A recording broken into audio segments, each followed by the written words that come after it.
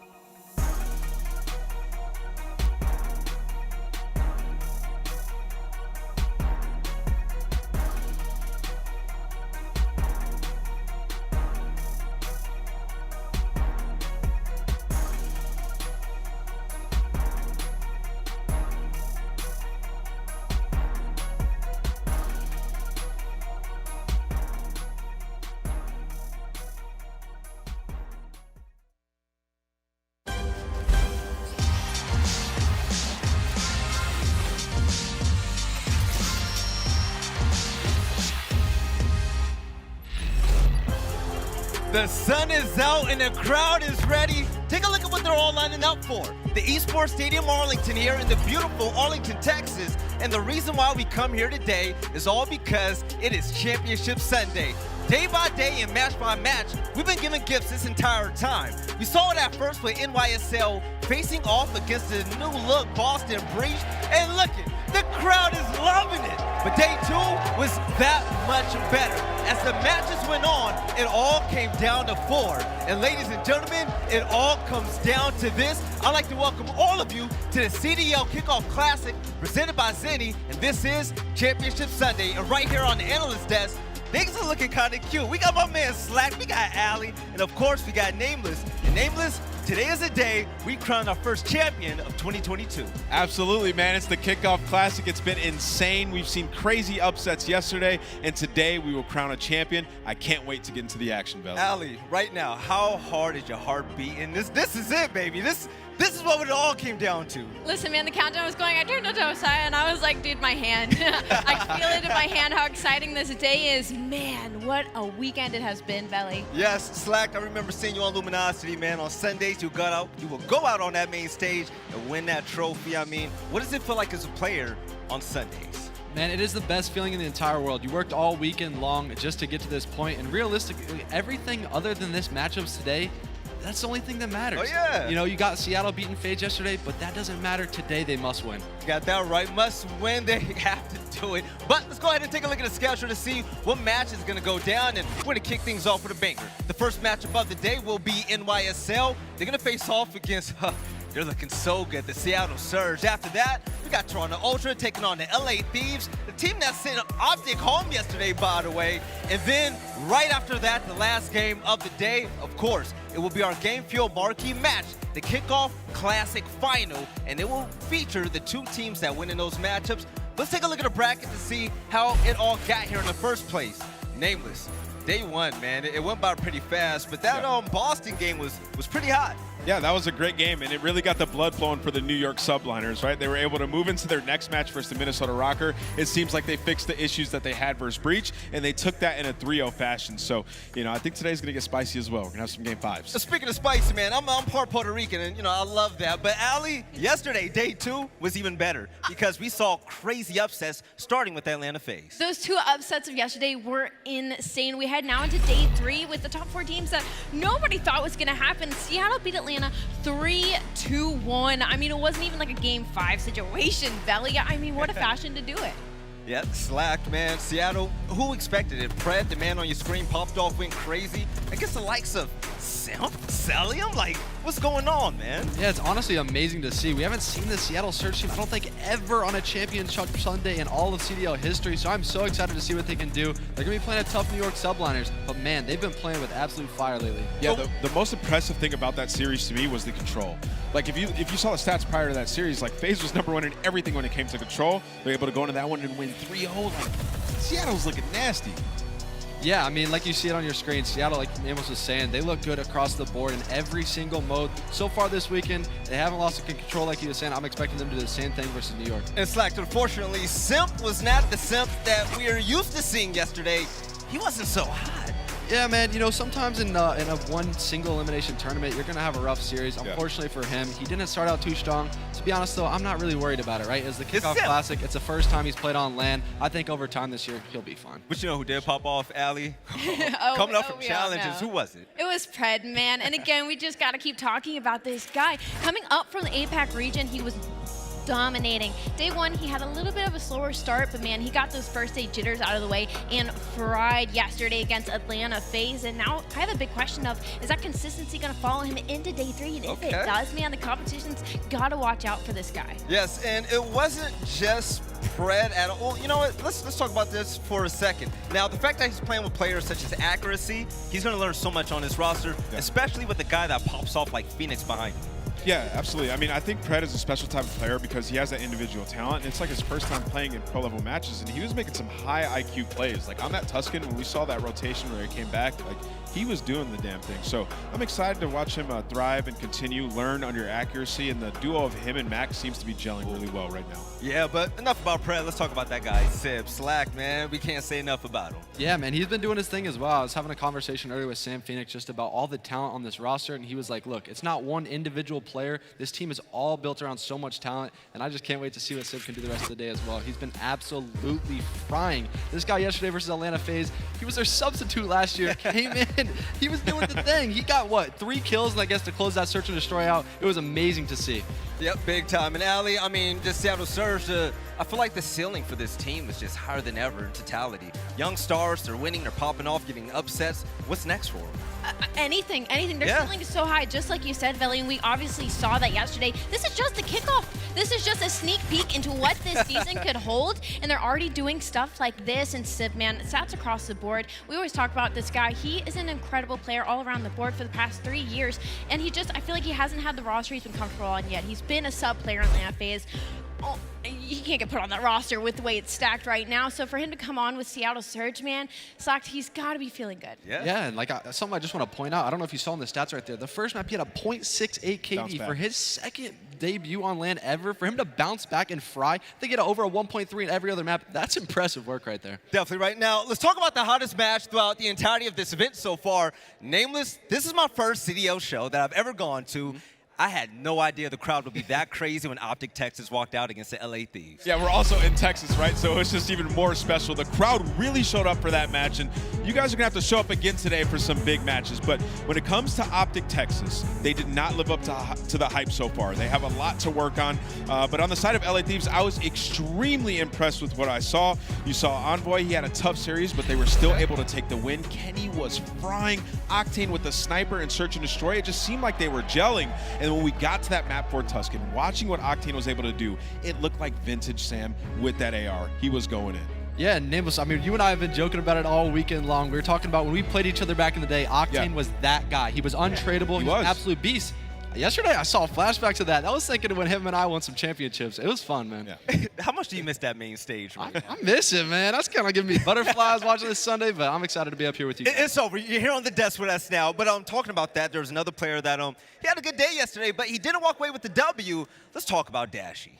Yeah, so I know Dashy, like, I don't know, he performed statistically, but as someone who's competed for so long, who cares, right? For me, it's like, I don't know, you see the statistics, you see him drop a 1.26, but man, they did not look good in any game mode. Yeah, he definitely played great, right? But it really wasn't his fault that they lost. It was a team effort that they lost. I think that it was Scump who needs to perform better individually. He had a very bad series, and he turned up a little bit towards the end of it. We started to pick up some kills, but in the search and destroy last year, Scump was one of the best search and destroy players that we had. Did not look good there. So it's only the first showing for these guys, but I'm excited to see if they can bounce back, go into the lab with Rambo, Ray, and Sender, and fix their issues. For me, when it came to OpTic Texas and LA Thieves, I think it was just the teamwork. I think OpTic did not have the teamwork at all during that series, where LA Thieves, obviously, they built this team around teamwork. We heard about it from Dylan that, that's what he was really focused on going into this year. And OpTic, they need to start gelling together better. They need to start playing around each other more. Dashy was stuck in so many situations where it was like, oh, he needs to clutch up. He needs to win this 1v4. He shouldn't be put in those situations to begin with. And that, I think, has to do with maybe being a little more aggressive and getting a gunfight a little bit earlier, but also to his teammates, man. They got to help him out. Speaking of helping him out, I mean, let's talk about it, Slack. Yo, Scump is king. Nobody's going to ever argue against it, right? But when Scump, he didn't have a good day yesterday, and we're expecting so much more if this OpTic Texas team want to win some championships. To be honest with you, Veli, he's got to play better, right? He's a veteran on this roster. He's been on OpTic for so long. He had the crowd backing him. Like we said, the crowd was roaring for Scump, right? They wanted him to perform. He didn't look good, to be honest. In any map, every single series he played, or all the single series that he did play, he just started really slow. It wasn't looking good, and it's not looking like that vintage Scump that we wanted to see. No. Yeah, but I mean, him and Envoy, like that OpTic duo from last year, they were getting pooped on individually. So I'm expecting both of them to perform a little bit better. But for Scump to be the leader, he definitely has more in the tank. You got to see more more from him going forward. Yeah, bring your wet wipes. But yesterday, some gamers got on the plane from Minnesota. They came out here and they got rocked. I'm talking about Minnesota Røkkr, nameless. I expected so much more from that roster, man. Yeah, you know, we talked about it in like the pre-show with the Minnesota Røkkr team. It just comes down to the respawn. They sometimes, you know, they'll go up ahead, and then at the very end, they end up getting clutched up on and lose. They outslayed by 22 kills and still lost that hardpoint, and that just sets the pace for the rest of the series. After seeing that, you know, you feel like it's the same old from last year, keeping that same roster. So they have to go back to the drawing board, look at their hardpoint, and see why this is happening, because a team like New York, to get outslayed and still win, like, that can't happen if you're Røkkr. But New York, I mean, the win was super impressive because the team came together as a whole. And we're talking about the young guns and the vets coming together. aBeZy, it was beautiful. I mean, something that really stood out to me about this squad is I believe it was in the control when HyDra was just going off, where the rest of his teammates were slacking a little bit, and that's why it got a little bit scary in the end. But then in that round 5, man, Crimsix and Clayster turned it up, man. They were like, you know what, HyDra, thank you for getting us this far. Let's close this series out clean. And Crimsix, man, he has been on fire this entire series so far. Right, and also with NYSL getting that big win, I mean, 2-0 in this event, and now they're one game closer to the finals. This is it. Now, with the upsets that took place, OpTic, they went home. It was a short drive, actually. Atlanta FaZe are going back home as well. Is this Toronto's event to win? I mean, I'm going to leave this open for anybody. Yes. I mean, you have to say Toronto should be the team that wins this event, right? Like, they're the top team from last year that was performing, making it to grand finals, winning championships, that has remained consistent, came into kickoff, and now they're still in the position top 4 on Championship Sunday. I think this is their tournament to lose. Should be. They should be the winners of this tournament. But OpTic also was supposed to win yesterday. Yeah. Atlanta FaZe was also supposed to win yesterday, yeah, so I think this is their tournament to lose. Well, aLLeY said new year, new me. And, I mean, with the upsets that we did see, I mean, let's be real. Raise your hand on the desk. Who thought Seattle was going to make it this far? I mean, obviously, like the crowd is loving them. Slacked, man.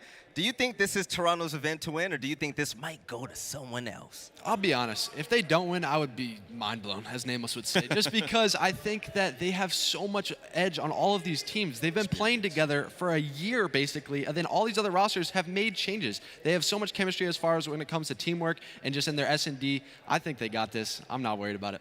You know what I am worried about? The first matchup of the day. Let's talk about it. It's going to be New York Subliners versus Seattle Surge, and we're talking about Crim and Clay coming together, facing off against someone that we all might think might be Rookie of the Year. This matchup is going to be incredible. That's early, aBeZy. Yeah, no, definitely. Now, the conversation that we've had about HyDra and Neptune being just aggressive and good, they're going to have to match that up against Seattle Surge. And Seattle, their backs, like, it's not against the wall. There's no pressure on them. They just want to perform. And aLLeY, when it comes to the game fuel keys to victory, what do they have to do to pull off this upset? Obviously, continue dominating control. I mean, that's such a high stance to take when you go into a series and just know that you're going to take the control, especially since his team looked so good in S&D yesterday. When they loaded into that map, man, I was mind blown at some of the plays that they were making. And first straight NYSL, win the air matchup against Crimsix and Clayster. I actually completely agree with this. I think the sub duos on both these teams match up incredibly well, and it's going to come down to Sib and accuracy to match up against Crimsix and Clayster. Oh, with the high-powered energy that we see from players like Mac and Pred, I mean, rightfully so, it comes from the guy that's behind him, the guy that's calling shots.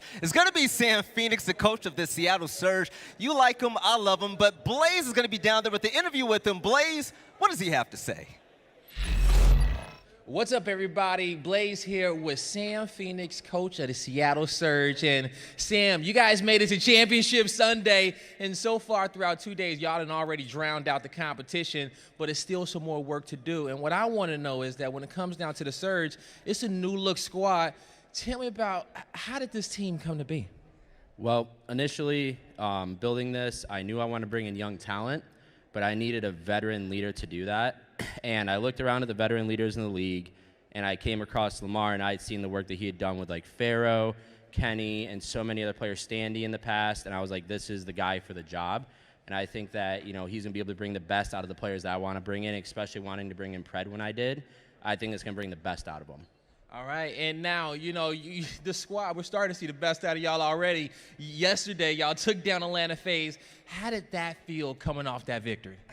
I mean, it felt really good, you know, seeing the boys succeed at what they do, especially the amount of work they've put in to make that happen. It felt really, really good, but it's something that we got over relatively quick. Like within an hour or two, we were past it already, and we were ready to get into Sunday and the next day. All right, y'all stay focused and locked in. And speaking of a player who absolutely went off and had that, tell me a little bit about Pred, okay? Coming over here from Australia, your star rookie, how has his performance been? Well, I give aBeZy a lot of gas, and, you know, and I will do that. But what I will say is, you know, him, Dante, and Mac, our 3 young players, are all equally great. They all do so much for this team. I can't really just say it's like, oh, you know, how I feel about aBeZy, because I love all these players equally. I'm going to give them gas equally. And I think Dante had his moments where he won us a series yesterday. aBeZy had his moments where he won us a series, and same with Mac and even Lamar, you know. So everybody did their part, but aBeZy adjusting from Australia coming over here was a big thing for him. And I think he's done an amazing job of that. He's been very professional. He's super hardworking, and, you know, can't say enough good things about the kid. Hey, we definitely can't, man. Sam, it was good talking to you. That's going to do it for us. We got all the intel from Sam. And with that being said, back to you guys. And I had a small conversation with Sam Phoenix after that interview, and I was just loving everything that I was seeing from him. He just kept telling me that it doesn't matter who we beat. All we want to do is win. He said, on my teams and all the players that I have, I want them to be the best at every single tournament. I don't care if it's the Kickoff Classic. I don't care if it's single elimination. We want to win the whole entire thing. And another thing that he pointed out is I don't want my players to get over themselves over just one series. He was talking about Pred, and I was saying, look, Pred's played really well. What are you most excited about, you know, having him throughout the year? And he's like, look, man, we have a whole roster full of talent. I don't care that he's playing good. I want Mac to get gas. I want Sib to get gas. And most importantly, I want Accuracy to get gas. I love talking to the guy. I cannot wait to watch him today. The team isn't about one star, it's a unit. I love Sam Phoenix. He has so much to say. Great breakdown. But also, it's time for us to break down who we think is about to win this matchup straight down the line. Slacked, right back to you, man. Are you rocking with the vest on NYSL, or do you think the young gunners on Seattle squad are going to pull out this victory? After having a good conversation with Sam Phoenix, I'm on the Seattle train, man. Okay. I think they got what it takes. I'm going to go Seattle 3-1. All right, Slacked is on the hype train. aLLeY, are you jumping aboard? Oh, absolutely. I've fallen in love with Seattle Surge's roster this event, and they just continue to impress me. I 100% think that they'll take this series. All right, Nameless, it's all coming down to you. Do you think NY might win this? Because they don't believe in it, man. What is up with, like, recency bias? Listen, man, New York got Crim and Clay, HyDra, Neptune were frying last year. Like, how are we going to doubt some of the GOATs? Like, I got New York coming in here, winning this 3-0. Okay. They've looked great so far. I think they're going to take it. aLLeY's sitting there smiling right now. All right, now, when it comes to my prediction, I'm going to be completely honest, man. I think Seattle's going to take it. They were looking so good so far. But actually, I looked at Twitter this morning, and it was Seattle, they got me good. They put together a video about my prediction against them, their first matchup of the day. Production, I know you guys got it back there. Let's go ahead and take a look. All right, now it's going to be my turn for the pick, and I'm Slacked, man. I'm going to need you to do me a favor, man. Go ahead and hand me some of those glasses real quick. Does any joints? Not the Seattle Surge. I want the team that's going to win, man. Come on.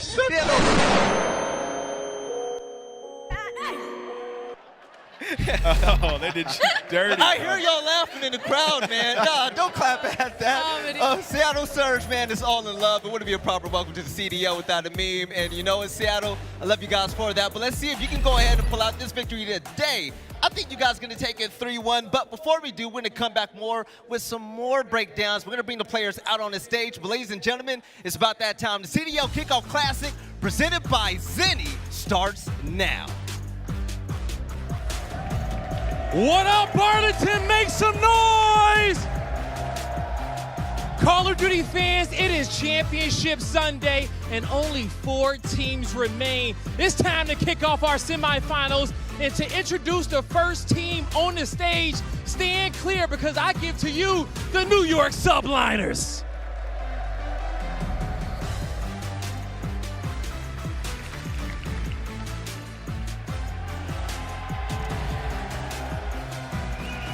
Make some noise for Clayster, Neptune, HyDra, and Crim! And there you have it. The crowd loves it. The vets are on the stage with the young guns. And when it comes to the X factor of this match for a player to watch, Slack, who's it going to be? It's the guy with his arms out, man. That guy looks like a clown up there. Crimsix must continue to fry like he has been this entire weekend so far. Blaze, we have a team coming from Seattle, man, and I know they want to take that main stage right now. Bring them out, man. Yeah, they are looking to take the main stage right now. They've been surviving the storm and still looking to drown out the competition. Woo! I give to you the Seattle Surge.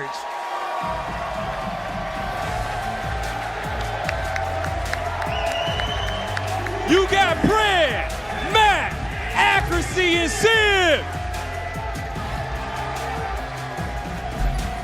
so much potential, so many upsets, and this team is just so young. aLLeY, I am loving it. I'm so excited for this matchup, man. I just want to see they can shut down Crim and Clay, man. This could be a very scary series for this team, but their ceiling, man, it's through the sky. Blaze, we're ready to lock it down, baby. Yeah, we ready to lock it down, and I'll tell you one thing, these rookies and vets ready to play. Let's get it started. Welcome back to the Call of Duty League, friends. I need the respect, coming at your neck, gunning for the top spot, baby, nothing less. Oh, how we've missed you. And the best teams in the world, they've missed you too. As our gift to you, let's up the stakes and give you some of the, oh my lord, that was nasty. New rosters, new game, new season. It's Championship Sunday of the CDL Kickoff Classic. Let's go. Let's go indeed, friends. It's now time to get our semi-final underway. Kickoff Classic, you have not disappointed in the slightest. We have seen everything, all the upsets you could ask for, some sweet snipes, and hey, I want to say a warm welcome to Seattle to Sunday. We haven't seen you guys here. You got jokes, you got memes, you got new fans. I'm loving it. I do. It's got to be a happy day for the organization, right? Like, just all the staff that they have, the social media manager, this brand new territory. Like, we can have so much more fun, and it's exciting time because the brand new squad. Maybe a potential downside, though, they are going against some of the literal GOATs that we have in Call of Duty, a team that you expect to make it to Sunday, NYSL. They have been on a tear, which is surprising me because this is a squad. They had like a 3-week hiatus from scrims, and they look like they were grinding the entire time. They have been on point. A couple of those old dogs still got a lot of tricks up their sleeves. Look at our maps and modes now for this semi-final. Gavutu Hardpoint up first, Brilliant S&D Gavutu Control, and a double dose of Tuscan Chance. Looking at the map bans right there, obviously Seattle ban out Bocage. You see Berlin there from New York Subliners. What do you make of that? Well, I think the Bocage ban is actually very interesting. Seattle has had success on that map, but if they're looking across the stage in New York, well, they just got outslayed by 25 and still got a win, and then the day before, they had the most dominant Bocage we have seen so far in this CDL, so I think they're big brain, making sure that they don't have to deal with New York on that map. And then my favorite thing, both of those S&D maps, there is so much counter snipe potential on both Berlin and Tuscan. We've already know that Clay is going to be pulling it out. I want Sib to take it to him. Don't allow Clay to get comfortable, and make sure that you attack him straight away. Don't give that old man any just like easy access. Try to make him uncomfortable. Sib, I'm expecting big things, but obviously we got the hard point first, and Gavutu, we have seen quite a bit of it. This is just, I mean, rotational gameplay as close to the traditional COD that we are used to. Quite a few hills with the potential. Lock them down for that full 60, and you need to make sure, especially so, that your small talk is on point. Here we go. Both teams flying in towards this hard point, so then with a map, that AA gun is about to get litty, friends. NYSL, first in. Touched a lot up on that Search and Destroy. We'll come back to that one. There's a lot to talk about indeed. Red has somehow started this one off on a 3. And oh man, yeah, he gave him a second more. It might have been 4. Kills going either way though, and still, it's going to be a contested hard point right now. And Seattle Surge have finally come out on top. And chance to turn a lot of heads in this event already. It's been very exciting to see this new squad, certainly come to life. Come to life, and well, this is already just a pretty big issue for New York. You see, they're putting no pressure over towards the hill. This is all 4 players trying to work their way through the P2 side of the map, maybe to flip spawns, but that is an exchange of giving away so much time, but you already see number 4, Crimsix, they get the right side spawns. So that is the type of battle New York is playing, exchanging 15, 20 seconds just for that long-term gameplay. We get to see how it pans out for them, but obviously, down by 40, they got a long way to go. Over to the boat we go. Second hard point now in the rotation. Red finds some nice shots at range with the MP40. That thing is an absolute weapon here on land. We've seen Crim go big with it, and everyone has been talking about it on Reddit. It's been a very, very dangerous weapon indeed. That's all 4 down there for NYSL. You should see a lot of pressure here. I say that, squad spawns makes it so that those guys are still real close to this hard point. Accuracy winning a big one from top boat side. That's going to be his 3rd in a row. The Detonate dare to slow those players down as they approach up. Pred down low in the hard point. Here comes Nep and HyDra, the submachine gun players, the New York Subliners, trying to make those entries, and there's the first. Will it be the first of many? A little bit of bad timing from Accuracy. He's brought down. You've managed to get Neptune in, but Max slows him down once again, and the war continues to rage on point. I mean, that's perfect trades, perfect decision-making. Mac earlier on was getting the cutoff kills to alleviate pressure, and I even like the decision from Accuracy to kill the guy that's going towards the hill before getting the guy going up the ladder. Right now, Seattle, I mean, they're just taking it to task, right? New York, they rotated so early for these right side spawns. They made that early exchange, and it has not benefited them yet. But now we go towards a money hill. You already got Neptune laying down inside the point. Question is, could you lock it down? Because I see Pred, he's going on the flank, and he found the opening. There it is. Sib helps him out with that first kill. He didn't have to fire his gun, so he may go unaware, but Clayster sitting on the side of green there is going to find that one. Keeping everything safe and sound right now for NYSL as they finally managed to get themselves a bit of that sweet hardpoint time. HyDra, he's up next on the defense. That's clean too. Max up next. He's got him trailed in his sights, but good shots out of the young Mac. Melts, takes care of him. NYSL still with that hard point, but the numbers are starting to thin. Spawn still a little close. They've got to make a bit of a run across map. And Crimsix, who has been very quiet so far, 4 and 9 from him. On the other side of the board, it's 10 and 6 for Sib. We talked about the newcomers, the young guns popping off, and so far, so good. And he's got that early rotation as well, right? Making sure that he can handle the cliffside spawn of the map. But gotta say for New York, that was the hill that they needed. But this is sort of how that P3 to P4 exchange works. If you win P3, you have to imagine the opposite team is gonna at least get that early rotation. So New York, the pressure is still on. Need to find a break, and Sib, he needs to make sure he doesn't let anybody sneak by. Clay, well, there's the first. Gonna get his own trade. Sib is ready. Seattle, they're good to go. There we go. Still trying to make that push happen. Sib on a 3. Looking to make it a 4, but it's a big old 1v1 right now. He's going to contend with Neptune there with the teamwork. HyDra now on the right-hand side flank. Here comes the opening.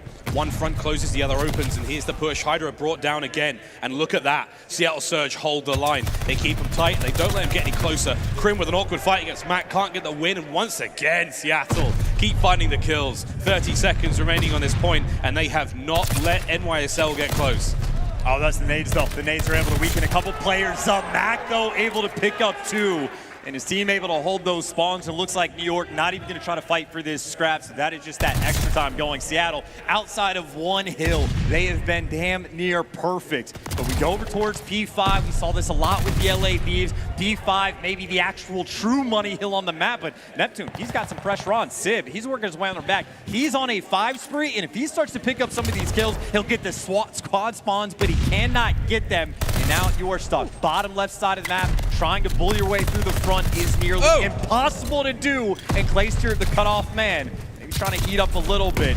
Maybe just openings all over. That is the first wave of gunfight. Seattle, we need 2 more. Seattle managed to fight the way through the front 2 runners there from NYSL. Now the fight on the hard point. Top view now can show you Matt getting ever so close. Pred cut down. It's HyDra going big. Will they be able to identify where the play coming from Mac is? And yes, they do. Clay once again going big. Hardpoint's got 25 seconds left on it. With that time said, let's go for a quick listen in to Seattle Surge. Nice. I came up the new. Do 2. Yeah, go for it. I'm going top boat. I'm pushing out. I'm looking at your deep left. 2-0. You ever reach there? I got him both. Nice. Look for Clay and HyDra.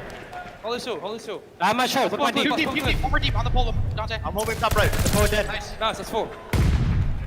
I'm sitting around now. I'm sitting mid-boat. Yeah, I'm waiting for their bottom boat, Neptune. You can pinch our stairs, okay?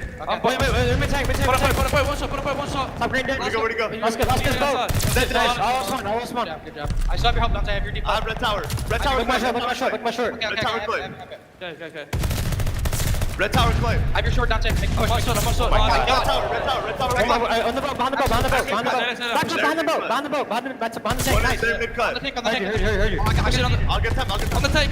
Two coming up. Neptune hitting close. Play attack, guys. Play together. Watch your outer. He's on me. You got me. Outer. Top grade. Outer, kill me. Punk. Outer. It was Clay.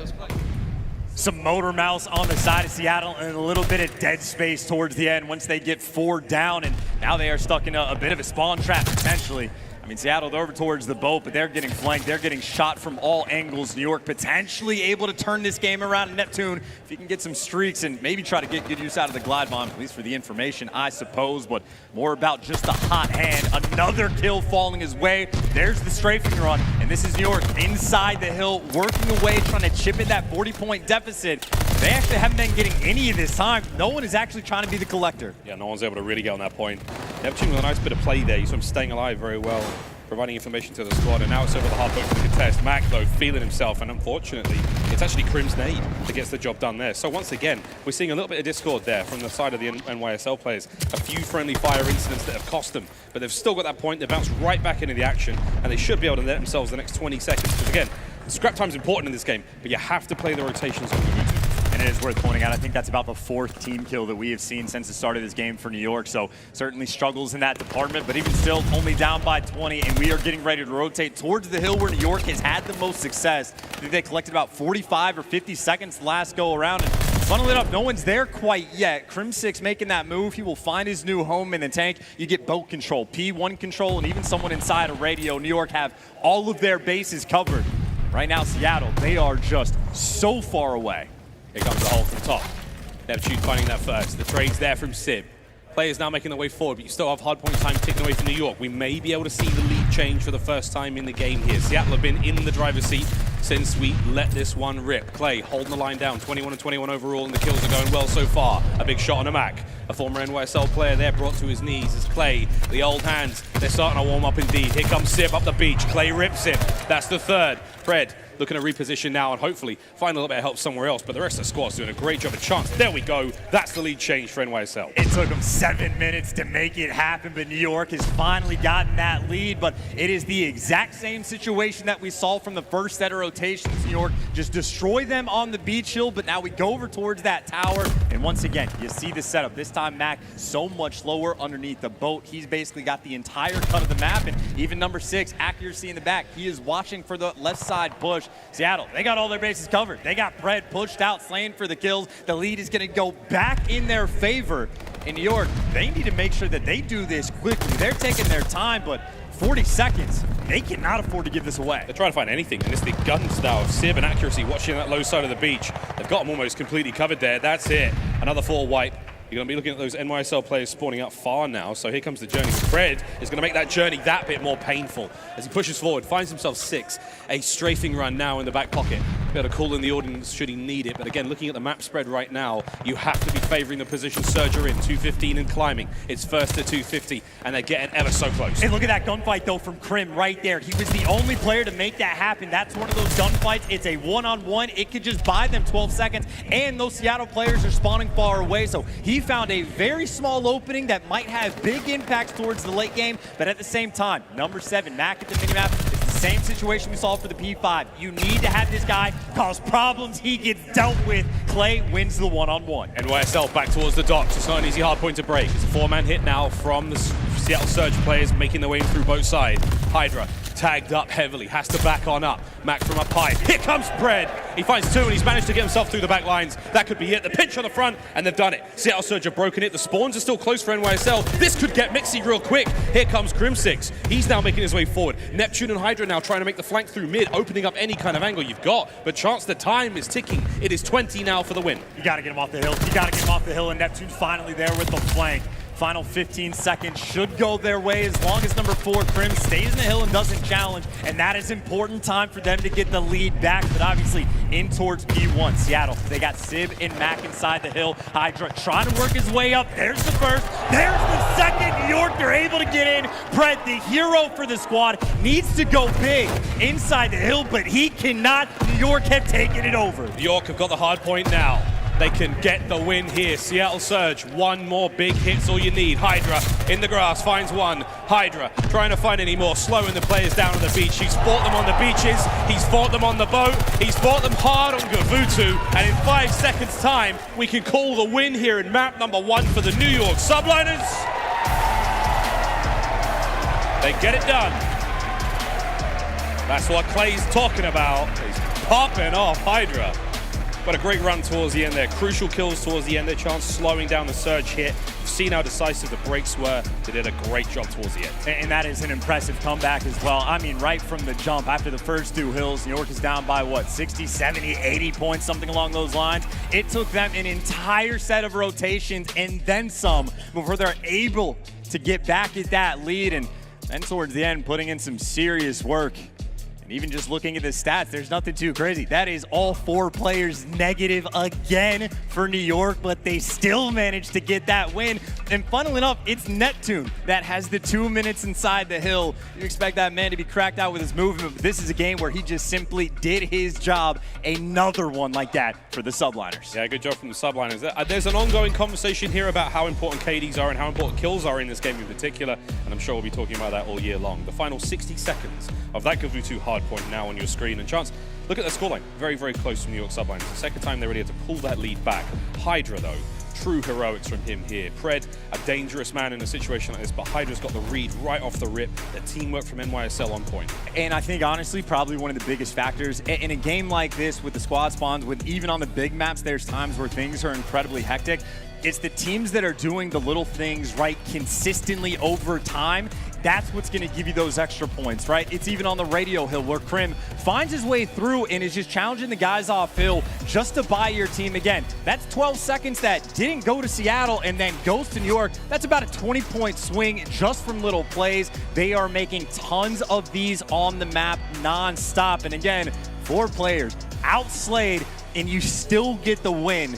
New York, maybe this is the team that has the best understanding of Vanguard. Yeah, whether it's Bocage or whether it's Gavutu, we seem to see this squad manage to pull away the win without finding the kills. Much to be dissected there. I'm sure we'll see you on the flank chat about that one a bit later on, friends. Berlin, Search and Destroy, coming up next now. Chance, we talked about this before. The snipe-offs, the war of the scopes. What do you make of Berlin? I want to see the counter snipes, especially so from Sib. It is very typical, the team on offense. You jump up on the truck, you jump on the little windowsill, and you just check the cross over towards that A bomb site. I want to see Sib on the defensive side counter snipe that. You can do it from the pillar, and admittedly, you're playing with fire. You try to counter snipe Clay. He's been doing it for more than a decade. He wins those, but I want to see you take it to him. And if you ever force a situation where the guys on offense aren't watching the cross from certain locations, that just buys your team so much more pressure on defense and can be a difference maker. So that's what I want to see, but that is obviously wishful thinking. Well, it's happened a few times this weekend. Ask and you shall receive. Some of the big old highlights from this play. Clay, he has some great 2-3 pieces, and again, the cut-off man indeed for NYSL. Same can be said for Pred. I mean, he had some great sprees. We saw some streaks come through. Not as impactful as they can be, and again, Gavutu, a very, very open map. That glide bomb, once it kind of gets patched, and once we kind of work this one out, it'll be better, but there we go. Looking at these boys from the LA Thieves, already on the Bluebird, showing some love for HyDra. Puckles, says Ken, and of course, Octane there with HyDra with the bailout. It was a bailout, man. He went huge at the end there. That 3 spree, and then lining the grass, cutting down Mac. That buys your team so much time, so many seconds there, and woof, what can I say? Big stuff there out of the New York Subliners. Map 1 goes their way. Berlin, no chance. Now Search and Destroy, the opportunity to bounce back for Surge. We've already seen how good they can be when it comes to the game mode. It's a solid-looking squad. Them 3 young guns looking fine. Accuracy at the back, just making sure he's calling the shots and keeping them all in check. And it's a very interesting team as well, right? After you beat Atlanta FaZe, you know, without question, you can beat anybody in the world, but it's also one of those things. You don't want to go in Sunday for the first time, especially not get 3-0, but if you take a loss there, there's room for at least a little bit of doubt. If you come out and take down some of the greatest players, or literally the greatest players of all time, there is no more room for doubt, and you can have all of the confidence in the world for the rest of the year. And anybody who's played Call of Duty, I mean, honestly, for even a day, knows that confidence is king.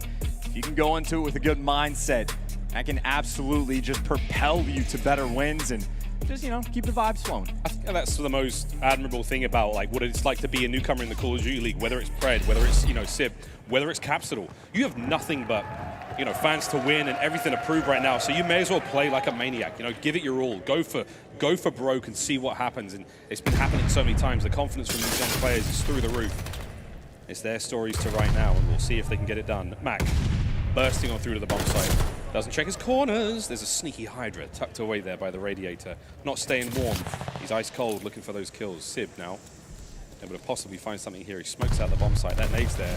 Finds a HyDra. Whoa, HyDra! The teamwork from Accuracy saving the day. That almost got very hairy very quick. Even still, though, that does leave you in a 3 versus 3, and I'm looking right now at Neptune on the minimap. He's going for the full flanks, but while that's happening, Crim does get caught, and that means so much more pressure on this bomb is going to get planted.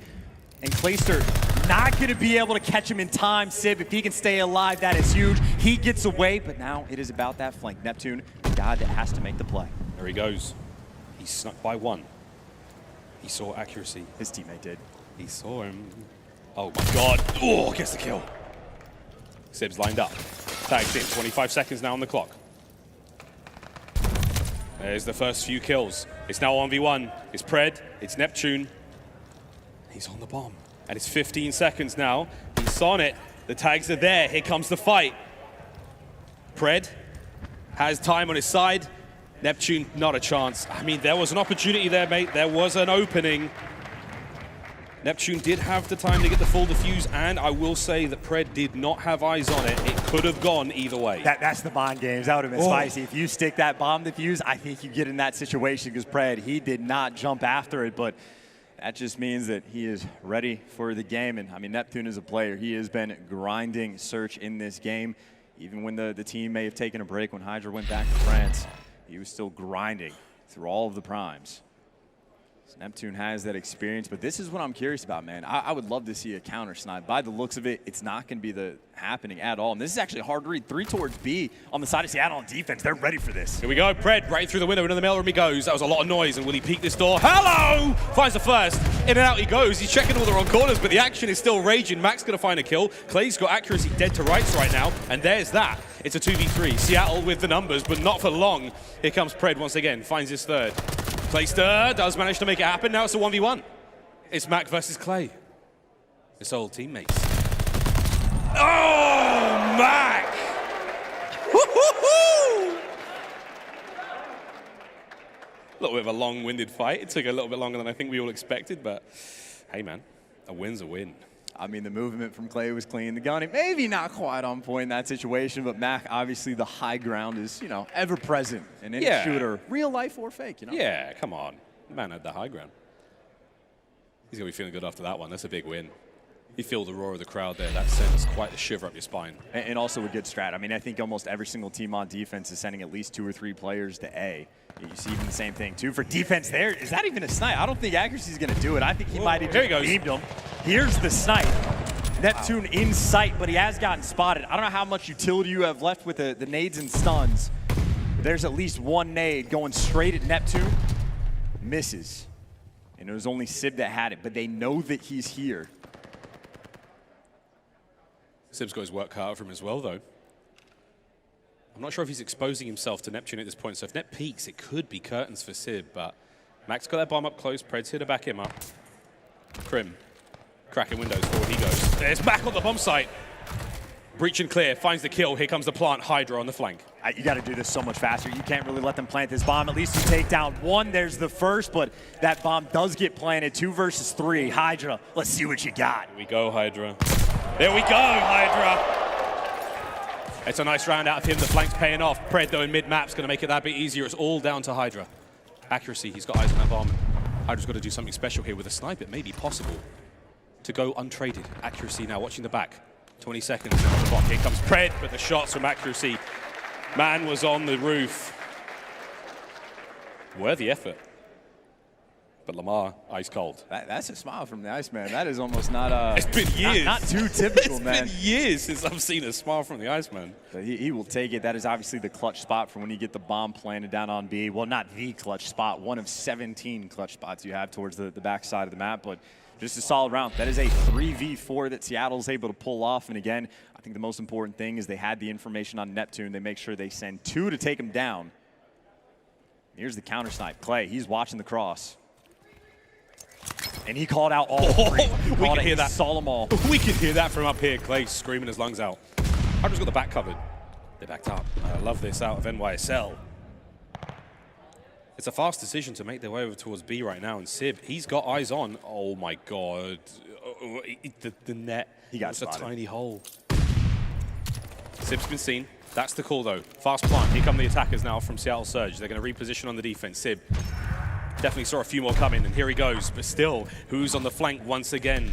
It's your boy, HyDra. I mean, he could just win this round for his team right here. If he's able to even just spot him out, this is going to be huge. First kill on Pred. Now you have to go for the full flanks, but accuracy's so far away. He has to check everything in the world. Mac is now in between all of these players.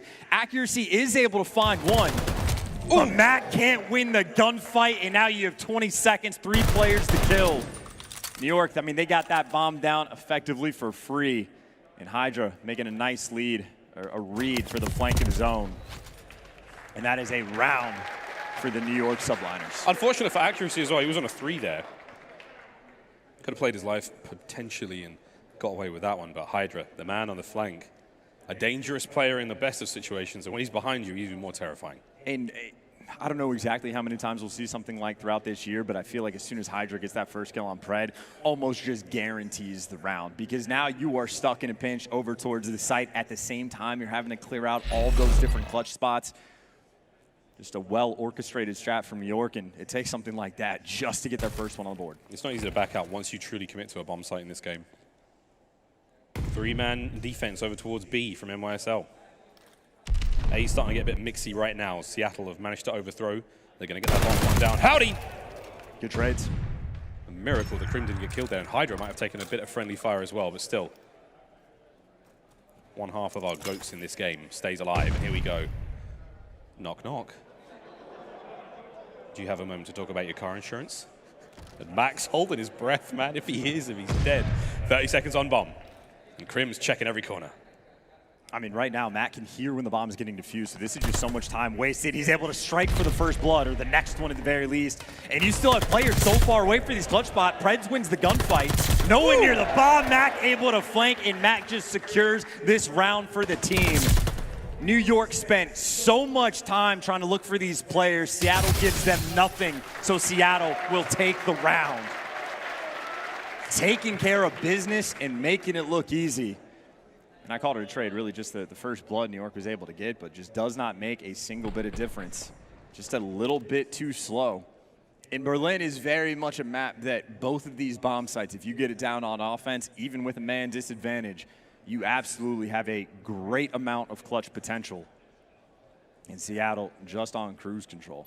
And I was hoping for the counter snipes, haven't needed it. Yeah, this is Clayster's going up here, and he is spotting this information out.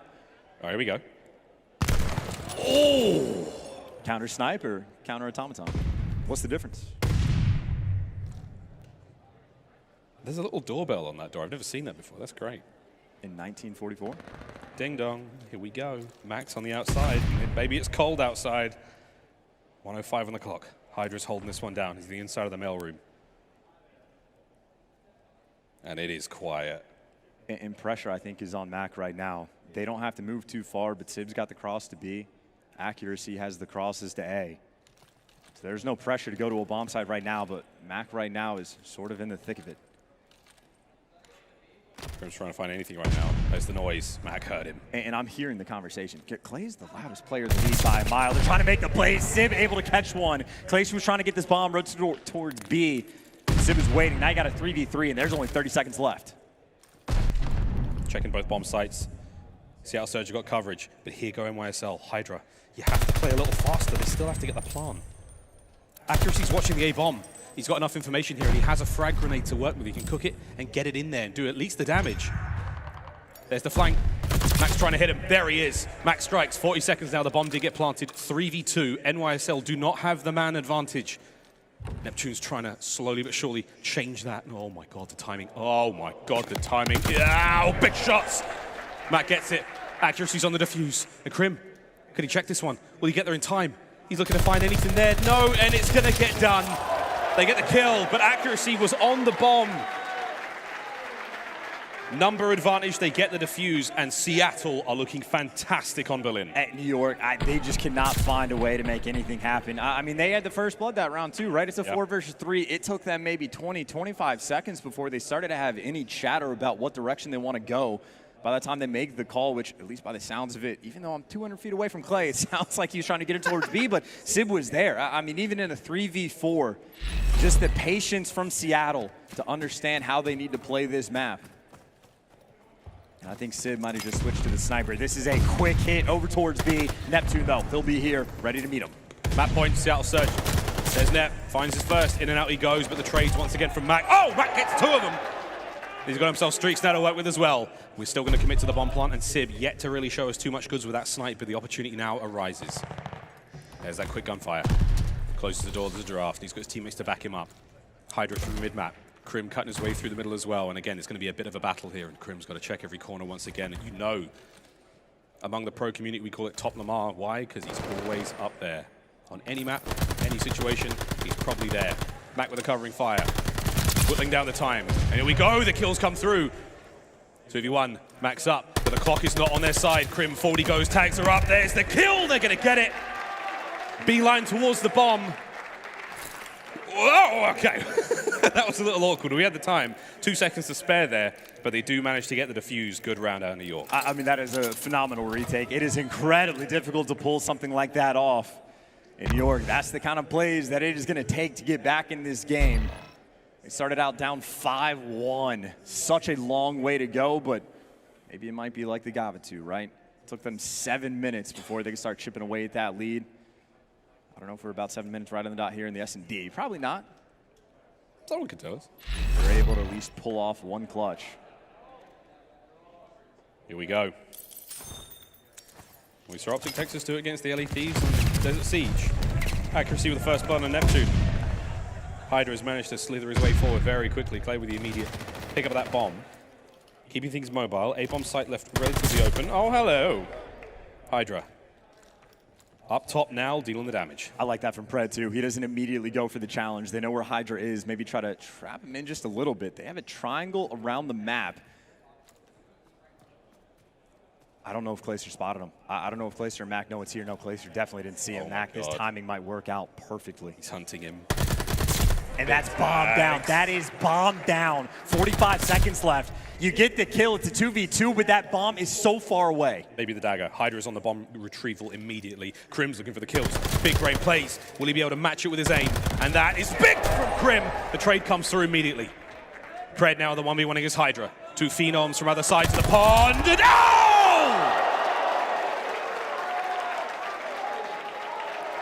Zutelos! HyDra!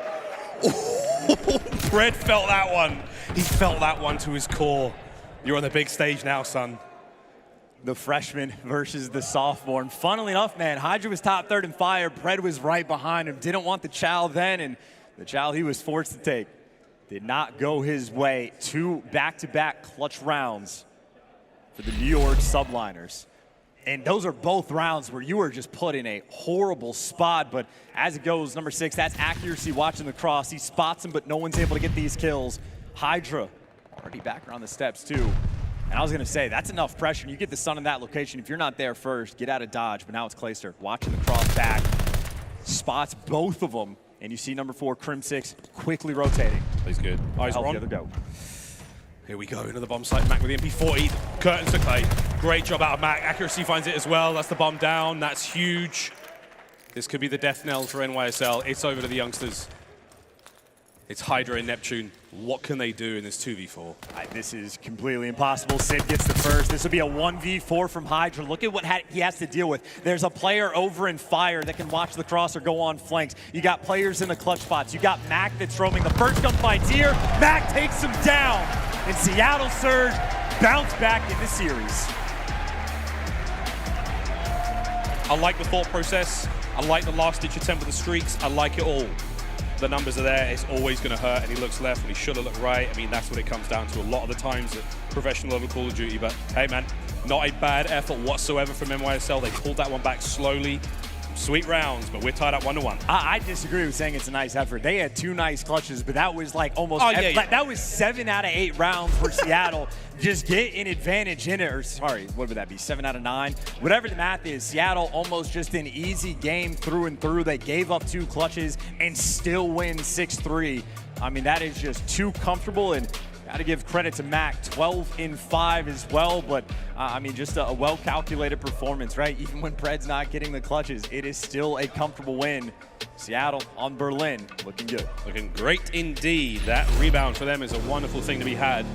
Here we have a quick look at our highlights from that one, and it was a lot of good moments, man. But the tight 1v1 between Pred and HyDra, that was an ideal moment. HyDra's flanks time after time was so good as well. Interesting that they just couldn't capitalize on that one. We saw this sweet snipe coming up here. Mac throws those shoulders, not quite nimble enough, and from start to finish, though, Seattle Surge truly drove that one home. Great stuff out of them in the Search and Destroy. Now, though, Control. Who hasn't dropped a single Control map all Kickoff Classic long? Your boys on Surge. And it'll be a fun time to watch them play. We're going to Gavutu for the map 3, and obviously that map number 1 was what, a 16-point difference, 17-point difference. So close for these squads. Guns are hot across the board, but at this point, I don't even know what the predictions would be. Seattle have been on a tear through this tournament, but the exact same thing can be said for New York. Obviously, single limb. That's how it works. It's crazy. Yeah. Single limb's crazy. See a lot of back and forth on Twitter about that now, and the way COD is, yeah, it's hard. I mean, we ideally, you know, every tournament's a double limb, but there's something so dramatic about a single limb, man. Pressure's on. The pressure Non-stop. is on. Every single map counts. Every single round is a must-win, man. You can't be throwing anything away. But, well, we're going to take a very quick break while we get ready to get everyone into Gavutu for our next round of Control. Tied up 1-1. Who'd have thought it? A spicy series we promised you. We are delivering, friends. Don't go too far. Kickoff Classic comes right back after this.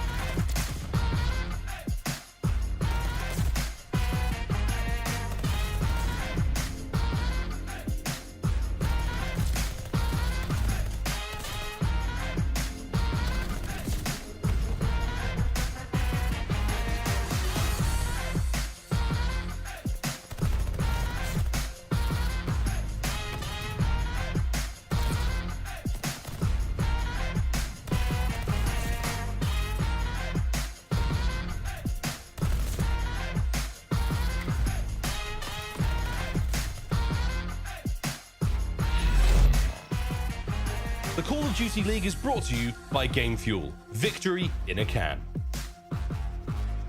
You don't wanna go to war, wanna go to war. Cock that hammer, about to let go. One body, about to turn cold. Yeah, I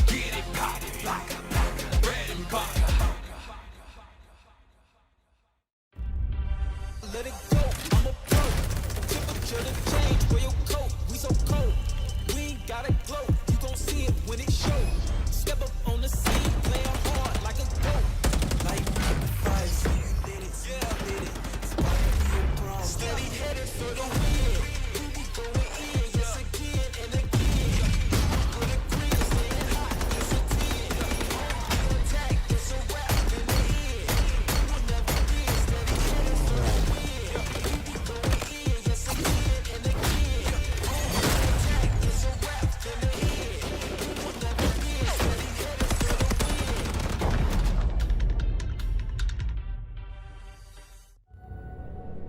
When you compete as long as I have, you learn a thing or two. FaZe Clan for the first time! Each year the game changes, but the grind, it stays the same.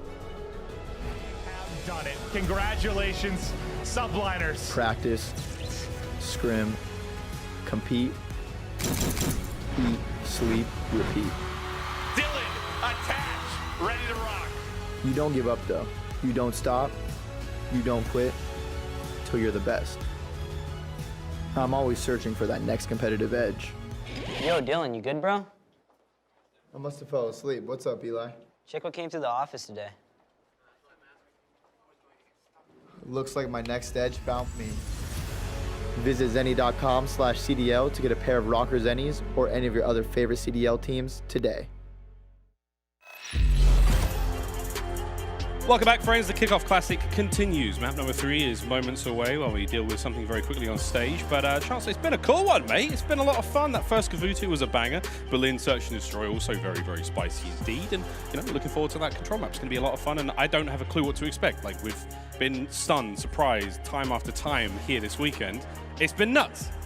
Every single team that's not named Toronto Ultra that had a bye coming into this tournament got eliminated pretty much first thing. So if you're trying to predict anything that has been going on, I mean, best of luck. I don't know if anyone's been on top of the pick'ems 100% rate, but aLLeY was close. I definitely doubt it. No, she was great on day one, and they did. Okay, it's been a mix, but understandably, no one's going to be able to nail this one down. Day one, or first week, I should say, within Vanguard. Who knows what to expect? Spicy yourself. Well, we got a lot of fun looks across social media. Everyone getting involved indeed. Tundra saying, Seattle Surge is looking godly. Big fan over there. Marshmallow says, Seattle Surge being super dominant this S&D. Love to see it with the OK emoji and the fire emoji. Don't forget to use the hashtag CDL2022 for a chance to have your tweets read on stream by maybe me or Chance. Who knows? Lano Study here as well. The Deaths, they're all getting involved. We're having a lot of fun, but we're almost ready to get back into this one. If you have just joined us, we're tied up 1-1 in the series after a spectacular Berlin Search and Destroy performance from Seattle Surge. And I want to say some of it's up to this young man on your screen there, Pred, the newcomer, making his way all the way from Australia. We haven't seen you haven't seen players from that side of the world here in the professional league since what?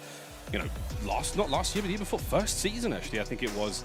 But there we go, the times have changed indeed, and the same can be said for HyDra, the French phenom.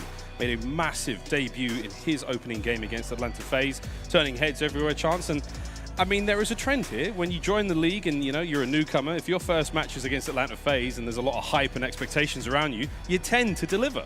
Apparently, man. I mean, that's one of those, like, baptism by fire kind of moments for HyDra, if you remember from Cold War. And I think I remember this right. Completely balled out in his first series he had against Atlanta, and that was the instant, oh, yeah, he is the real deal. Wasn't quite the first series, I don't think, for Pred, but as soon as you get through it, it was the exact same thing of, oh, he came here to play. He is absolutely the real deal, and even though for this match, right, HyDra's had the edge. He's won that 1v1, but that only means it's a tied-up series. And big plays from HyDra, by the way, in that map number 1, right? The 3-piece towards the end, walking in P1, making some big plays, but it has been Pred incredibly consistent throughout this tournament, and that is consistent dominance. Maybe this will be the toughest matchup, though, that they have had so far, but it is fun to watch guys like this play. Yeah, both of them very young, exciting players, and real dynamic stuff. And again, the idea that both of them came to the scene and played Atlanta FaZe up first in their series, and both won them. Incredible. So shout out to Atlanta FaZe for showing the new guys, you know, what's what here in the league. And a mistake they don't make often. You know, they don't take teams lightly, but clearly when it comes to the new kids, they like to do that. But we're almost ready to go. If Pred can put his bloody headphones in, we can get things going. I don't think you can hear us right now. Clearly. He can absolutely hear us. Go on, mate. Get it on. That's the second most Australian-looking person I've ever seen. Like, who's number one? Steve Irwin. Don't say Steve Irwin. It's too soon. Not too Just soon. get the maps and modes up. I need a moment to compose myself. Here we go. Back at the look of the series so far, Gavutu Control. 2 doses of Tuscan, though. We are going to get to see at least one of those in that hardpoint in this best of 5. Charles, Tuscan S&D. We should see some snipes. Clay hit that fantastic 2-piece that did the rounds on social media on day 1. I'm expecting to see something very similar today. Yes, absolutely. And again, I think counter snipes, especially so on Tuscan, it's sort of like optional on Berlin, but if you know someone on Tuscan is going to be sniping that outer P1 side of the map, that is the only way to fight him back. Or you could just smoke it out and rush in towards you. I will say, though, it is just like comedy to me about all that chat about how OP the snipers are.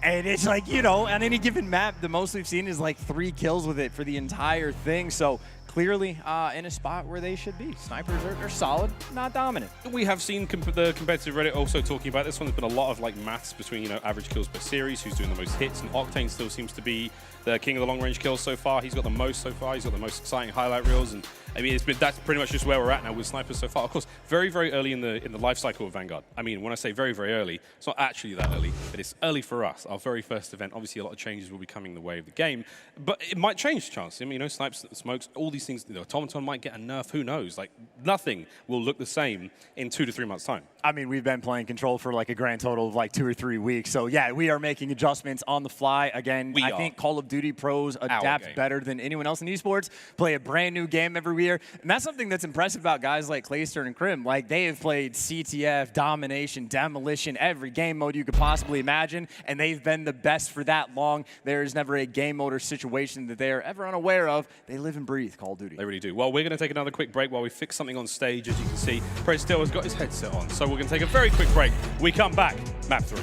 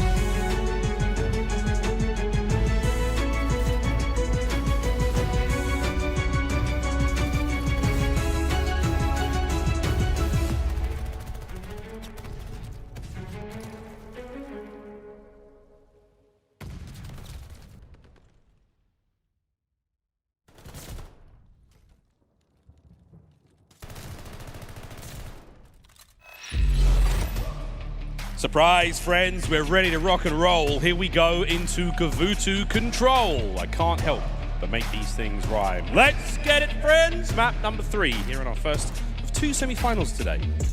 Gavutu Control, Chance. Here we go. And again, refusing to make predictions. I think for the rest of the tournament, I will not try to even evaluate what's going on. It'll be very interesting to see these guys play again, though, right? Even just an extra 2 days of being able to scrim on LAN goes a long way for a game mode that is fairly fresh, at least this year in Vanguard, to some of these players. I think the story really of both of these maps, and maybe for Tuscan it's changed a bit, but defensive side is absolutely dominant. If you get a wave of kills on defense and set up for that sort of spawn control, you'll be good to go. But we'll see what New York has cooked up on offense. Off the rip, it's an A-hit. Name of the game, capture both zones or slay out your enemies and destroy their 30 lives. It could be a war of attrition or that of territorial gains. And here we go, Pred flying forward, managing to slowly but surely drain the segment that NYSL pushed through and dealt a lot of damage there. And as you can see, Crim on your screen, he's pushed over that halfway mark. He's starting to get some shots in the A zone, that big old boat. Starting to take a lot of hits, but they're red barrels. The red barrels, friends. You've all seen movies, I know it. A red barrel is one that explodes. That is the absolute classic. But right now, New York, I mean, still a tick and a half of progression onto the A site. Automaton's trying to find kills. Clayster had to have done 99 damage to Mac, but he survives. And by the way, that is the 4-down moment. You get this once on defense, almost assuredly, you will be good to go. Sib able to find a couple kills in a row, and now you need to coordinate some nades and try to get out. Mac's not going to get tagged up. Neptune tries to cross. He's tagged, and it is just that line straight down the map for Seattle. And with one player falling, maybe you have to make some adjustments, but still, it is a hike and a half to get to either of these points. Sib, nice 2. Finds himself 5 in a row. That's 6-2 overall. Gotta watch out, though. Playing these players around him. He's doing what he can to hold these players in their spawn. This is classic Call of Duty, trying to spawn trap them, trying to not let them get out there and deal the damage. And Manny's doing it just now. And whoa, we were close. A no cigar. And once again, the curse of Gavutu with the NYSL players, it is team kills. Chances, 15 seconds to go. It was the opening break, I think, on the hard point where someone died to exploding barrels. Crim does the exact same thing. They had a couple team kills, map number 1. Deja vu all over again, but this is just dominance on defense from Seattle again. You get one clean wipe, your life becomes easy. You got to imagine as well, just thinking about defense potentially for a round 5. It is settled in this game by kills, not by objective play. So any kills like that, any dominant round like that you can have, Seattle, they'll add that one to the bank. New York, they need a solid response. I'm always curious about these opening breaks. Seattle looks like that is just going to be full speed ahead straight towards this A site. Very similar to what we saw in round number 1. Yeah, we'll see if Seattle surges. Again! I think those were the nades, though, coming in from Seattle to destroy the barrels, but, like, that's just, I mean, uncanny. It just doesn't count as a kill for you. It counts as a death for the other team. But, hey, well, that counts in the numbers. But we'll see if Seattle Surge can be as adept on offense now as they were on defense. HyDra, top deck, first kill. Here we go down low. Swabs the poop deck, poops on another, finds another kill, helps his team get that second segment cleaned up, and here he goes forward. Trying again, spy time, slow them down. But the Seattle Surge, they read that perfectly. They're not going to let him get out there. They're going to find that kill and let him dive into their guns. This is what you need to do, by the way. If you get wiped off the board, you don't want to get wiped out a second time. You need these kills to go your way. That is something you have to factor in. So I like the patience from Seattle. Patience might not be something that can win you rounds on offense, but they might be trying to play the long game. The map has opened up a little bit. Pred able to take down one with them. Maybe accuracy opening up the cliff side of the map. This is going to be the slow game to try to get over towards A. Neptune, though, that is a big gunfight just to make sure that York can keep that extra man. Still 2 segments gone on A. 1 to go. Sib can't get the kill with the pistol. Max right on it. Oh, good coverage there from HyDra. Crim was dead to rights. Still on that 3 spree. Clock ticking, though. You dive on the point, you stop the clock as the attackers. And Crim's going to do everything he can to body block this one. And let me tell you, Porterhouse, maybe does it better. Sib on the other side. Now Neptune trying to get involved upstairs. There's the clock stopped at 12 seconds. Oh, in and out we go, trying to find the kills, and Pred's picked a corner. Back and forth. Neptune, you've got to dive on this one, though. Seattle, you have to stop the clock. Time's ticking. Is anyone there? Yes, 2.7. They had 2 bodies on point. New York, maybe one last-ditch effort to try to get there. I don't know if HyDra can even do it in time. Neptune slides in. He gets taken down. Add a minute to the clock, and at the very least, Seattle have already been on point. The life count is close. They're down by 1, but on offense, that is a happy place to be. Pred looking for some cutoff kills. Does some damage. Can't find anything just yet. But he's behind 2. Now he's behind them all. He's prowling. He's hunting. Teammates are doing the job as well, but he's still remained undetected at this point. Accuracy through the beaches. Wins the first assault here. There's Pred, by the way, making his first strike. And again, look at where this is spawning the members of the New York Subliners. 25 seconds to work with here. Pred's got to hold HyDra at bay here. Let his boys get up the beach, let the reinforcements make their way onto the B zone, start to cap it. Pred will find the first. Still trying to contend with these players. Coming out spawn! What a kill for Pred. Massive. 14.5 on the clock. They've stopped it. You've finally got the capture started. And this is the only way you can win round. You get a guy on hill. Now, P1 is a problem for him. Neptune is up top, and that's where Mac is looking now. Pred still killing them off spawn. 4 in a row for him. And you got to solve the Pred problem. It takes 45 seconds for one player to cap this point. But if you get maybe 1 or 2 more kills from Pred, then you can just go and stack the hill. But right now, New York, they are just so far away. Pred is finally dealt with. But 2 ticks have gone through Seattle. It is a 5 versus 2. They might be able to pull this off. Now just a 1v4 from Crim, make it a 1v3. 10 seconds to go. Seattle, they gotta fly. Stay alive, Crim. Stay alive, Crim. You win the round. He's hurt. He's tagged up. 5 seconds. Here comes the kill squad. It's gonna be Seattle Surge flying forward. 2 seconds. No! Surge, bring him down. Crim had to just stay alive. That's all he needed to do in that situation. Easier said than done.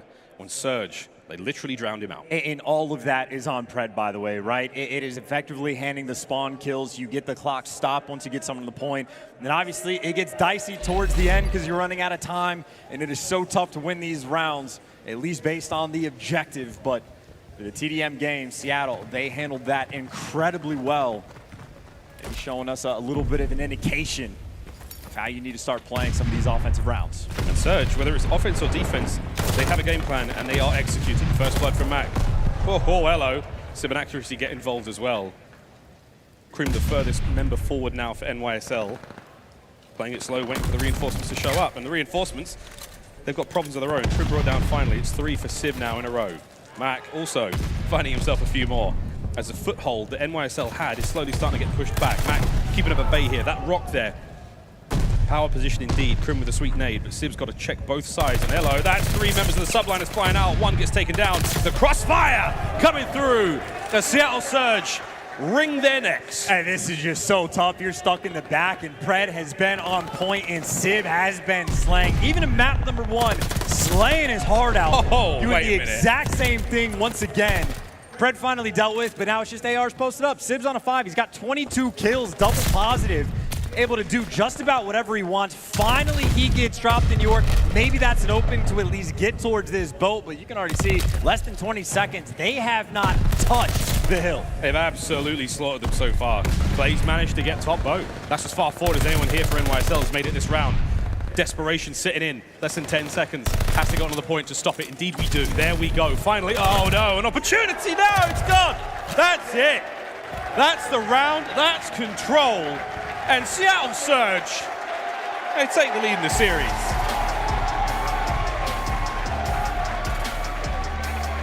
Sheer and outright dominance when it comes to the slang. And look, the slang wasn't enough to get in the win on map number 1, but for the Control, it meant it was not even remotely close. I mean, a win on offense has not been the most typical thing.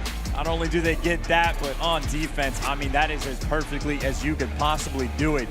Seattle taking a very strong advantage in this series, and it's kind of nutty, man. I mean, we've only seen it twice for the Hardpoints, where a team that every single player goes negative, they get the win. But in terms of just pure gunny, Seattle has had their number in the past 2 maps, not even remotely close. Sib, man, 24 kills, 2,500 damage. He's able to rack it up, and I mean, just looking at for New York, that is just a tough-looking stat line. What was the biggest concern about Sib coming into the league? He's quite young. He's a very arrogant player. He believes in himself, truly, as we all should do, you know, at some point in time. But there was a lot of concerns that maybe he was a bit too cocky. At 24 and 12 against some of the best to ever do it, I'd be cocky as well. Seattle Surge have turned heads all weekend long, and with damn good reason. This is a brilliant performance this early on in Vanguard for these young players. What kind of careers are they going to have if this is how it started off? I mean, there's no telling, but even again, just the plays that Pred was making, right? Slang, obviously, they had that in spades, but the most impressive part of that game, obviously, is the play he made in the spawn of NYSL to actually get that round win on offense, and it was just nonstop, man. Pred put on an absolute show, so it's the rookie showing off the slang and the rookie showing off that they can make the big brain plays as well. I mean, they've been given the greatest opportunity possible here in their careers to show what they've got against the big dogs of the Call of Duty League, and they are taking it with aplomb. And again, Kickoff Classic, it's an exhibition match, right? We're having fun here, we're trying things out, we're seeing how their game feels. There's a lot to learn here, and right now we're learning that Seattle Surge, they've come to play, and they certainly mean it here. As these highlights continue, Whether it was the close plays on the Titan or the clock chance as well, like we saw some great moments. That last round from Crim, the round 2 win that Seattle Surge had, Crim almost managed to do it. This defensive round, though, from Seattle Surge was absolutely watertight. Nothing managed to make it through, and that 3-0 is incredibly, incredibly well-deserved. Looking at the rest of the series now, mate, Tuscan Hardpoint coming up next, and of course Tuscan Search and Destroy for Game 5. Where do you think we go? Well, I don't even know if we get to a Game 5, to be perfectly honest with you, right? I mean, Seattle, again, the slang's been on point. And yes, they fall on map number 1, but we watched this team play against Atlanta FaZe just yesterday, and they took them down on Tuscan. That is where that series ended. And it's not like we've seen any real cracks in the armor on the side of Seattle. It's not like anyone's been underperforming at all. I mean, everyone's shown up the big plays. Accuracy right now has been Mr. Consistent. Obviously, we've been talking about Pred and Sid, but Mac has been right there with him. I mean, he was probably the shining star for Seattle in map number 1. I'm thinking this is just Seattle. I think I'm turning into a believer. He's a believer. There we go. I must admit, when the predictions came through today, Breaking Point asked me who I thought was going to win it. I just sent him that little emoji of a wave because there was a classic meme, of course, for those of you who watched the debrief last season. But yeah, the wave. Seattle Surge, baby. They're looking fantastic. Quick look at the stats here from NYSL so far. Day 2 versus Røkkr, of course, outslayed, still managed to win. Today versus Surge Chance, outslayed, still managed to win. Look, I'll keep it a buck, though. It is cool and interesting that they've got those wins. It's certainly an indication that they have a very solid understanding of Vanguard so far. It's also not a good sign if you're getting outslayed by double digits consistently in Hardpoint. That will go away at a certain point. You can only have something like that happen so often. So that is a little bit concerning, as cool as it has been. But at the same time, if this is a team that starts picking up the slang, right? Think about the other Bocage the New York had when they kept up in slang. Absolute blowout. They dominated the map, and it was the cleanest Bocage we've seen. So they just need to pick it up in the slang category. But right now, it's just looking a little bit rough. A clean Bocage sounds like an oxymoron, but hey, it's quite early in the game. You never know. I also want to give shout-outs to the fans at the front for both sides of the teams for your puppet skills. I'm looking to see that evolve throughout the season. So eyes on you to improve that as and when it comes. So if you're on cam, I want to see your best the horse, the talking horse thing. Give me the dogs, give me some birds, you name it. I want to see you step it up proud. Everyone needs to bring their A game, baby. Let's get it, though. Tuscan Hardpoint. Map number 4. NYSL are staring down defeat. They have to win this one. Force that Game 5. Let's get it. And I think the player for me to watch might honestly just be Sid from one side. On the flip, maybe this is Crimsix. His time to pop off for a game, or HyDra. I mean, you could take your pick. Opening breaks, obviously a big deal in New York, though. They have the advantage right just from the spawns. They get to the hill first and obviously taking full advantage. Seattle looks like they're trying to respond by going through the middle of the map. They found a bit of an opening until the nades come through. In New York, that is the start you'd like to see. That's nice for Crim. Neptune with the MP40 up close. HyDra also dancing with death here, right front church. Can't quite get it all done against Mac. Finds 2. But Nep's there to pick up the pieces. Lovely work out of NYSL early on here. That's time and kills going their way. Surge, their second shot here on the hardpoint. And speaking of shots, Crim, that's 4 in a row. A lovely kill onto accuracy there. It's forcing the members of Surge now to rethink the push. Accuracy's going to spawn pretty much exactly where he dies. And Crim may put him back there again. So here we go. Seattle, they have not found anything on P1. And that's great counting as well, right? Just for Crim to know that there is an extra player there here. Neptune going across the map, who also, by the way, started 4-0, but that is New York doing a fantastic job of keeping track of players. That is a 49-second P1 that they were able to get. And as far as the rotation goes, at least the back spawns they have. First, Clayster gets the guy out of the hill, and Neptune, he's thinking about the hill, he's thinking about kill streaks. He's got them both. He gives Seattle 6 seconds, but right now, New York Subliners, no such thing. Big Nep, 7 in a row. Woo! Big save from Clay. Keeps the streak alive. Full streaks, though, still. Things are looking up for the New York Subliners. A wonderful start here on Tuscan. Let's go for a quick listen in with NYSL. Radio to hill. Oh, man. Radio to hill. Nice. I'm rotating. Go Nep. Yeah, last kid Mac. We're missing Mac. You two Mac. Nice. Good job. Pick up double. I'm putting my back. Just hold that shit right now. Hold it. Gotcha. They're all S1, guys. They're all S1. Huge kills here, guys. This is where we blow the game out. Get kills. Wait. Oh, he pushing maps. Roof. Yeah. I just want deep Clay. Yeah, are you shrinking? Paco, stay alive. Yeah, one is field. Yo, ignore the guy field. We all go left. I'm shrinking. I'm gonna shrink right now. No, wait. I'll stay on top. Okay. Mid alley, dude. Okay, I'm coming top first. And I'll shrink. Yeah. There you go. All right, I just want roof. I'm Nate Hill.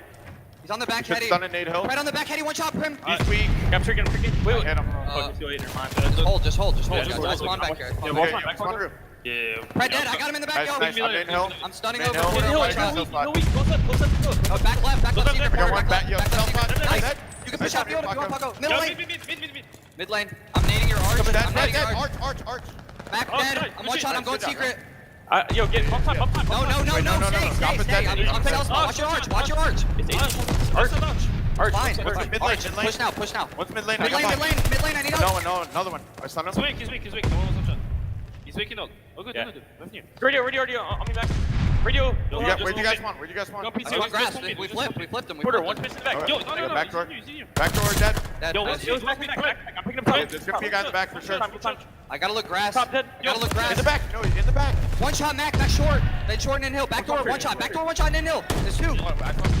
At times, KR, take the chance. I mean, you're hearing Clay, he tried to call the shots as best he possibly can. We see the break come through there from Surge. What did you make of the comp? It was just very disjointed, right? I mean, you got Neptune just trying to call in the streaks, getting told, no, don't do it now. It took them 20 seconds before they even took a gunfight to try to get the old hill. Even towards the end, we're hearing callouts, we flipped it, but they haven't actually flipped the spawns just yet.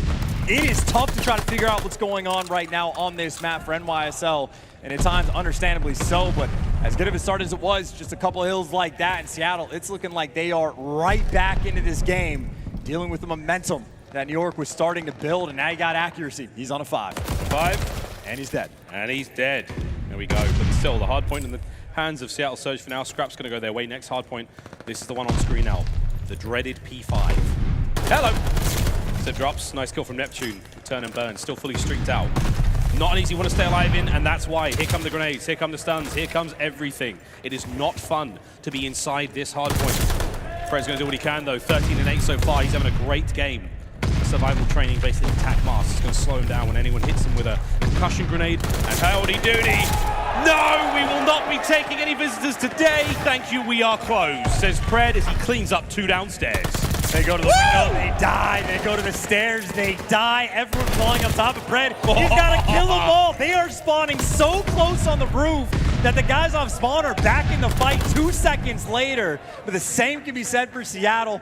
Trying to get these final 15 seconds, but this is what New York does. They have these gunfights right for the scrap time. Seattle leaves it, and it's just one of those situations. They win 1-1 on gunfight, and that is 15 seconds that goes to New York and takes them away for Seattle. I mean, again, that is a 30-point kind of swing play. That is why scrap time is so important. Those are the things that has been setting New York apart, but at the same time, the slaying for Seattle. I mean, they kick it in. That is for their direction. Accuracy made of adamantium. He walks it off.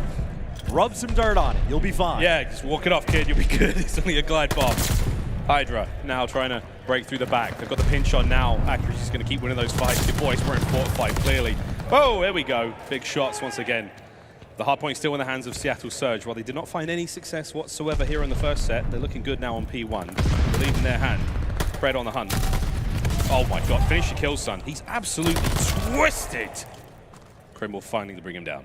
I can't remember the last time. I mean, again, New York is making some decent plays on like the scrap time, right? But outside of that, they are struggling to be able to get inside the hill. 5 streak now for Sib. He's starting to heat up just a little bit. Another just wipe for Seattle. They put the spawns, and they have no idea that New York was here. I don't know if someone was able to sneak through or if they just spawned up. I missed that one from the mini-map, but Seattle gets caught off guard. In a moment like that for New York to try to find some of these kills towards the back, but even with that sort of like mishap, they still have these gunfights towards the back. Awkward timing. Neptune finds an opening, but now he's just going to get shot in the back. He doesn't even know where to look. This has been chaos for this P2. Oh, Fred shoots his shot. The trades are good. You still got the spawners at the backside there for Seattle Surge, and now through Church, HyDra is in trouble. The pinch is, whoa, he's in trouble? I don't think so. HyDra nails that one. Sib back on point. Nice 2-piece out of him, but HyDra's going to get the trade 5 there before he was brought down in the end. And Seattle Surge, slowly but surely, the absolute toil that both teams have had to hit now, trying to get time on this hard point, has been something special. Clayster, he's thinking about it, right? Again, maybe the gunfights to try to get a guy a fill for the scrap. Instead, he's just going to be the cut-off man and gunned down by Pred. Takes care of business, and he actually goes back and tries to cut through mid. I was going to say, that might catch New York off guard because they have the pressure over towards the roof side. Neptune wins a massive one-on-one inside the hill. and now you get them spawning out all the way over towards P1. They clean up the final guy through P5, New York. Now they should know where all of this pressure is coming through, and they're actually pushing out this hill quite well, but the Kobe's take at least one player down.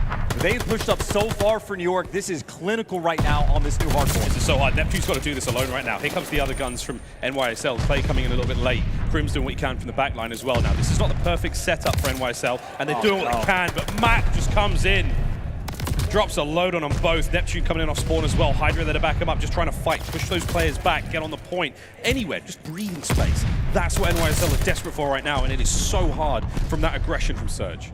And nice kills by Clayster, right? That fountain doesn't actually exist. It blocks the visuals, doesn't block bullets at all. So Clayster taking him down. This has been the hill where New York has basically thrived and kept them in this game. HyDra literally shooting glide bombs out of his MP40. Does the same amount of damage, and now they're trying to break in through Church. Can't win that one, though. Gets taken care of. And inside Church, where Seattle have had the most success. Racking up a bit more time. Crim can't find one, and his teammate's not quick enough to be there for the trades. Okay. HyDra, I mean, he ends up just walking straight in, so the trades are a little bit late, but they get him. Okay, NYSL fighting tooth and nail here in the Church. HyDra, back door, covered. Side door, all good. This is good work out of NYSL. Not an easy hard point to pick up time on. And you can see where Surge are. A bit of a split spawn from them. 2 coming from the left-hand side of the map, 2 from the bottom side now. And HyDra, kill number 5. Keeping this one all working out. Got a great amount of time here. This is beautiful stuff out of NYSL. And HyDra! 7 in a row. This is why we hail him. Even for the final gunfight, though, again, that is one of those gunfights, right? That is 10 seconds that now goes to Seattle that doesn't go towards New York. A big one for Sib. Falls just shortly, and look at this actually glide bomb. They're setting up on the flank as well. Obviously, not gonna kill him. It's just a glide bomb. Why would it do that? And now they're team killing. The flank is here for Clay. Ooh, he's finding at least one, and now he's actually spawning his team towards P5. He gets wiped out. Seattle, they're in the hill. They are 20 seconds away, and this series is theirs. 20 seconds away from eliminating the New York Subliners, the newcomers, the young guns, the underdogs in this tournament by quite a way. This organization has not had a lot of success in the last 2 years, and finally they're turning that frown upside down. 10 seconds for the win here. NYSL break on through. Accuracy, accuracy, trying to hold it down. He can honestly get the win here if he can find the kills. He does! The Iceman cometh! There's 5 seconds for the win, and that could be that. You name it. It all went wrong in the final moments. Seattle Surge. They're going to your grand finals. Look, man, there is chatter from the scrims about how good this Seattle team was. Coaches were saying it, other teams were saying it, but even with that being set up, they have exceeded expectations, far exceeded them. Take down FaZe, take down a pair of GOATs, and now guaranteed top 2, they find themselves. As crazy it has been, a spot in the finals. Can this team be stopped? It's so exciting, man. I mean, this is what an injection of new life here into the league. For the longest of times, it's always been like, you know, we know who the top dogs are going to be. There's basically like the power rankings. You know, there was talk about Seattle being a good team, quite exciting in scrims. 3-1 there in that series. And at times, incredibly dominant. At times, really special. Now, the greatest question again, kickoff is one thing. How long can a team like that go? We saw the devs talking about their ceiling. How high is it? How far can a team improve themselves on what has already been a great showing? The season will tell, but for now, loving what we're seeing. Just to call out the top Slayer, Pred, 31 and 21. Not quite top damage in the lobby. Mac actually gets him by a touch, but that is, again, just across the board. Effective work, accuracy, nearly 2 minutes inside of the hill. I think really outside of the Fountain Hill, Seattle played that game about as well as you possibly could. A solid win there, a dominant win in the Search and Destroy, and a dominant win in the Control. And Tuscan, man, that's where they keep getting it done against these top dogs. Seattle, they have absolutely come to play. an impressive run they've had so far. Look at the replays here, and I mean, there's a few moments in this game where things may go a little differently again. A glide bomb or two, quite literally, would probably change things a lot, but chance to be New York Subliners, they started things off so strong. Look at that scoreline. We've seen big sprees out of Neptune, starting the game off so well. What did it go wrong for them? Well, I mean, if nothing else, that just kind of shows about like the resilience as well. They're sort of being able to pull off whatever they need, right? Like, you fall short in a hard point where you outslay massively, instant bounce back, and they carry that through the series. And I think, honestly, it was really just the slang, again, that turned into the difference maker. I mean, you hear Mac on a 4 spree. We saw accuracy going on 5s. I think Sid was almost a walking 5 spree. And obviously, Brett, again, led the lobby in slang. These guys came with the gunny this weekend. They have been delivering nonstop. It's been very exciting indeed. And another conversation that's been coming up, you know, numerous times as well is you have to look at players like Sib, you have to look at players like Fred, the treasure trove that is the Call of Duty Challengers scene as well. These players were handpicked out of their respective regions, of course. It's not easy to get Pred here from Australia, from the APAC region. The bureaucracy of getting visas sorted, how difficult it can be to actually arrange all that is, I mean, let me tell you, mates, it's not easy to do whatsoever. So kudos to, again, to everyone involved in the organization of Seattle Surgery to make that happen. Your boy's an absolute weapon. He's fully sick. Right, with that being said, the series is done. One of our teams is set to go to the grand finals. Let's throw it over to the stage now with Guy for our Game Fuel Victory Spotlight. Thank you very much, Miles. Give it up for the Surge one more time, everybody. We got the Iceman on the main stage. Accuracy, you guys took down London, then took down Atlanta, and now New York. You find yourself in the grand finals once again since Modern Warfare. How you feeling this morning? I feel great. You know, I'm very proud of my team. They're showing that all the work we're putting in the facility every day is working, and our formula is working. So, you know, we're starting off the season hot, and we want to maintain this momentum going forward. Now, tell me a little bit about the formula, because I talked to Phoenix earlier. I had a few interviews with Pred up here on the main stage for the first time, but tell me about the formula of the squad, because I was watching you in that matchup, and you were slapping everybody on a flippy and Sib. Oh, my. He was playing off. I mean, the formula is this, like, they're sponges. I tell them what to do. They learn how to do it, and they do it perfectly, and they shoot extremely, extremely, extremely, extremely straight, and I cannot gas them up enough. That's simple. So I'm very proud of them, and they're honestly exceeding any expectation anyone had for them. So I'm just very, very, very proud of them. Yeah, and you should be proud of them, okay, because they are making all the Seattle Surge fans out there. And for you, you know, last season, we know that you got benched, but you're back in the grand finals. How do you feel? You know, I feel great. When I got benched, everyone thought I was done, but it's my first tournament back on land in like 2 years, and I'm in the finals, so I feel pretty good. All right, he in the finals, everybody. Give it up for the Iceman Accuracy. That's going to do it for us on the stage. Back to you guys. Boy, oh boy, Seattle did it with the big victory over NYSL, and this team just keeps on going. They're like the Energizer Bunny, man. They just don't stop. The Nameless, man, with the crowd going crazy behind us, they're absolutely loving this. Coming to you right now, everything that Lamar just said. Yeah. People counted him out, and now I mean, I was one of them, honestly. You know, I wasn't believing in the Seattle hype train. I thought it was some recency bias, but what I just saw was an excellent display of talent, and also they have learned this game ahead of most of the teams that we've seen here in the Kickoff Classic. Sib, unbelievable performance out of him. Mac, he's gotten so much better since last year. He's so comfortable in that SMG role.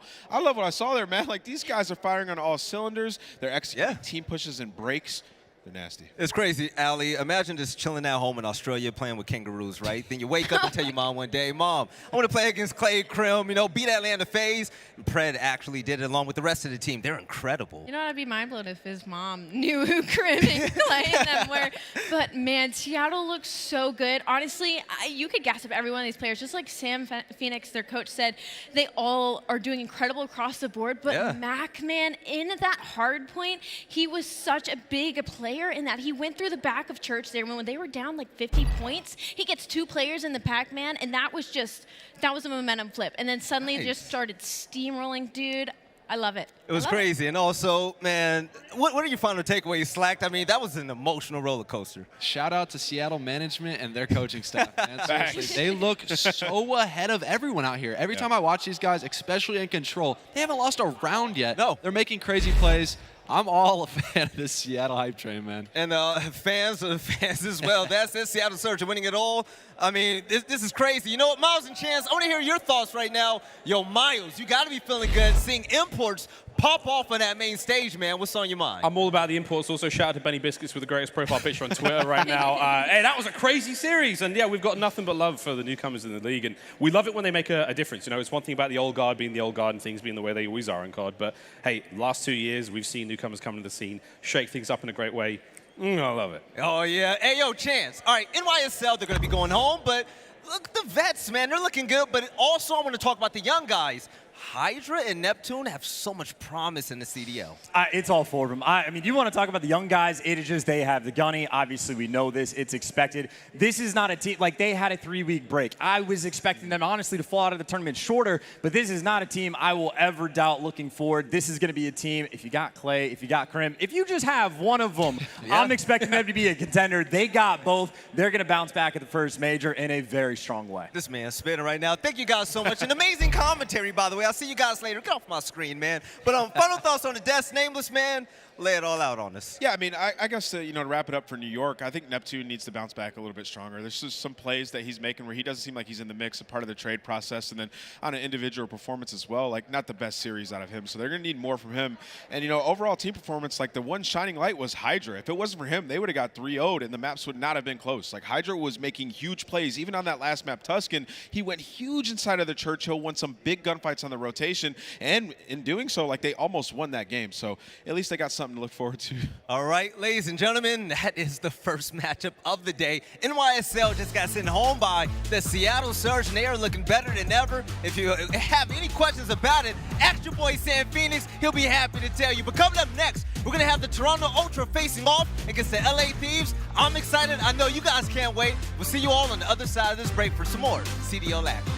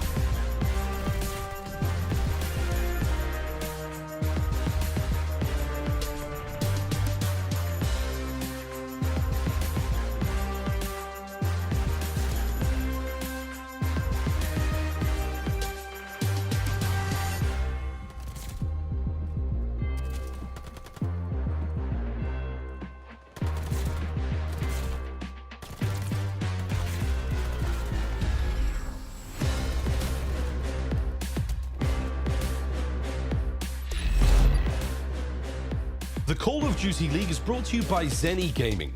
Armor your eyes with Block's gaming glasses starting at $24 by visiting zenni.com/CDL.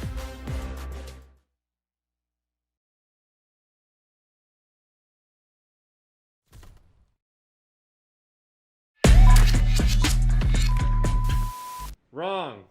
No. Come on, Jimmy, you can do this. Action. No. Look, Jamie, you're Scott's team of the year. All you gotta do is cross your arms. You got this. Oh, that was perfect, Jamie. Well, we got someone on set in the background. What the hell? What is going on there? What is this? I'm gonna really bad. Just gotta cross my arms, and I don't know what it is, man. I know. It's all good. I just wanna be on main stage.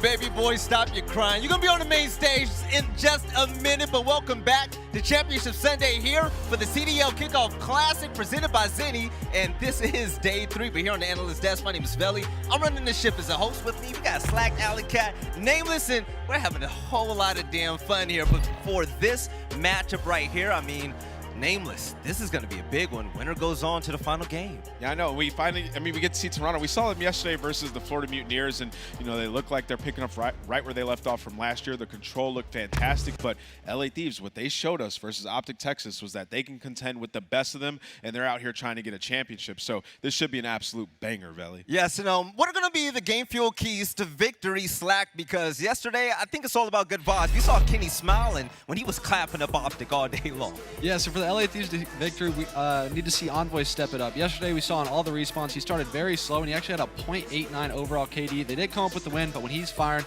they're going to be playing so much better. Then they need to figure out how to win control, right? We've seen the success it's brought for Seattle. We need to see them play way better in this mode, as they are 0-2 currently in maps this weekend, and they just need to continue to light it up, have some fun, right? We saw Kenny smiling. They're having a great time, and when you're vibing and frying on the main stage, there's no better feeling. But they're going to need that. They're going to need unity of their team as well, because whenever aLLeY talks about Toronto Ultra, her face just lights up, right? She says, man, their teamwork is just impressive, right? It's incredible. aLLeY, when it comes to the Toronto Ultra as well, what would you like to see from them? I would like them to see cleaning up S&D just a little bit more. On paper, to me, this looks like a really good S&D team, actually, but in the game fuel keys to victory, man, that S&D we saw yesterday against Florida was a little rough, and I actually saw the map counts, and it looks like we're going to be heading into Berlin once again, which they lost 2-6 to Florida yesterday.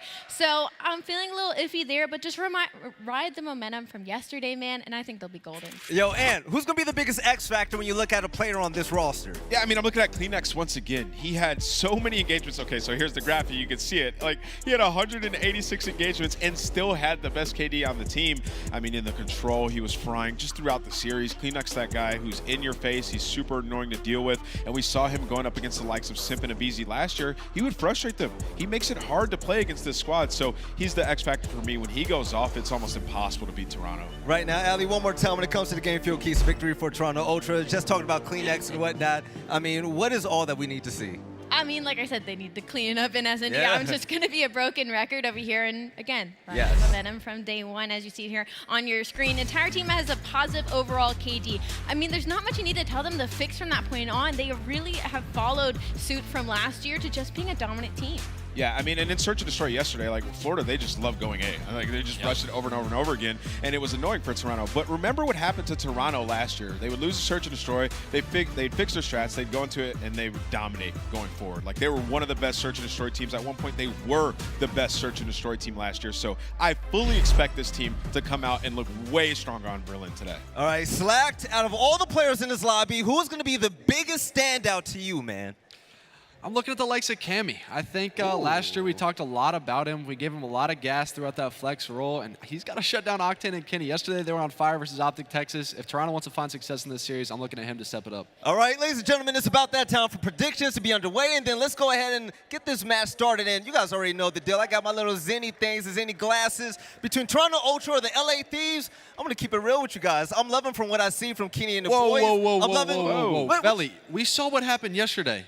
You chose the opposite team of Seattle, And they ended up winning, man. I'm taking these Toronto boys all day long, man. I'm going 3-1 Toronto for sure. All right, so LA Thieves, we got Toronto right here. The disrespect, man. Allie, who you rocking with, girl? Okay, actually, all right, everybody, I want you to relax, sit back in your chair. We're going to have a little history lesson on the desk for a second here.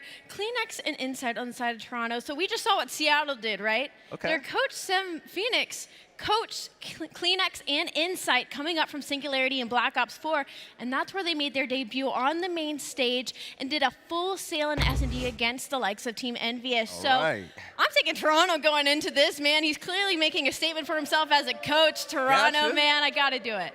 All right, Nameless, who you got winning this matchup? Remember, winner goes to the big game, man. Yeah, I got Toronto, man. They stay composed in these situations. Their search and destroy is going to be better today. This Toronto team, they just have such good teamwork. I think they're going to come out here and beat the LA Thieves. The crowd is loving it. By the way, for the crowd right there, who do you guys want to win? You guys rocking with the LA Thieves or what? They're loving it. All right, now, one last one. Who here is rocking with Toronto Ultra? All right, they're rocking with the boys up north. All right, ladies and gentlemen, we're going to get this match underway. On the other side of this break, you guys are going to see who the second team will be going into the finals for the championship game. I can't wait. We'll see you guys for some more CDL action on the other side of this break.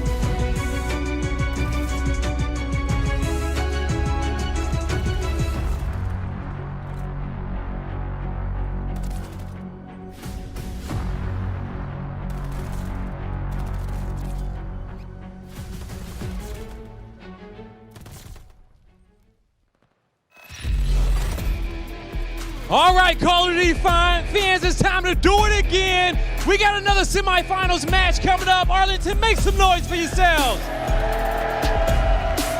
All right, we got one squad in the grand finals, and it's time to get another one. Coming up next is the Kings of the North. Make some noise for Toronto Ultra.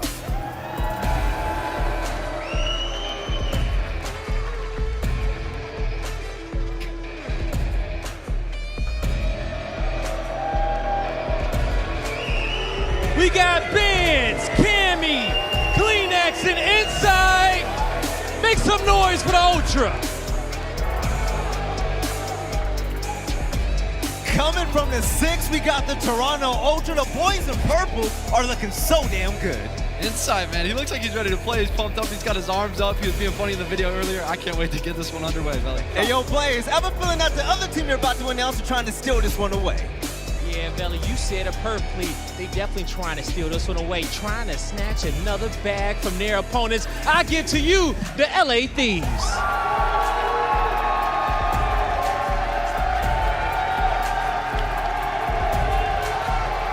Give it up for Envoy, Kenny, Draza, and Octane. The LA Thieves. The boys are coming out flexing, smiles all around. When Kenny is looking happy, looks like this team just can't lose. Man, I swear, there's something different about Octane this year. You see when he's walking out, he looks super focused. We saw vintage Octane yesterday. We need to see it again today. Octane, there's something different about him. The players, I feel like both of these teams are just built different entirely. They are built different entirely, and this stage is ready to go. Only one more squad can join Seattle Surge in that grand finals, and we're about to find out now, Belly. All right, so this is it. The winner goes on to the finals. They will face the Seattle Surge, and I can't wait. Let's send this over to Lando and Steady. Fellas, take it away.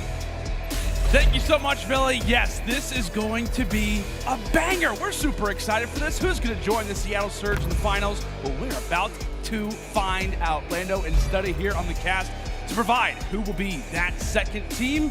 And to be honest with you, Jay, coming into the Kickoff Classic, I kind of expected maybe a roster like Toronto Ultra to be here, but it's a pleasant surprise to see the Thieves on the other side of the stage. 100%, man, especially after the performance that they put on yesterday versus OpTic Texas. That was an absolute banger of a series. They were able to win both hardpoints, and that was completely mind-blowing to me with Envoy having the series that he had. He had like a 0.8 throughout every single respawn. It wasn't his best performance, but they still were able to get the job done. And I think that's the most impressive thing, right? The whole story was about Envoy trying to get his revenge, right, versus this OpTic Texas team, and the fact that he doesn't have a great series, which is somewhat unexpected given the circumstances, yet for the team to walk away with a victory 3-1 is nothing short of impressive. But again, both teams still early on in the season, still have a lot to learn from each other, but you can see it based on the stage, based on the fly-through. We're getting into the mix nice and early, Jay. And this is going to be scary for me. This is scary for me for the Thieves because they're 4-0 so far in Hardpoint, but they have only won Gavutu and Tuscan. So now, with Kenny running that third sub, he's going to be the player that I'm looking to watch in this one. I think it's fair to say you're looking out for somebody like Kenny. Also, from the Ultra side, it cannot be understated. The desk hit on it perfectly. Kleenex, 186 engagements in just 4 maps.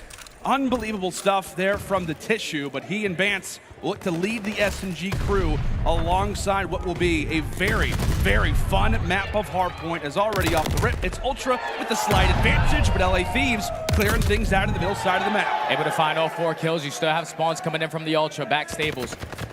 Octane's going to be able to get away, but Kenny finds 2 in the feed. That's going to be a nice 4 dead. Last player is going to be Kleenex in towards Barn. He finds one onto Envoy, but now the rotation is going to be in for the Thieves. They're going to be early setup for this P2 hardpoint. And already off the rip, Kenny 4-1 start already from the skies. That's going to be 5 in a row. Does get taken down, but his presence toward the start has at least got to stun the Ultra boys, but Octane as well. We're talking about players on streak, Sam LaRue on 5 in a row. And having the proper attire for a map of this caliber. He's got the MP40 out, he puts the auto away, as that's going to be 6 in a row, as Strafe earned as he gets taken down by the nade. And so far, this has been a great hold from the Thieves, continuously holding this back spawn. 40 seconds remaining on this P2 hardpoint. They're forcing all of Ultra to continuously flood through that plat side. It's not working out for them as the Thieves are going to have 30 seconds here left. They have to start thinking about their rotation. You see Envoy in the middle of the map already has a 2-piece thinking about their rotation. He's going to try to go for the huge gunfight onto Cammy, and he picks it up on a fire spree. Is going to be Envoy. Finally gets taken down, but my goodness, the amount of sprees that we have seen already off the rip from the Thieves. Their guns are firing. As Octane putting in the damage toward the final few seconds, they will grab a majority of time at field as well. Last player inside of the hill is going to be Cammy, trying to contest, provide some fire, but now it's Dross's turn, it seems. And now Ultra, they do have the back spawns for now. They do find 2 kills in the feed, but Kenny trying to cause problems from top. He's going to eventually get dropped. Now Envoy attacking from the left. He's able to find 2, trying to flip these spawns or at least set up the pinch for his team. Putting some shots through the back window. Octane able to break through the front, and that's going to be the Thieves breaking in. They just have to get a couple kills here, but that's going to be Kleenex finding 3 in the feed on a 5 spree. The Engagement King already showing us why he deserves that title. Now make it 6 in a row, clearing out kitchen, clearing out tools. The house belongs to the Tissue. As now let's go and toss it aside and go to a listening with the Ultra. One, go up. Nice one, mid. Octane, mid. Alright, from P1. I think I'll take kitchen. Yeah, nice. Look at my main, look at my main. I know what to do. We go left. Voice top, one, absolute nade top on. Top one, on point. Down low, Trust deep left. It's kind of weak deep left. Deep left, and then 1 down low right on the tank. John's absolute, man. He's holding trench. John's holding trench on back car. I'm down on P3 here. No challenge, no, he's not dead. Nice. M-boy, one shot, hold, M-boy. He went back. Went timer. One to the hut. I'll see him, bro. Nice. Try to watch right. Back. P2 door. Alright, one's front, back. Nice, damn, you fucking beast. I'm back. P2. Can you run them away? Give me 2 seconds. That's alright. Sorry, one time. Back door. Yeah, 2. One truck. Both truck door. John's still set. I repeat. John's out. Hold. Oh, sorry, no, P1 first. It might be in mid. Okay, wait. Man, it's me. Left side. I got right. Yep. What did it hurt? He's gonna go low. Yeah, low. aBeZy absolute low, literally so weak low. And one's to pin as well. They spawned in. One's not one. Alright, don't know, man. I can come back. P2, P2, Charles, P2, Nanda. Nice, good shot. One shot. Back right. I'm on the right at the moment. Yeah. I'm John there. I'm mid. Kenny's gone. Gate. Kenny's gate. Wait a minute. He's just on top gate. Can pinch him gate. It's Kenny. Yeah, Kenny. Let's go time. Nice. Watch every time. Yeah, I've got heart. I'm top. House cam. I'm watching the right push. You go. Yeah. Boys, go. Nice. Oh, you're trying to corner? Yeah. Throwing down from. They could go low P3. I'm trying to watch it. Yeah, one's close gate. I can hit it. Got main, I think. Good, you go. Two. One more. Watch it. Last two. Top. Let's go top again. Top weak. Hand the boat. Okay. Well, it was LA Thieves with the hot start, but you see the score. Ultra, little by little, starting to catch on back in this game. But I gotta say, Jay, great small talk out of Toronto, really throughout that one. Not surprising, right, that this team is coming into year 2 as Kenny finds 3 in a row. And that's going to be 4 dead now. Going back to the rotation on P1, you see Kenny trying to push out towards Kitchen, but eventually he's going to get taken down. But Ultra trying to work their way around gate. They do not want to flood through Kitchen. They do not want to flood through Flash. Because that's exactly how the Thieves are set up right now. As they find another 2 kills, still getting great time off of this P1 hardpoint. As Kenny able to find 1, and Drasa with the trade. This is still just a great hold from the Thieves overall. Yeah, a great hold right now coming in from LAT. And again, the questions came as soon as we saw the vetoes. Based off of the scrims that we've been able to see, Thieves, not the greatest Bocage team. We like them on maps like Gavutu. We like them on maps like Berlin, but so far, they have come out of the gates and shown us why the scrims aren't necessarily to be counted. Everybody rocking MC in the chat. You can't be doing that, right? It's all for practice. And the Thieves, a great beginning, up by 40 points. Rotation is nearly about to be inbound, but Kleenex finding the route, making the plays. He and Vance combined for 2. One more toward the backside is Octane able to stay up, and the squad spawn on top of him as well. Ultra trying to hold from the front, but the ARs continue to fry. And that was a big kill from Octane. If he doesn't pick up that kill, his teammates do not spawn on him, and they do not keep control of this P2 hardpoint. But you see no hesitation coming in from Kenny. He's pushing out that plat side. He's trying to spawn all these people, all the players from Toronto Ultra towards back tower. Eventually, he's going to get taken down. So far, a 50-point lead for the Thieves, and climbing as the attack is starting to come through bottom barn. Octane is able to find 2, pulls out the pistol. He will get taken down. But with 30 seconds left, Ultra, you cannot give up this time. Because the Thieves, they are going to be focusing on a rotation. But you see number 1 in the top middle. It's going to be Band, still putting on pressure. Yep, still putting on the pressure as Kenny now finding his 25th kill, leading the entire game in overall eliminations for the moment. Having a great Kickoff Classic so far. Sits at a 1.19 KD coming into this match. Kylo Ken doing everything he can to try to send this franchise, to send this organization to a final. Drasa, meanwhile, sitting on the flank. And you notice, trying to play this one carefully. House, it can be a very chaotic kill. Trying to make their way around the flank, but Ultra doing a great job at least taking them out from the back, and then applying the forces toward the front as Cammy now sits on 3 in a row. That's a full wipe of LAT. Now it's going to be all 4 dead. You see number 1 in Vance. They get big citrus, pushing out gate, able to find 1. As long as they take control of Kitchen, keep control of that A plat, they should be able to get this remaining time, but these are putting a lot of pressure there. Draza and Envoy working their way throughout the back, able to find 2 kills, and then Octane with the 3rd, able to break right on in, 175 to 115, already up 60 points. These are getting closer and closer. And a huge spawn comes in for the Ultra. You saw at the very end of that hill, LA Thieves checking the back tank, trying to make sure and see, have they got this team in a spawn trap, but when in reality, Ultra toward the back. So at the very least, if you are the Ultra down in this game, you don't get trapped in the back of your base. In fact, now you have a solid setup coming in toward this next hill. And Jay, it's fair to say they need a high majority of this time as kills continue to roll through. Toronto, first wave done, but Octane still alive. Yeah, and this is the first hill on the P1 rotation where they just couldn't get in. Like, we were in a listening with the Ultra. They sounded real calm and collected, but they just could not break in this hard point because of the Thieves setup. And that's going to be 3 dead. They still have the spawns in the back if you're going to be Ultra, but that's 4 as they are going to be stacking this point, just putting on the pressure. All of Ultra spawning back stables. Right now, Thieves are finally going to break that 200-point mark, getting closer and closer to the finish line. Inching ever closer. If you're Ultra, you've got to break in. You cannot afford for this time to go the opposite way. And how about the teamwork out of LAT? We put question marks on a map like Bocage, and they're showing us and showing everybody why the doubts should not have existed in the first place. Final few seconds still contested for Ultra, needing every single second that they can accrue. Octane off of the rotation early, Insight trying to come in from the skies, but his teammates are watching his back. Now time for the streak. Who's got fortified? We're about to find out, and it looks like it's that guy. 226 to 124. The Thieves have such a great hold, but paying attention to number 2, which is going to be Cammy, slowly working his way around the back. Has potential to make a play here, but they are able to spot him. Still, they're getting closer and closer to the finish line. They have to get on this point. They have to try to break in, and that's going to be 2, make it 3, but Envoy finds another 2 of his own. Toronto, at least for the time being, have control. It just feels as a matter of when. Again, if you're the Thieves, 12 seconds away as Octane hitting the shots, looking to clear out this water side for his squad mates. His Insight at least is able to have a laugh for a moment. Vance gets taken down from the stairs. Insight still fighting.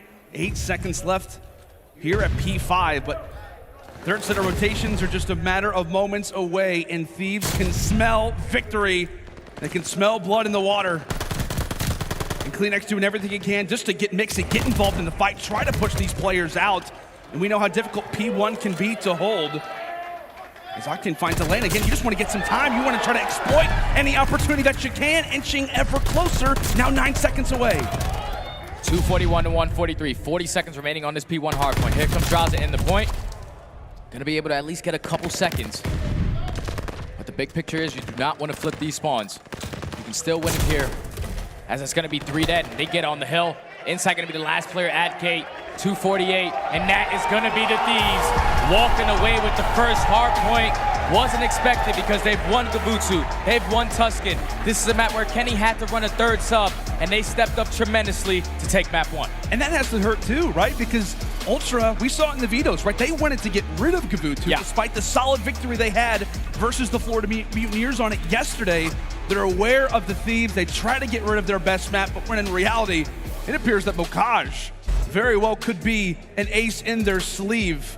250 to 147. How about that consistency? 31 from Envoy, 32 from Kenny, 32 from Draza, and Sam LaRue leading the way at 34 and 23, 27 non-traded kills a game for the main AR. They just did a great job at just holding down the P4 hardpoint, at least off of the first rotation of hardpoints. They were able to hold it for a full 60. And then off the rotation, you have players who are picking up streaks. Even though on the opposite side, CleanX had streaks to work with, just that these are so much better at when they needed to get the trades in the hill. Even for P3, when they were flooding through kitchen, they were able to get the job done. So now they find themselves up 1-0 in the series, but now they're going into a search and destroy, and it's not going to be Desert Siege where they are 2-0. That's true. Yeah, that's a very fair point to bring up. Again, for this LA Thieves crew, it's been the same story. It's been, you know, solid victories and hard points and search and destroys, but it's been the same map. They show us that they're not just a one-trick pony.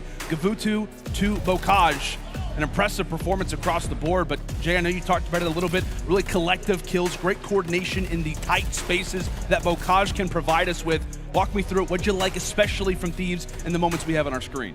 Right here, you see the Ultra. They're in. This is where they get a good hold. CleanX was able to pick up some streaks. So now you're forcing Thieves off the rotation. And once we went into this listening, you see Ultra, they putting on pressure here, but eventually Thieves are able to find all the kills, get a majority of that time on that P4, and then hit a rotation and hold that front side of P5 while spawn trapping Ultra in the back. That was just great coordination from the Thieves from top to bottom, from the beginning to the end of this map to get the job done. Yeah, great overall work from the Thieves. And like I said, you know, we watched quite a bit of scrimmages throughout the offseason, and every time we watched the Thieves, one player in particular was really struggling, to be honest with you, and it was Kenny. Kenny has totally turned the tide around, again, leading this team in KD coming into this. He's at a 1.19 coming into this match, and he has a phenomenal performance just across the board. The LA Thieves scream consistency as they'll walk away with Bocage Hardpoint 250 to 147, and there you see it, right? The map vetoes, the map bans that we were discussing. Toronto Ultra very prone, very aware of what the Thieves have been able to do in their last 2 matches. They wipe away Gavutu, they still lose on Bocage. Now they got rid of Desert Siege, but you still have to worry about that Berlin Search and Destroy, which we talked about for LA Thieves. All right, they've only played Desert Siege. Problem for Ultra, they played this map yesterday, and they could not figure things out versus the Mutineers. Yeah, that was huge, man, because versus the Mutineers, basically they went A every single offense. And the Ultra, usually when you're playing a map like Berlin, you're expecting a lot of teams to go B. Yeah. That's not what was the case, and now that's what caused them that loss on that map yesterday. But if you're the Thieves right now, up 1-0, keep in mind, Octane was sniping out of his mind yesterday versus OpTic. You're going to have to keep up that momentum because right now, it's in their side for them to go out and be up 2-0 in this series. Yeah, absolutely. And we know, man, what Sam LaRue can do with that sniper in his hands. I mean, we've seen the numerous highlights. Granted, it's been on Desert Siege. It's basically a playground for the car. But, again, he has been absolutely fire with this bad boy in his hands. And it's going to be a fun battle, right? Because we know Cammy back in MW, what he was able to do with the sniper, but it is not going to be easy, again, versus one of the best snipers that we've seen in COD history, and that man on your screen. Not just able to do it in Search and Destroy, but clearly, I don't know what it is. Like I said, it came to off-season scrimmages with this guy as well. He just knows how to play. He just knows how to play what is one of the most crazier maps. But as a main AR, he's just able to make it work. He was 34 and 23 with almost 3 minutes in Hill. That's crazy. That's insane. You're allowing your submachine guns to just push out, slay, keep them spawning really far, and allowing Octane to just keep soaking up that time. It's just great work from him. If you're a main AR, right, or if you're in Challengers, if you're just, a player who loves to play some good old Call of Duty, you gotta watch that guy in Vanguard. He is teaching out here already at the Kickoff Classic, but now it's time to focus in for some Search and Destroy, and we're going to Berlin. This is going to be a good one. Obviously, I'm expecting Octane to snipe that cross, keep it consistent to allow your teammates to get that information of how many players are going towards A. Let's see the early pressure coming in from the Thieves at that B bomb. Vance is going to be that player that's pushing through low docks. So they're going to have 2 players from Ultra stacking at 8 point. Vance is going to have to try to go big in this situation. Oh, Gammy able to find Envoy jumping off the tank. And Octane's there for the beams. No sniper, but he can make the automaton look like it. Again, bomb still in the hands. Octane trying to make his way to the site, but they've got to be thinking a player from Ultra has to be around this dock side. It would just be somewhat uncommon if that was the case. Kenny's able to read him, and now it's all on the Kleenex in the 1 versus 2. Bomb is going to be planted. And we'll see what Toby can provide us with. A clutch here would be huge.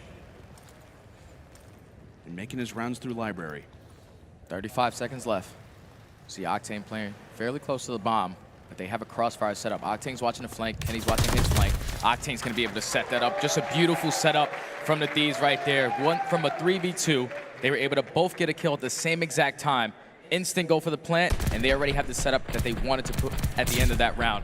Good round right there to the Thieves to go up 1-0. Yeah, it just looked like a very well-prepared team who was aware of the timings. You saw Kenny turn on Vance, who was sitting inside of docks. Again, just aware of what the common spots are on this map. And again, we talked about Desert Siege removed from this particular map set, and Thieves said, hey, we want to play some Berlin. So that is something to keep in mind, Thieves. Maybe a map that they feel very comfortable with. And the guy that we talked about coming into this one, Octane, dropped the hat trick in that early round. Sits at 3-0. And this play is going to be heavy on Envoy. He's going to be the only player at this site. See Kleenex, he used that smoke grenade to at least draw a couple players from the Thieves towards that B bomb. But it opens up A. Bomb is going to be planted. It's going to be a 4-4 retake as Kleenex is going to be able to take down Kenny. Draws it with the immediate trade. As Cammy takes down Envoy, down to 3v2. And Draza has to be careful. They are going to need him for this retake. As Envoy falls, then the 1 versus 3, all on to the Alaskan Assassin. On the objective, is able to take down Vance. 1v2, 20 seconds left. They do have some visuals inside of the train station. A valid attempt, but overall numbers favoring the Ultra, and they rock with it.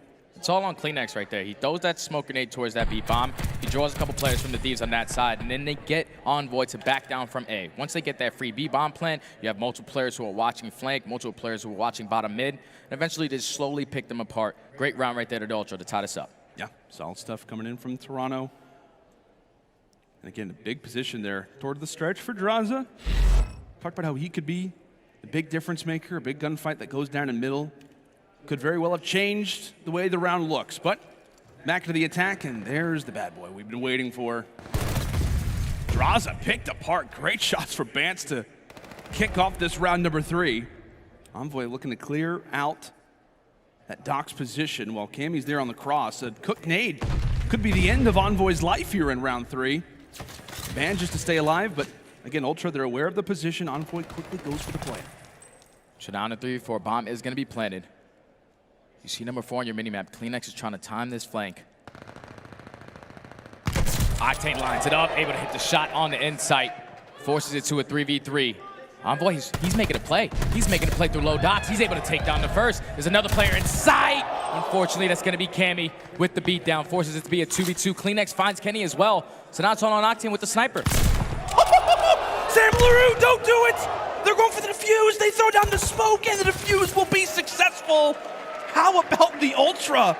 The retake, it looked like that was not going to go their way whatsoever. The coordination in the clutch to toss out the smoke, to try and aggress Octane, and right when he tries to peek on the defuse, that's when the smoke is popped. Excellent plays right there out of Toronto. And that was Cleanx as well. Like, Cleanx was the guys like, hey, we know Sam is going to be in this back boathouse. Let me throw this smoke so at least I can protect you if he kills me. And that was a beautiful heads-up play. That's how you know the teamwork is there for Toronto Ultra. This is basically what's been driving them for the last year since this team has been formed. Okay, so it's not going to be Cammy with the sniper. Insight looks to give it a whirl. Is anybody home? Maybe. Potentially. Possibly. But coming in from the employee-only entrance, Envoy plays a few shots, able to drop 1, but overall trades favoring Toronto as the bomb going to be planted. And you see Cleanx, once again, he's going on that late flank, able to take down Octane. Now it's a 1v3 for Kenny. The bomb is going to be planted at A, but he knows that Cleanx is still going to be behind him. I get bad timing here, and Cleanx, just another great round out of the young man. Just being the playmaker for this Toronto Ultra team, going for the late flanks, making sure he has the smoke grenade in his back pocket to use whenever he needs it for a situation. This is just great work, great adjustments coming in from the Toronto Ultra. That's what we expect to see out of a team who was, what, like top 3 in Search and Destroy last year based off of record, or at least around that region. A team that can make adjustments, learn on the fly, and again, they were taught quite a few strategies yesterday versus the Mutineers. Again, we've talked about it, constant A hits weren't able to work it out, and taking a page out of the Mutineers' book. But big round already for the Thieves. They'll once more take on the role of attack. Envoy with the bomb on his back as Cleanx looks to sit inside a small. 7 out of the 8 players sit in some form or fashion around the train station. Only player on the outskirts is going to be Cammy, but the action's going down inside. A great first blood there for Draza. And now they can work this bomb plan, but here comes Spans. He's able to at least even up the numbers for the time being. Octane with the trade. But look at where Cammy's going. Cammy might have gotten the greatest timing on the flank. Inside's able to take down 1. Now it's on Cammy into 1v2. He spots both players. Able to take down the first. He knows he's back alley. He thought he was. But now, he's going to wrap it around. Bomb is going to be down. Draza working his way through train. He's going to come towards back alley. Cammy spots him. 30 seconds left. Draza's trying to make him work for this. Draza's trying to make him work. How about the plays from Draza? 20 seconds. Does he think he's going to be here? He checks it! You've heard the Alaskan Assassin. How about the Frigid Freak? Cold-blooded kills. Woo!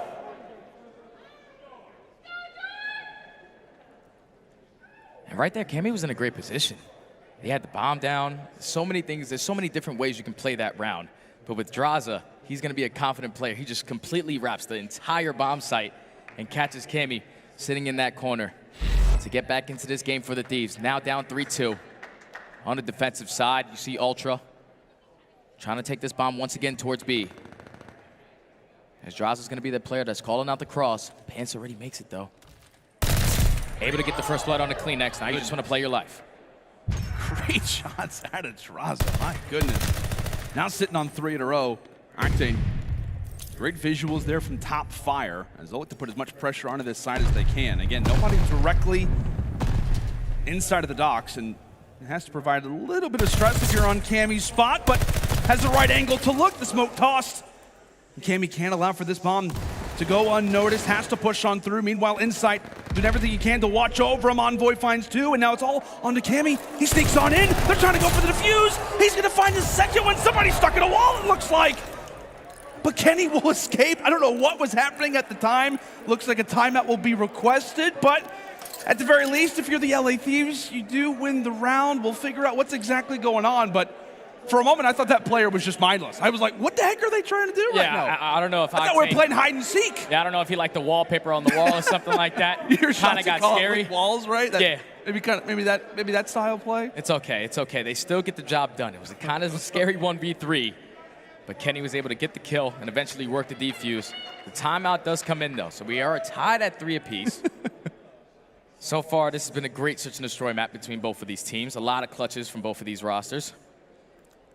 But going into these later rounds, I think for me, it's going to be all on who's going to be that playmaker. Because we've seen CleanX early into this, but Envoy, he has to step up at least when it goes to those late flanks. You got to open up with that first blood. And so far, a majority of these round wins have come off that first blood. Yeah, that's a great call. Like I said, when we talk about a map like Berlin, you're going to see that sniper out a very solid amount of the time. But we've seen some good variation right on this map. You've seen some A hits, you've seen some slow B routes as well, the smokes, the snipers, everything really and truly being utilized here in this game number 2. But as we said, Search and Destroy tied 3-3. If you're just joining us, wondering why we decided to pause ourselves in the middle of this Search and Destroy, well, you know, just a minor tech issue. I think somebody gets stuck to the wall. Was it Kenny?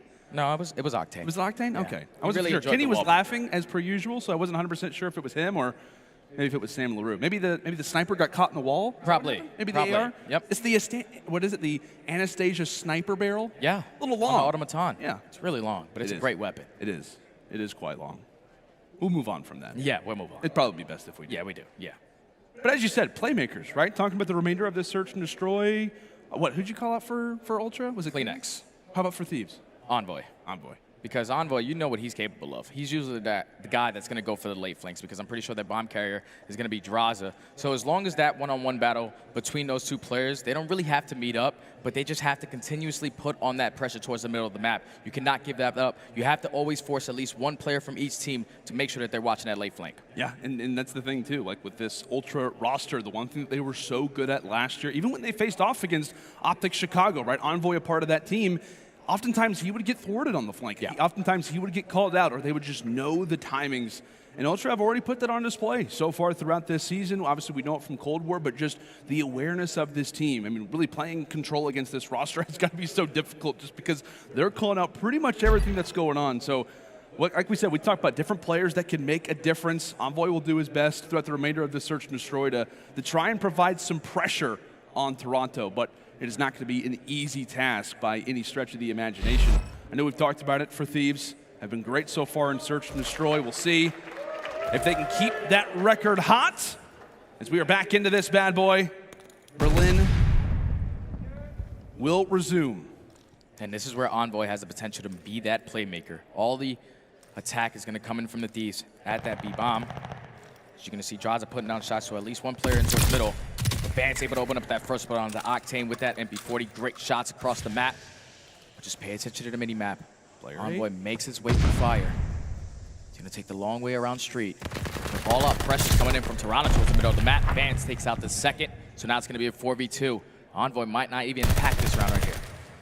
Kenny has got to find a pick. He's got to provide some support. A nice play from Cammy, at least to stay alive. Finds the kill as well. And by the time that Envoy's finally arrived at the party, all of his friends have gone home. So now it's somewhat of an awkward situation where you're thinking, do I stay? Do I leave? And the door slammed right in his face. Doesn't matter. 4-3, Ultra. Yeah, that's just truly unfortunate if you're Envoy. You were in a great position. He worked so hard.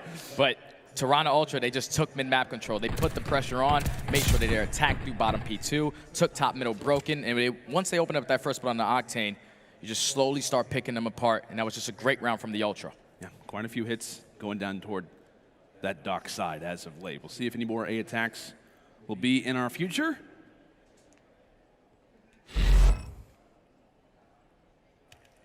And it appears that that very well could be the case. Toronto, at least off the rip, gonna focus some attention toward that back A alley. Insight, few mid sniper shots, but Kenny's holding the angle. He's gonna be ready for this, fires his weapon, another player enters his line of sight. And a great crossfire setup as Envoy and Kenny take down half of Ultra in a matter of seconds, all up to Cammy and Insight. And Envoy pushes all the way through. With the repositioning, Insight's going to be camping in the back of their spawn building. As Cammy's slowly trying to work through A, trying to get a pick. Insight probably is able to spot him. He takes him down, and Cammy also finds a second. So what went from a 4v2 is now going to be a 2v2 with 45 seconds left. Draza and Octane working through middle, but here comes Cammy. Right in fire. Gonna work his way around P3. Eventually, we have to try to get this bomb plant, but Insight. Oh, just toward his right. Just toward his right. Insight's able to find one, and he'll also find the second. The 2v4 out of Ultra. It looked like LA Thieves had the perfect setup. That was a 4v2. That was a 4v2. They just got that done. They got an early 2-piece on the Thieves side. Envoy and Kenny both get equal 2-piece easily kills. But then they just slowly got picked apart, one by one. Once Envoy tries to make that play through the back of the spawn, you give that kill to Insight. Cammy wins a huge one-on-one. And then I know you run around as a pair of two, but Insight with the great awareness was able to snap onto both of them. Ultra up 5-3 at game point. Next, Octane is going to be looking over this A-bomb. Not able to spot anything, but it's looking like the Thieves are going to commit towards this site. I thought Octane was 0-2. I was like, what in the world has he been doing? I forgot that, of course, he probably resets to get back in the lobby. So any stats, got to keep that in mind. Vance, much like we talked about, players similar to Envoy, always on the flank, always being pesky inside of your base, as that's 2 dropped early from the Thieves. And it's going to be up to Octane and Envoy to try to send us as far as they can. Envoy finding the pick onto Kleenex, sees the glint from the sniper, and quickly has to reference back around. There's Bance for another. And it's all on to the Dark Prince. What can he provide us with? Can he send us to another round, a 1v3? Sees Bance with the diffuser, somebody right to his side. Can he find the second? No, not gonna be the case. Toronto responding after dropping this map yesterday versus the Mutineers. Come back and have polished their setups. 6-3 here on Berlin. Just to go back to that round 8, that was the biggest round of the game. Like the fact that they had a 4v2 advantage. Usually when you're up 4-3 in the search and destroy, that is the make or break round. To tie it up at least 4-4 for the Thieves side. But once they got 2v4 clutched on, that's just unacceptable. You have to make sure that you're teaming up with each other, playing the trades, or at least running around as a unit, not allowing these guys to slowly pick you guys apart. Fortunately for Octane, when he spawns back in 0-3, I know he didn't have a donut, but now the series is going to be tied at 1 apiece. Yeah, it absolutely is. And that's exactly what you were talking about coming into the Search and Destroy, was the adjustments that this Ultra team can make. Again, one of 3 rosters coming in to, into Vanguard who don't make a roster change. Obviously, having the year that they had, you wouldn't expect them to, but this is the reason why, right? This team, the ability with that in-game communication, their ability to make adjustments.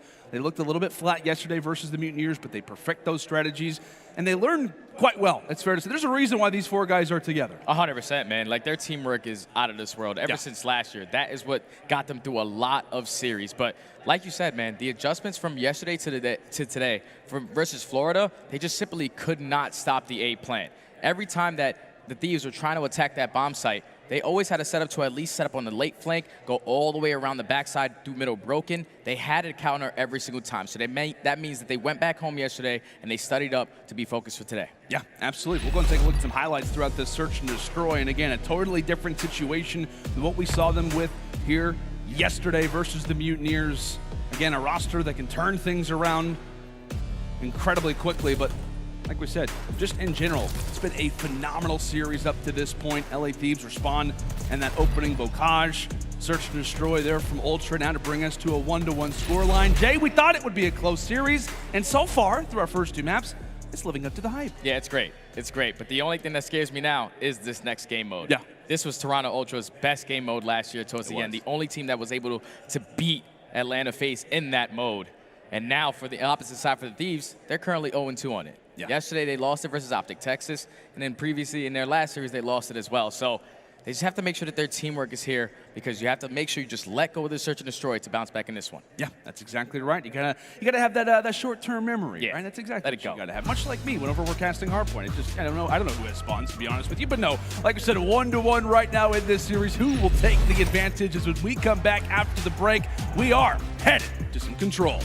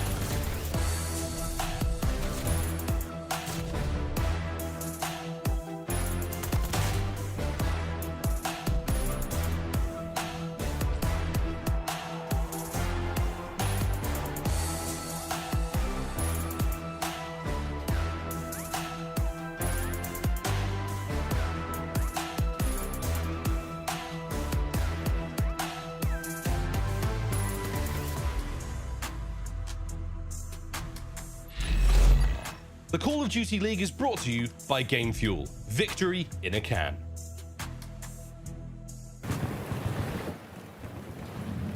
Alrighty, folks, welcome back to the Call of Duty League Kickoff Classic 2022. It's the first one of the season, and we got to take a look back at that search and destroy. Jay, give us a little bit of a refresher. Let the fans know who just happened to tune in at the right time what they just missed. It was back and forth, at least early into this game, but the really crucial round had to be round 8. In that 2v4 situation, you just cannot allow that to happen if you're the Thieves. You do not have to push up, be super aggressive. They have to work the bomb plan because they're on offense. You allow 2 players to eventually find 1v1 gunfights. They take them down, and then as they were rotating to at least go towards that A bomb, Insight puts himself in a great position to win that round, puts them up 5-3, which is such a crucial round, man. It's the make-or-break round usually in Search and Destroy, that 4-3 round, and the fact that they were able to take that in a 2v4 situation and then eventually the following round win it, that was a great adjustments from the Ultra. Like we said yesterday, it wasn't the best performance on that map like Berlin, but today to get the job done. Right, exactly, right. The 2v4 just kind of catapults them into the advantage, and they're able to ride that to some victory there in the Search and Destroy.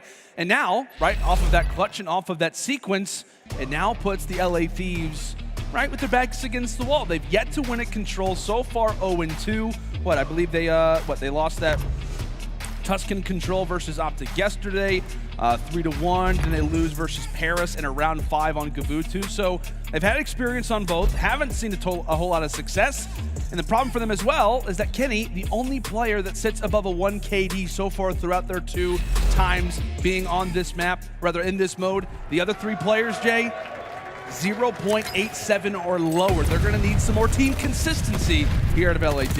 And off the rip, that's going to be Insight finding 2. LA Thieves respond with 2 of their own. This is just great early pressure from the Ultra to not give up A point early. Yesterday we saw OpTic. They were able to take B for the very first time that we've seen all year long. Advance, hitting down shots. That's going to be 2. Trying to go for the 3rd, but Insight trades with the nade. So now Ultra take control of A. Now the tick progression is going to be done. Okay. Each side as Cammy finds another 2. Great work coming through from Ultra, and they're also going to read this rotation, right? Draza trying to cause some noise over at B, but Cammy aware of it, at least somewhat, gets some bad timing, and so with that, it will cause a few of the forces from Toronto to distance themselves off of A and focus now toward the B side. Envoy trying to sneak around toward top church. Kleenex sniffs him out, and Draza as well.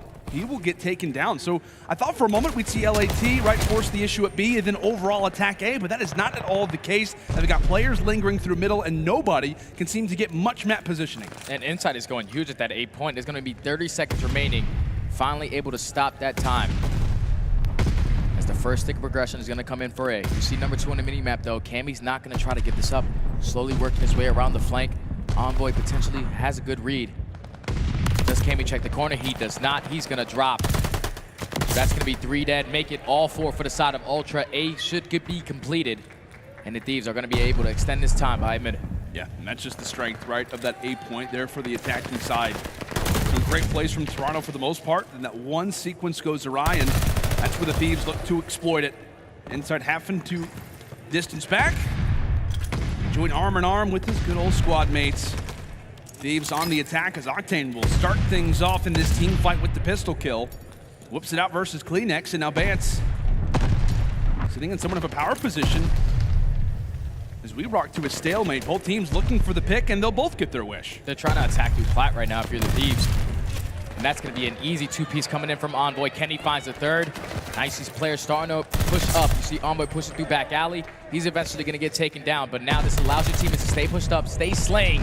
But Bance is going to answer with 2 of his own to shut down that push from the Thieves. Now back to the drawing board they go. Keep in mind, Kenny, a long route through field. So while these fights are going on, there is somebody who's trying to make the play toward the stretch. 35 seconds and 8-8 life count for both. So Kenny's found his way back, Church. You see a few of the arrows for Toronto just constantly looking back, and they know they've got to be spawning field. So with that, Ultra are going to have a good idea of where these players are coming in from. And Kenny, the long route, eventually gets taken down. Obviously, he sets his teammates up for squad spawn, so the life was not all for naught. Cammy's able to rip one apart. That's overall the trade that favors Toronto. And with that, Octane, he gets beamed as well. Nice shots coming through from the Cam man. Thieves now sit on 0 respawns, 4 total lives left, and time's gonna run on out. Solid plays from Toronto.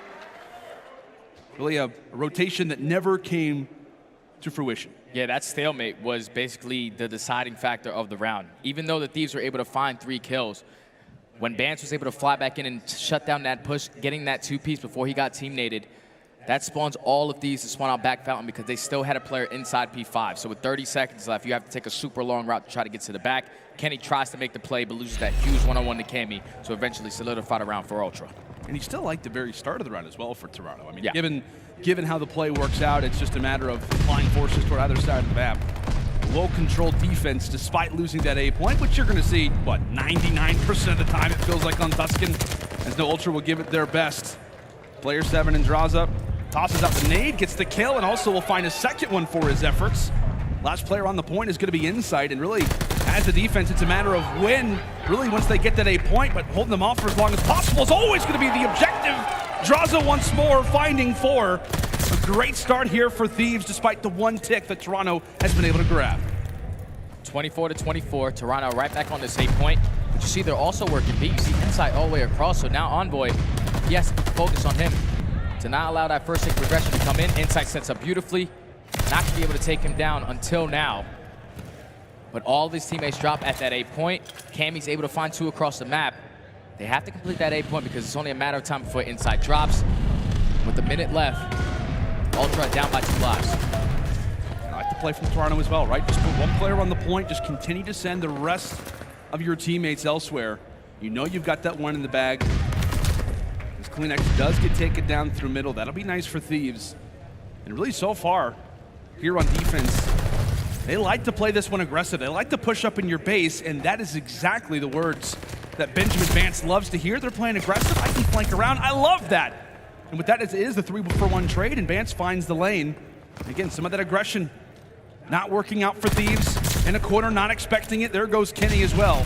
16-14 in the lives. Ultra getting ever closer as Vance now finds himself on 2, slides his way in for the 3rd. Octane with the nade says a prayer because that's what they're going to need. Toronto continue to keep that point moving. Second tick of progression was almost in, but Kenny was able to hit great shots onto Insight. So eventually the Thieves take down 3 players. Last player in their spawn is going to be Bance. I don't think they know. Are they going to be aware of it though? As Bance picks up another kill, he's just playing his life, trying to finesse it, trying to allow his teams to push through mid-map. Cleanex takes down Kenny. So now it's all on, if you're the Thieves, you have to locate Bance. Octane does, they take him down. Now down by 1 life with the Thieves. They have to hold for another 115 if they want to win this defense.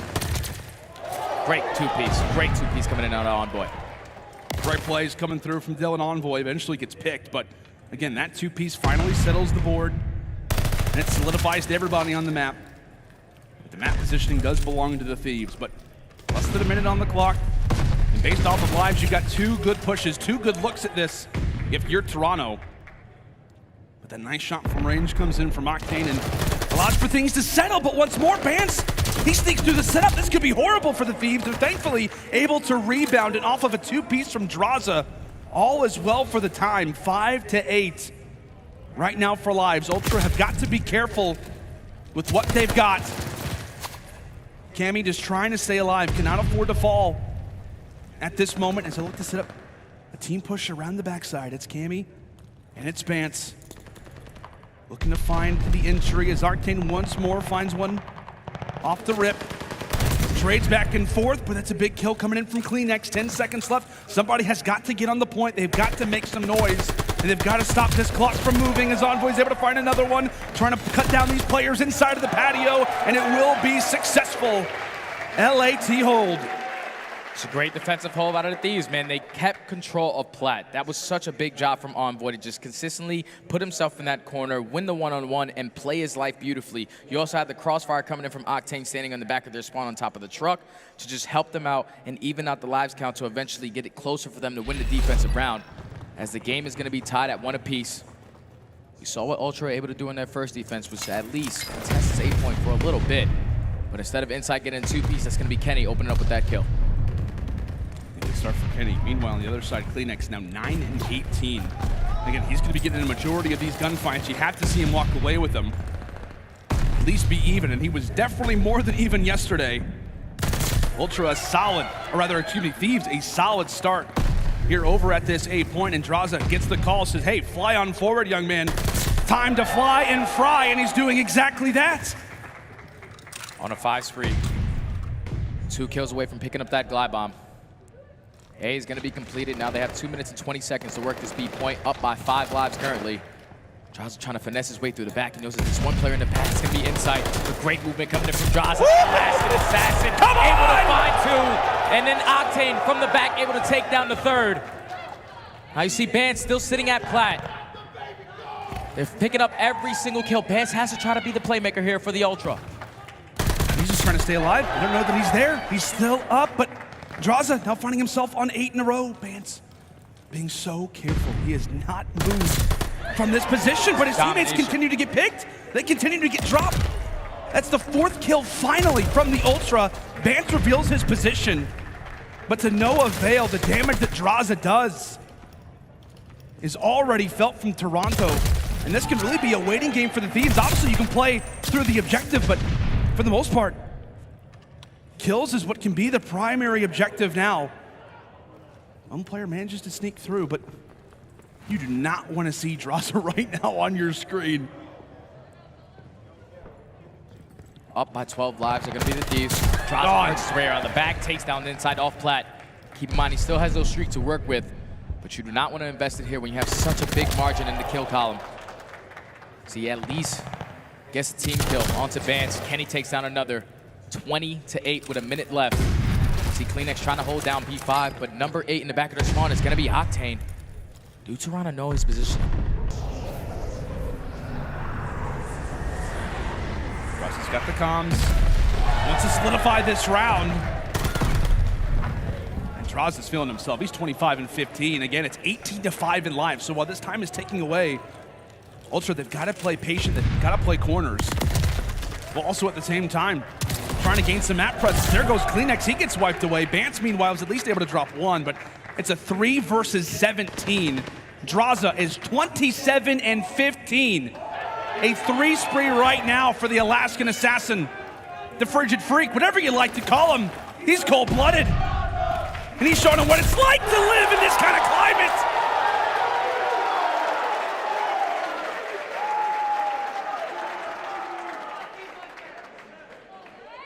That was complete domination from the Thieves. Once they captured that 8 point, I'm pretty sure the entire kill feed was all white for at least 30 seconds. They were like 27-19 at a point, and eventually it got to 26-13. They were just completely outslaying them on that round.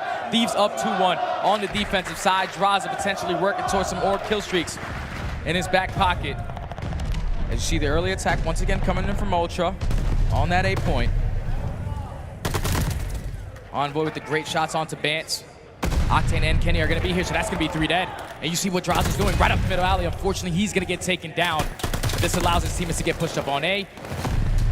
Cammy takes down 1. But the pinch is going to be here for Bance. This should allow Toronto to eventually get on a point, but great shots coming in from Draza. Draza once more there to save the day. Again, trying to contest the point, trying to keep Ultra off of this for as long as they can. As we continue to talk about on Tuscan, again, A pretty much guaranteed. It's just a matter of when. And Envoy gets picked apart as well, but you see the Thieves, they're not giving this one away easily. They're trying to contest this. They're trying to get right up in the face of Toronto, make them work for it, make them strive for every single portion of map control as Draza called upon once more. 3 down from Ultra, but they may have found the lane into B. Just as Bance jumps out, he gets picked apart. 30 seconds left and nothing objective-wise to show for this round. Here comes Draza on the flank. Right from top fire, he's able to find another 2. 33 and 17, already on another 3 spree. He's thinking about spawn kills. He's allowing his teammates to just focus on these players at B. He gets another one in the back of their spawn. One more player is going to be Cammy. Takes down Envoy. But with 20 seconds left, Ultra needs to capture a point. Okay, Draza. I like the call. Calls it the streak. It's finally, for a moment, Ultra some control over at this B point, but once more the life count instantly becoming a factor. In fact, it's really the time that seems to be the primary issue. So many players to look at in so little time. Vance will at least pause the clock for now at that A point, and Thieves, they will look to aggress this. They will look to challenge, and they have every right to do so. 7 seconds left. All you have to do is take him off this point, but Vance is able to find the opening kill. Finds the second as well onto Envoy. Just pay attention to the minimap. Look at number 7, Draza, going on the route. Trying to wait it for the last second. Insight's gonna be right around the corner. Fortunately, he's gonna shoot, give up his positioning, and the A point is gonna be captured. So now 12-8 with 1 minute left. Thieves are leading by 4 kills. Draza staying alive, finds another.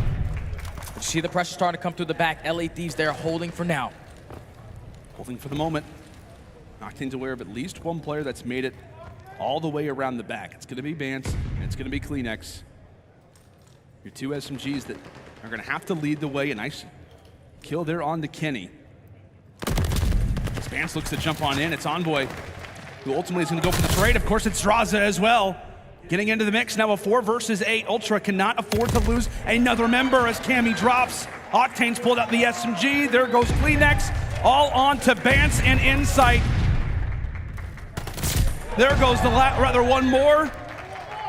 It's all up to Insight by himself, and he'll get picked apart too. LA Thieves, they've yet to win a Control, and they just found it versus one of the best teams in the game at it last season. They get the job done in the game mode, but it all comes back to that offensive win that they got. They had such a dominant start to the round, finding at least 6 to 7 kills uncontested, untraded, and then eventually just maneuvered, hit the rotation towards that B point, and continued on the spree. Draza had himself a map. Yeah, we got to see the score. He's unbelievable, man. He's unbelievable. And on the opposite side, I'm pretty sure Kleenex was sitting at about 16 and 32. Yeah. We watched him yesterday. He had the most engagements for this Ultra roster. He had a 1.14 KD with the most engagements, but he's not having this series right now. He needs to turn up if they want to fight back into this one. Yeah, he's going to absolutely have to do that. Take a look at that. 38 and 20 from Draza. 4,100 damage in 4 rounds. Unbelievable work coming through from this guy. I mean, that's a great story about this guy as well, right? He comes from Alaska. He tries to play in challengers just to even get an opportunity to see the stage one day. He has been, on the bench for the last 2 years. He did it with OGLA toward the end of the season. He's on the bench. He's off the bench. He's in the starting lineup for LA Thieves last year, and he finally gets his opportunity to start the year off. And boy, has he taken this opportunity and ran with it. Like I said, there's questions on him. There was questions on if he could run this SMG role, if he could be a primary player. And it's great to see, man. He's getting the job done, man. 38 and 20 with 27 non-traded kills.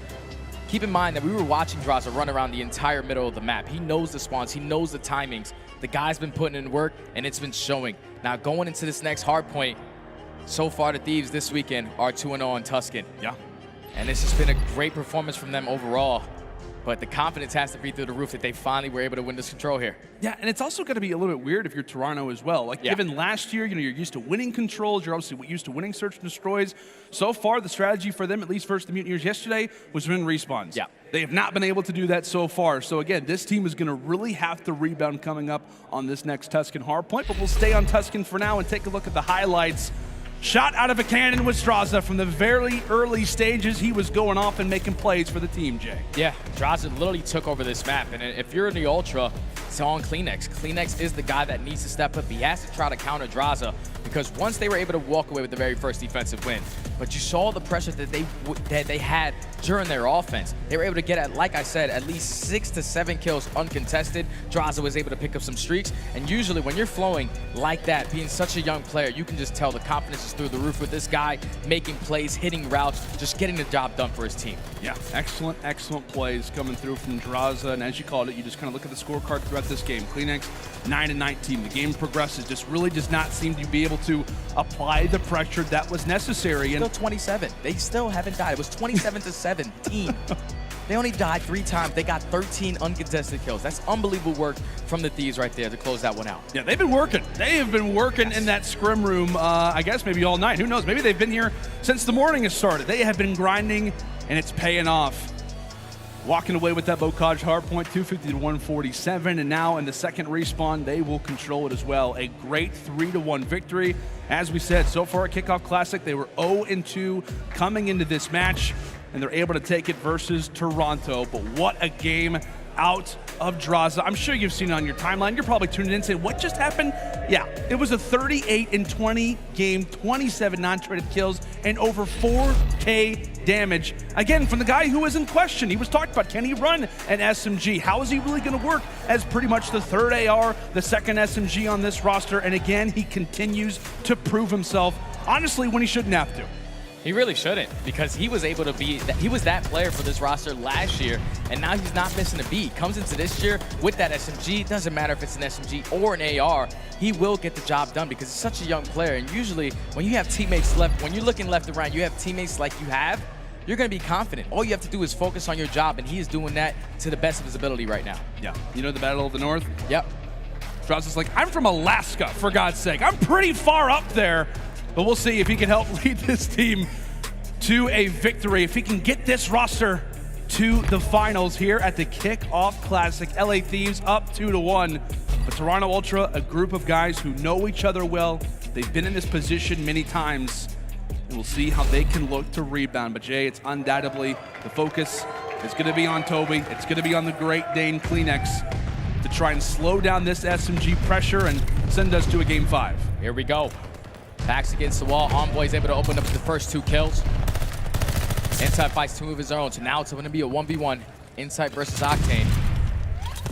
But if there's going to be enough Toronto players for the time being to at least keep control of that P1 hardpoint.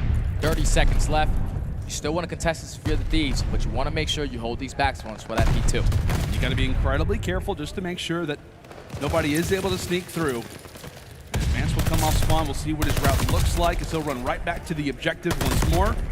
Draza dropping in toward the front, 27-2. A great start here on P1, but Kenny is going to make him have to work for it, going to make him pay for the positions that they were holding 3 in a row as Kylo Ken gets sent back to the respawn screen. It will be the Thieves set up and prepared. Now at call. Now Draza trying to hold this P5 push through. All the Ultra players trying to attack through bottom middle. Octane able to find 3 in the feed. Envoy with the trade, but Octane's still in a great position to take down Insight. That's going to be a 5-3 for Octane. Just keep in mind, spawns are still coming in for the Thieves from the back, but now all-out pressure from Ultra coming in from plat side. Pulls out the SMG, but ends up getting picked apart. Toronto eventually make their way on through, and now Cammy playing ring around the rosy. Knows somebody has to be back here, but how about Envoy from the skies? As that'll be 2 for him, making a 3rd one in stride. Excellent plays from the Dark Prince, and you already see he's thinking about spawns, he's thinking about next, trying to provide some extra support with his teammates, and they've read Toronto are still spawning at Church. A huge push, as you see, they're putting so much focus to the middle side of the map. They cannot afford to lose spawns here at Fountain. They're able to stay alive, take down Envoy, and at the very least, they are set up early for the Money Hill. And now Envoy's going to be a player back roofs. I don't know if Cammy's going to be able to spot him, but he's going to be able to work his way through the backs. Actually going to get good timing. He takes the player off the point for the time being. But this is going to allow for the pinch to come in. Young Kleenex on a 3 spree, trying to make it 4. Goodness. This is where you need this guy to get activated. He is your fastest player on your team. He can potentially pick up some streaks here. He can be huge on a 5 spree. He knows where they're coming from, but Octane eventually shuts him down. Ultra have a 5-point lead. That's just great work from Kleenex, although player 7 breaks on through. That's going to be Draza. He's able to jump on in, and that will actually flip the spawns with 20 seconds left. So really, if you're LA Thieves thinking about Church, but at the same time, you're thinking, hey, if we get 30 seconds, 25 seconds, we'll absolutely take it at the Fountain. As they'll hold on to the lead and grab a few extra seconds on top of it. Going to sit around 81 as we head in toward Church. Toronto once more set up off the break. Cammy looking to rejoin alongside the teammates. What do the Thieves do? How do they look to take this? And in fact, it's going to be 3 all through bottom Church. No one's going to read it. They run right on through into the point, and they take it for themselves. Draza once more on the flank. Some clever movement to try and stay alive. They'll also secure spawns. In the meantime, the man can do pretty much everything. Finally gets picked apart as Thieves look for a new angle inside of the hill. Now it's time to attack it from top Church and side door. You see Octane trying to work his way through back alley. But eventually, Kenny and Draza are able to find 2. Vance with the trade. 1v1, and Draza's going to be able to win it. So now Thieves have control. It's all out flood through the front door. But Insight and CleanX are able to find 2. 20 seconds left. Thieves have to start thinking about that rotation. Ultra will be able to take the lead here. Yes, big time for Toronto. Already seeing constant lead changes. And shout out to Hot Hands Lounge trying to catch every single flank, every single long route. This CleanX did eventually get found out. Was trying to flank over here toward that roof side, but does get handled. And now, really for the first time in the last 3 hills, Thieves will be at the new hill early.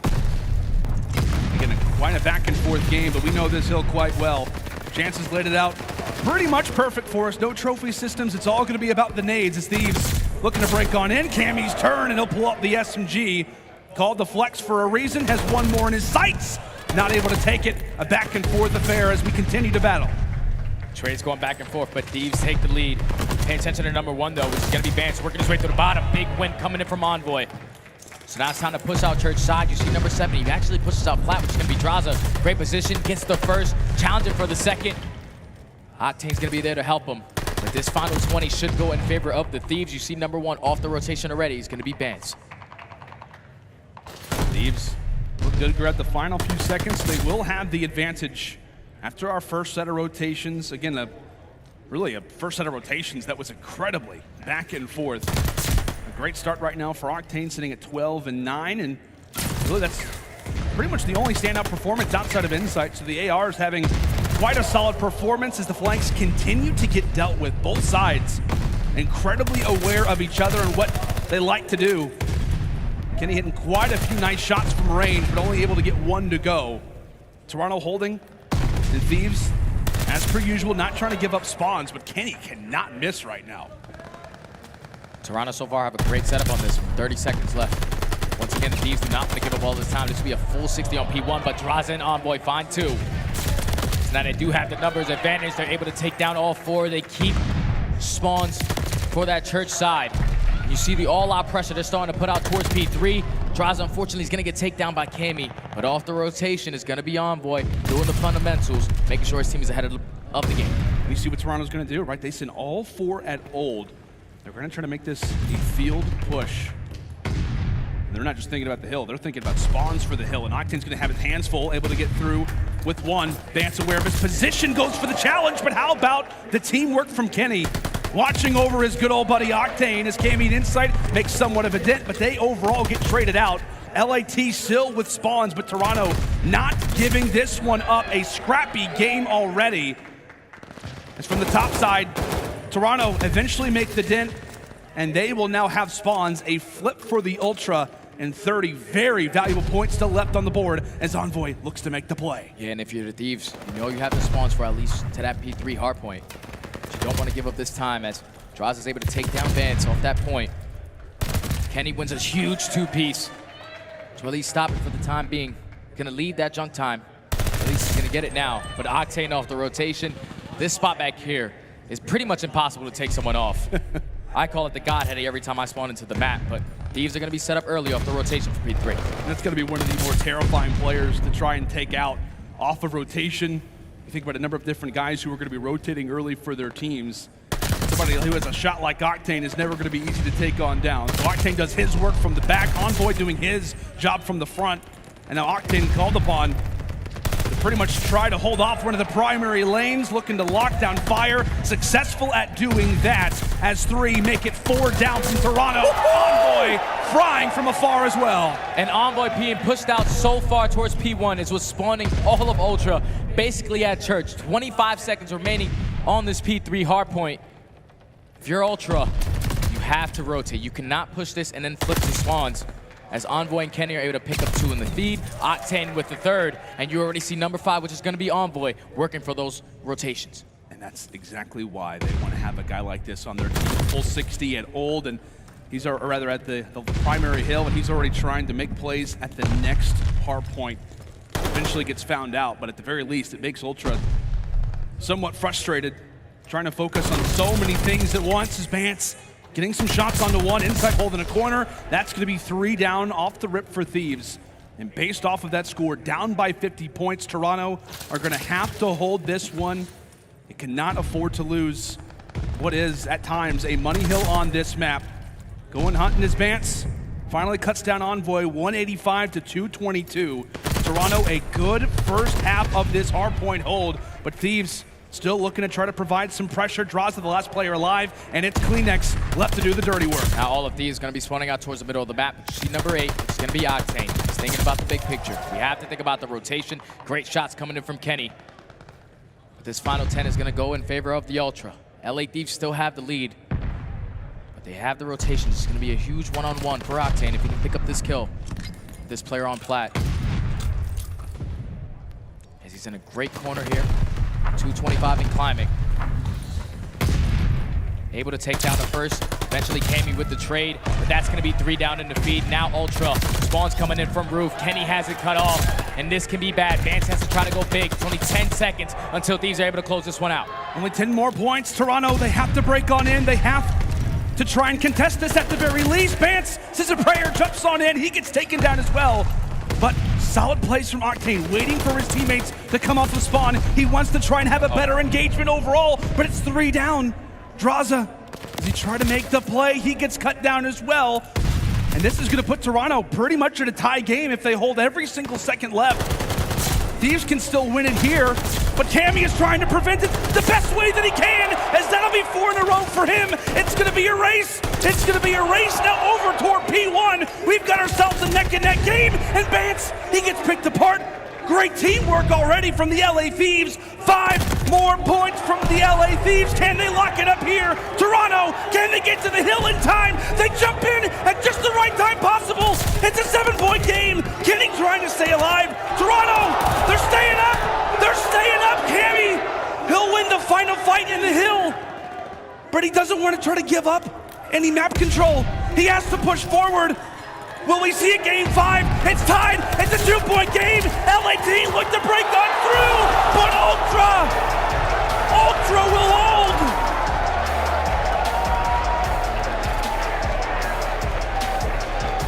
What a crazy ending to that game.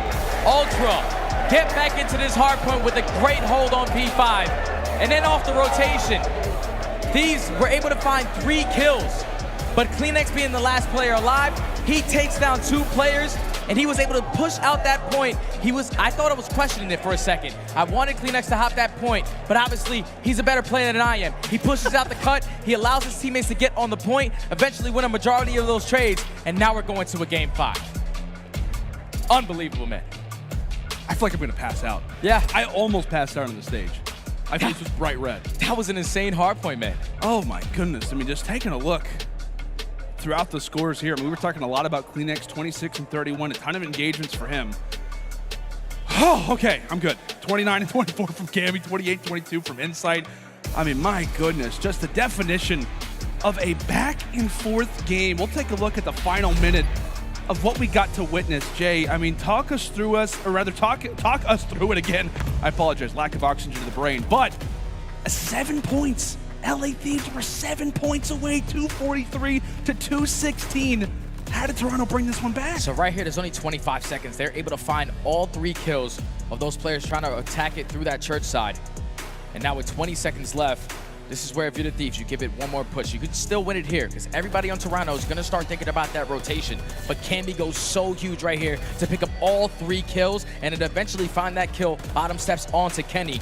Now look at the rotation though. This is where they try to go big. Thieves do such a great job as Envoy with the great shots onto Vance. Octane wins the gunfight onto Cleanex.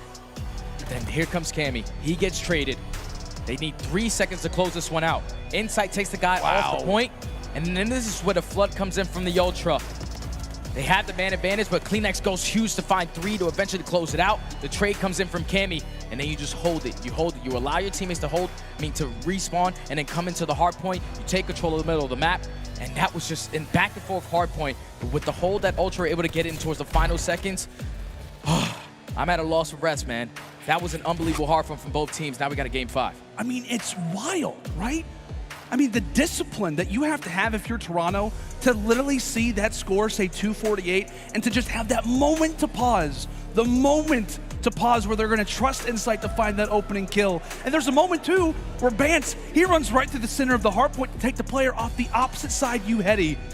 Incredible, incredible work from Toronto Ultra to keep themselves alive in this series. One of the better ones that we have had so far here at the Kickoff Classic. Let's see how socials react to this one. Coming in from Sean Collins, that Ultra versus Thieves Hardpoint rivals the excitement of the Ultra versus Empire Hardpoint from Champs last year. Obnoxiously fun. Hashtag CDL 2022. I could not agree more with my good old buddy, Sean Collins. Like I said, one of the crazier hardpoints that we have seen, not just this year, because of course it's just the Kickoff Classic. Yeah, just started. But in CDL history, in Call of Duty history, absolutely wild stuff. But again, you got to give all the props to Toronto there. Yeah, 100%. The only thing that Thieves could have done better on that at the very end of that game is like the person on the hill, instead of playing for the gunfight, sit on the backside. Yeah. Make Inside overextend to try to pick up that it's kill. So easy to say at this point. So easy to say. Right. But once Inside picks up that kill, there was no one to fill that gap to try to get on the point, and that's what eventually allowed Ultra to flood, win a majority of the gunfights, and close out the map. Yeah, and that's going to provide you with quite a bit of momentum coming into this Game 5, which we know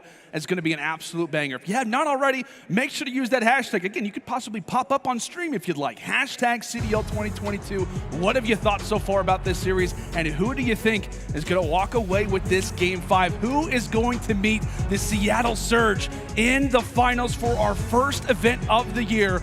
Will it be the Toronto Ultra, or can it be the LA Thieves? Make sure and stay with us, as it's going to be a fun one. Bocage, Search and Destroy, when we come back.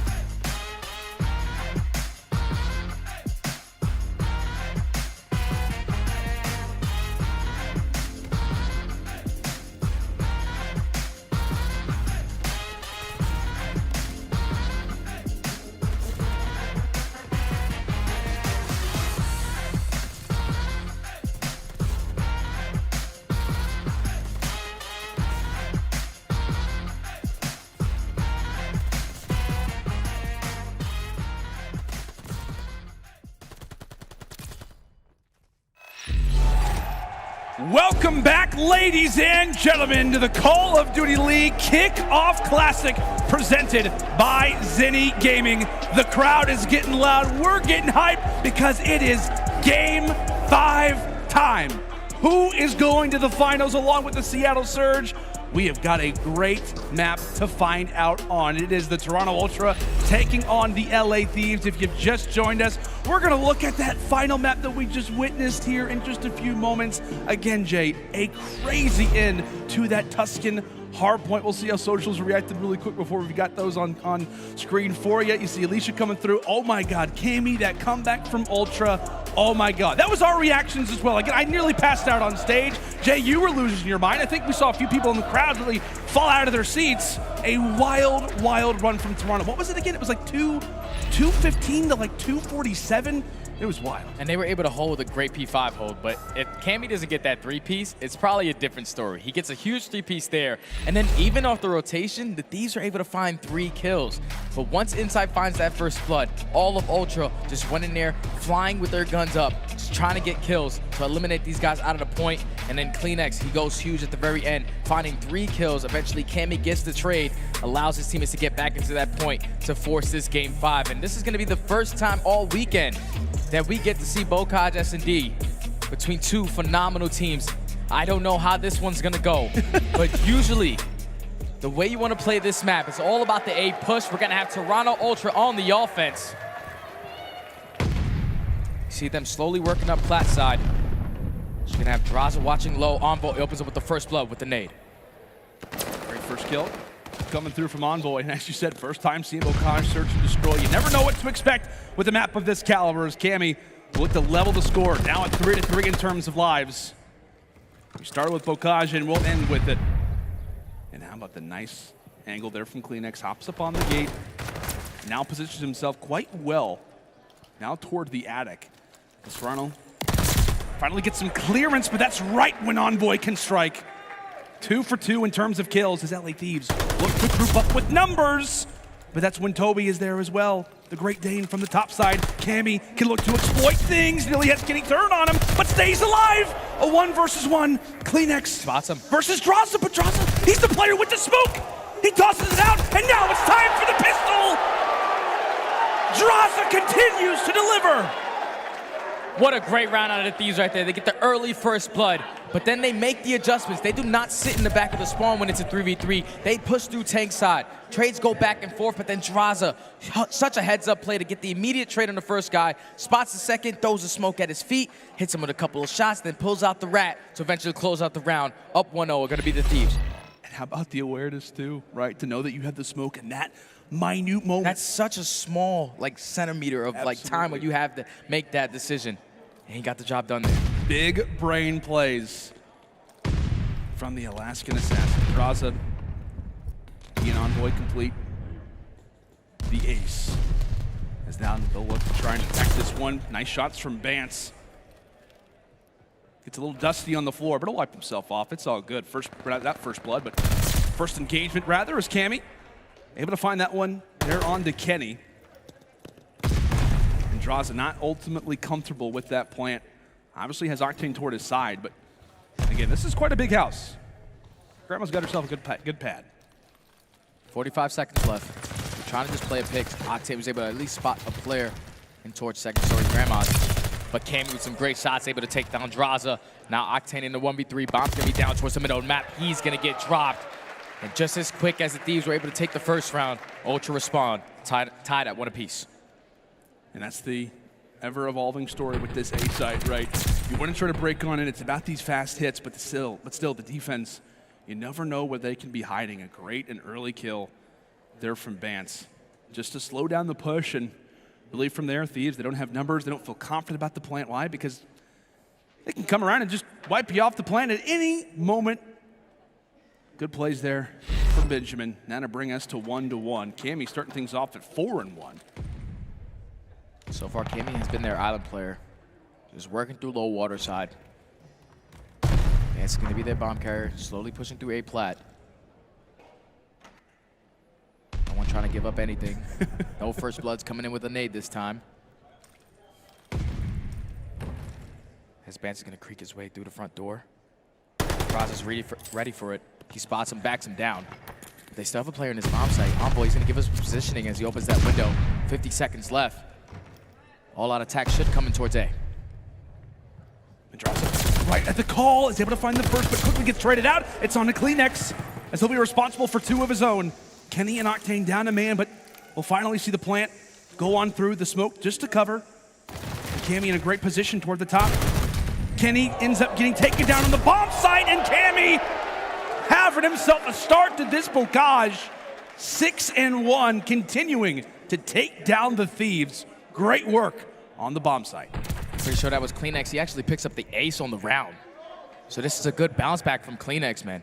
To keep up that pressure in towards bottom middle, he goes for the immediate trade bottom. Grandma's gets both, and then goes for the instant plant. So now on a 4 spree, he's going to be Kleenex. Him and Cammy so far starting off this game 5 well. On a 5 spree, 1 kill off of a strafing run. You see Thieves back on the offensive attack. Trying to push straight through middle gate. Kleenex is going to be here. He's going to get stunned. Spots the first, able to take down Draza, earns that strafing run. But now Kenny with the trade. It's time to get out with your life. You want to play for this glide bomb if you're Kleenex. You absolutely do. Inside jumps on out. Ends up getting traded, but overall ends that objective, and Octane pistol out. Also gets found. But again, it really comes back to that play from inside. He jumps onto the bomb at just the right time.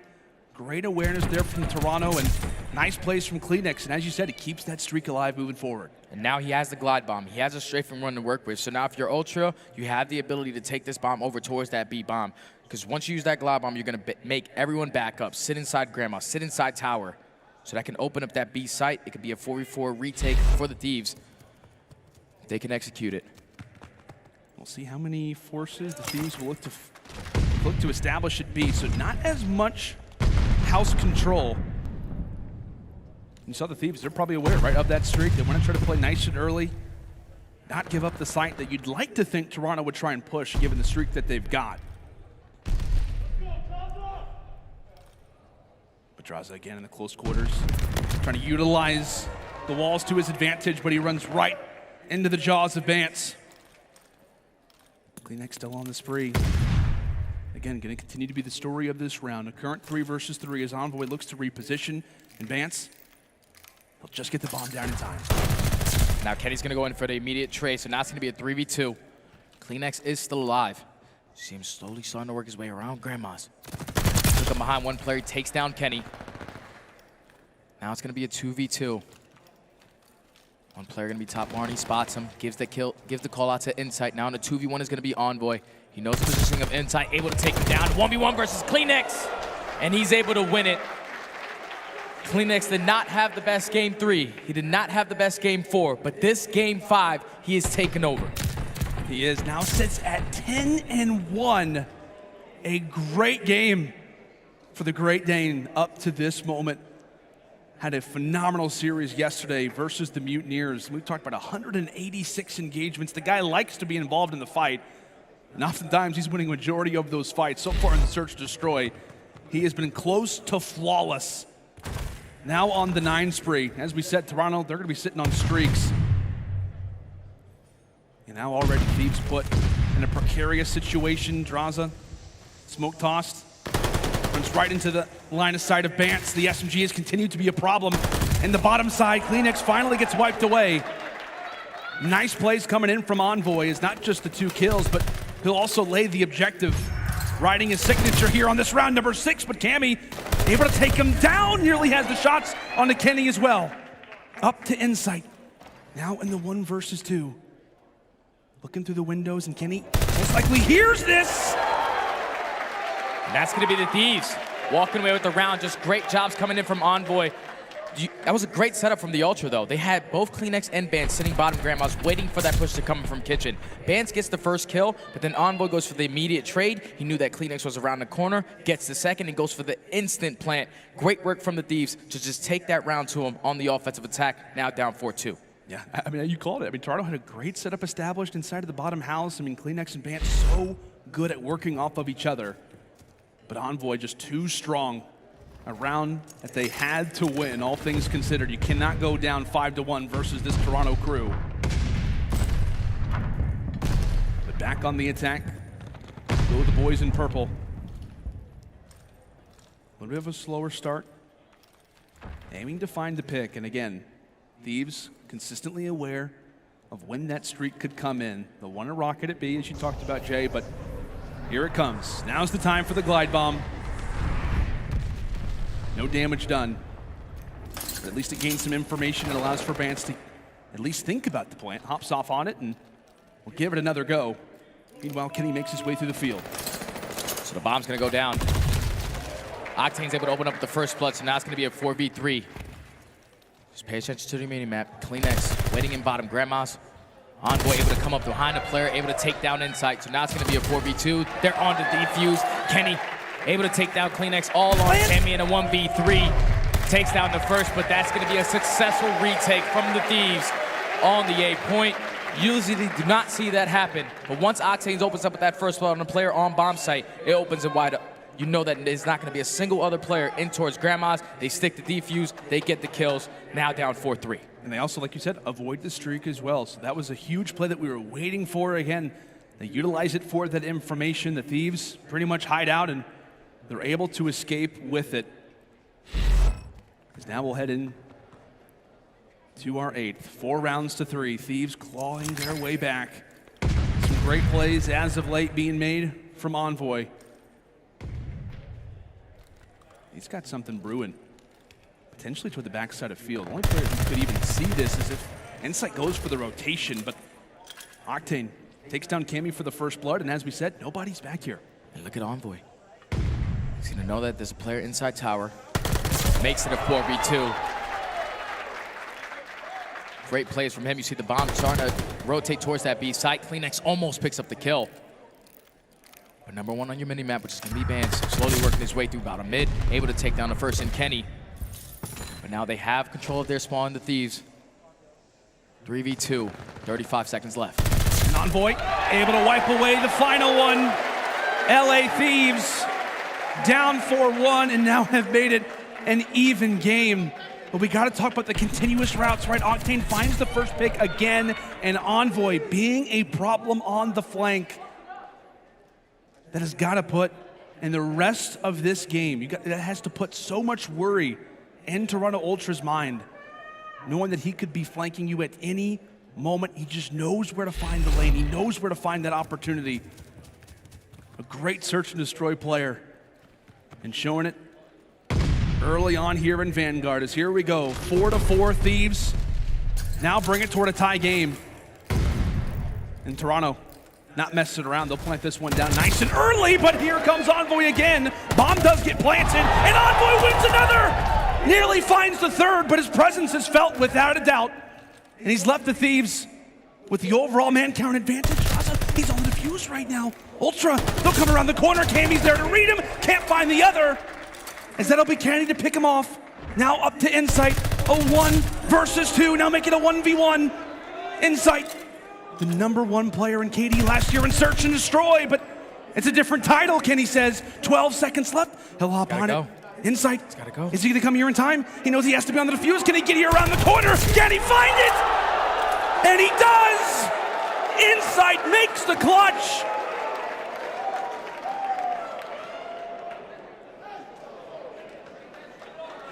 Just a great round from Ultra. The instant A plan. They knew there had to be a 4v4 retake. Trades were going back and forth, but Insight, with the repositioning to back up to the back tank, get the kill on the Octane, and he plays the clock beautifully. Kenny was so close to getting that defuse, but Ultra were able to walk away with the round in the nick of time. Now at game point. Thieves, the tournament lives on the line. All out attack through the middle of the map. Bance is able to get the first blood.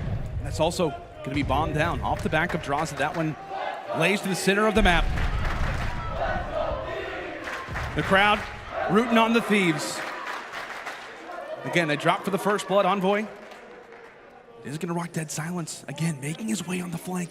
Kleenex, he doesn't spot him, but he's got some teammate support. In fact, he does. I thought for a moment that Toby didn't even see him, but he does. A 2 versus 4, Kenny and Octane. Longtime friends. And now in the biggest of situations, Kleenex from range. As now it's all going to be on the Octane, and he falls as well. Toronto will hold on. Up 4-1, the Thieves make it competitive. But the chemistry will win out today.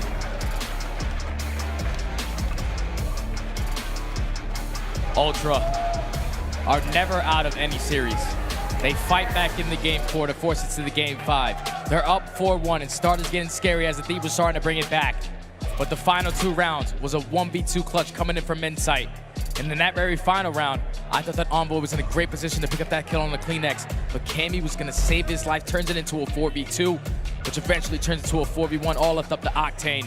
Just great work from the Ultra. They come out in this series winning both Search and Destroys, winning that game 4 to close it out. If you're the Thieves, there's only one thing you basically need to focus on when you get home, is your Search and Destroy. Their respawns are looking amazing. Hardpoint 5-1 throughout the weekend. They win a Control today. Just the chemistry from the Ultra really stood out here. Yeah, it absolutely does. And again, a new LA Thieves roster coming into this year. But we'll take a look again here at this game 5. A wild one, to put it lightly. We cannot forget about the clutch that Draza makes there to kick things off. A number of different highlight moments, but really the early phases of the game, Jay, it was all on CleanX. Yeah, man, this guy opened up with an early 3-piece into 1 round, and then the following round he picked up the ace, which eventually earned him some streaks. He ended on a 9 spree before he was eventually taken down. But then slowly but surely, Thieves started fighting back. They started to get the streaks to get invested on the side of the Ultra. Then they were tied at 4-piece. That 1v2, they probably could have played a little bit different. Both players play by bomb. One guy hops it. You just force Insight to play closer towards that bomb. But once he takes down that kill on the Octane, Kenny commits towards the gunfight. It's too late for him to try to get that defuse. But just a back and forth game between both of these teams, man. I cannot wait to see what these teams look like going down the rest of the season. Oh yeah, you have got to give a lot of props to both of these teams. LA Thieves, again, a new roster coming into this season. I mean, in terms of coming into the Kickoff Classic, not a lot of people rating them highly. The fact that they're able to get past OpTic Texas yesterday and now sending the Toronto Ultra to a game 5. I mean, 2 seconds away from beating the Ultra in this series. There's a lot to be excited about if you are an LA Thieves fan, but Toronto showing us yet again, despite maybe the lack of practice that they had versus the top teams in the CDL, they are still a solid roster, to put it lightly. A great, great win here for Toronto. But oh boy, what a game it was. Ultra are able to escape, and now they will have a date with the Seattle Surge. That's going to be it for myself and Study, as now we'll toss it over to Veli in the desk to break down the game. Thank you so much, Study and Lando, baby. But ladies and gentlemen, our finals are finally set, but let's talk about Toronto Ultra for just a minute. Nameless, man, you was loving Toronto when it came to the respawn game modes. I mean, well, when it came to the Search and Destroys, yeah, they were absolutely insane. You know, they capitalized on a lot of the mistakes, and even in that game 5 Search and Destroy, they were able to get that A bomb down like 4 different times, get away, and secure the round. It was great plays by them. CleanX really stepping it up in that game 5, pushing up early to pick up those streaks. He was going off, man. Yeah, definitely. Man, Search and Destroy, my bad. Yo, aLLeY, this is it. The Thieves are finally going home, and Toronto, they moved up. I mean, we gotta talk about CleanX, man, especially in that final S&D, and even then, he's negative. His KD is negative right now, which is crazy. I knew this series would go the distance, man, but I also want to bring up that Cammy really went off, especially in that Control, man, that 4-piece on that final hill, when Thieves made the decision to try and get that scrap time to close out the map, and getting that 4-piece, it was a momentum flip at that point forward. Definitely. Yeah, and Veli, like I was saying before the series started, right? This is going to be a hard, drawn-out series, and we saw Toronto. I think it's just more of the chemistry and just seeing how longevity of this roster has been together. I loved what I was seeing, but I think as a Thieves fan, it's super promising. They looked really good going against the second-best team in the entire game right now. I can't wait for this finals, though, Veli. Right now, speaking of the finals, Nameless, they're going to be going against the Seattle Surge, who is a team that is fuming right now. This team just feels unstoppable. There's no pressure on them, and Toronto, they're kind of expected to be here. What type of finals matchup are you really looking forward to? Man, I think it's going to come down to the Control. I mean, Seattle's just been absolutely insane in Control, 3-0 in that game mode. Pred is getting up close and personal. He's being super annoying, and Sib is really starting to get comfortable as well. These young rookies, man, they're absolutely taking over these games. Like, they're going to have to figure out a way to shut them down. All right, Steady and Lando, I know you guys are still up there right now. You won't be casting on the finals, but I'm going to have to ask you both. Who do you think is going to win this finals matchup? I think it's going to be an absolute battle between both of these teams, but for me, I think I'm going Seattle. Okay. I really am, because their respawn so far throughout this weekend is unbelievable. They're 9-0 in Control, And I feel like they're going to be able to walk away with this one. Yeah, I agree with you. The reason why I looked at you and said, okay, because I thought you were going to go Toronto, but I'm going to make the same pick. I'd love to pick Ultra in this series, but I just feel like the way that Seattle have been looking, as studies said, that 9-0 record right now in the control rounds is nothing to scoff at. And I think based off of that first Hardpoint, to me, that's gonna say a lot. And I just like the Seattle Surge right now, Vel. Right, Study. So talking about the LA Thieves just for a second, I mean, this team, they shouldn't be going home with their heads down. No. They came out into this event and they all popped off like crazy. And losing to Toronto, I mean, they shouldn't be upset, right? Definitely not, because I'm pretty sure before we even started this weekend, they were ranked pretty low throughout the coaches, throughout the players. So the fact that they were able to come here, win 2 matches, a match versus OpTic Texas that was amazing, and then to push all the way a team like Toronto Ultra all the way to a Game 5, they were a brand new roster, man. You can just tell that this team has high promise, like Slack said, and I can't wait to see what they look like down the line. All right, Lando, any final thoughts, baby? Lay it on us. I tell you what, man, the crowd here at Esports Stadium in Arlington, Texas has been beautiful. Yes. We absolutely love you guys. It has been a wonderful event so far here at the Kickoff Classic, and obviously that'll be it for myself and Jay here to kick off the very first event of Vanguard, but it's been a blast, and we can't wait for the finals. Well, thank you guys so much, and we'll see you guys in the back room. But back to the desk for a second. Nameless, this is finally it. So many teams came in, the best Call of Duty players in the world came to the CDL Kickoff Classic to compete in. Now it has only come down to 2. I know. Who would have expected Seattle to be in this position, right? Like maybe Sam Phoenix and the guys on the team, but nobody else. They've exceeded all expectations. They've taken out the world champs that we have in Atlanta FaZe, and the young rookies are lighting it up in every single map that they play. And then this is like Accuracy's bounce back tournament. Obviously, his name has been getting dragged through the mud. We talked about that the last 2 days, and he's here showing people like why he deserves to still be a leader on these teams. So shout out to him, and I hope he continues to do well. The crowd is loving that right there. Let's go ahead and take a look at the bracket to see how both of these teams have wound up in the finals, and it has been a tough journey, but for Seattle, this was expected on their end. They 3-0'd the London Ravens. They win against the Atlanta FaZe, caused the biggest upset of the event with a 3-1 victory, beat NYSL, and now they're going against Toronto. Toronto on the other end, CDL's second best team, aLLeY, and now they're trying to prove that they are the best here today. I completely agree, and it's going to be kind of the same deal for me. It feels like Seattle's going to have to shut down the likes of Cammy and Kleenex,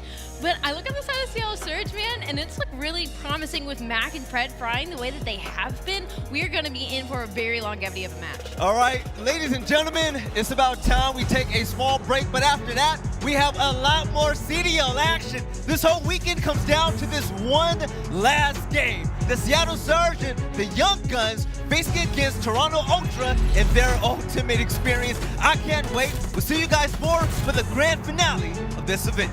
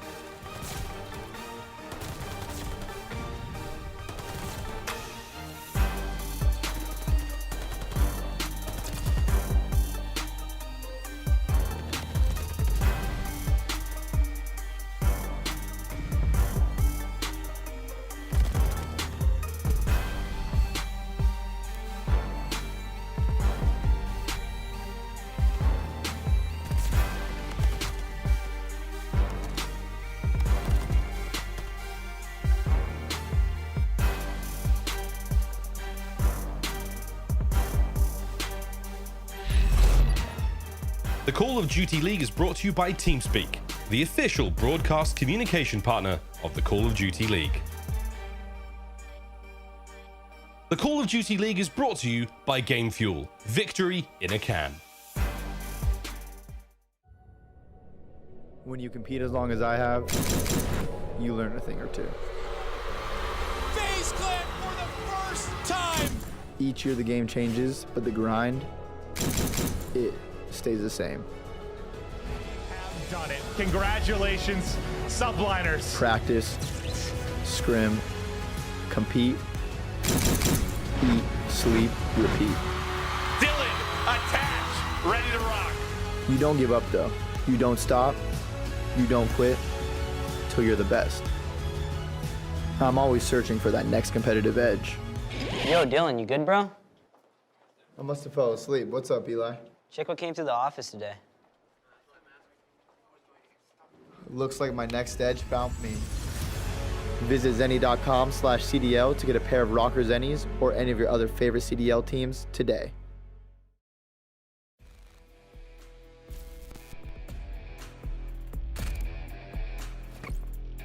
So the Kickoff Classic means a lot for us as a team. We've been working really hard the last few months, and it's going to give us an opportunity to showcase all our practice and hard work. For us to prove to everyone, not just everyone but ourselves as well, that we're a team that can actually be a contender to be the best team in the game. Really, we were just playing a lot of Vanguard. Just playing. Really like making sure that we're like consciously working to improve not only as individuals, but as a team as well. Every team is pretty good, so I don't think we should take any other team more or less as a threat. I think everyone is the same. My biggest challenge last year was getting benched. It's very crucial to be open with each other and discuss things that if anyone has an issue or a problem or whatnot, that just helps our chemistry so much, and it improves literally everything, not just in game and out of game. The biggest threat right now, the defending champs FaZe. Usually in practice we match up pretty well against them. It's always like a grueler, like we're fighting, going super hard, and it's always a good scrim.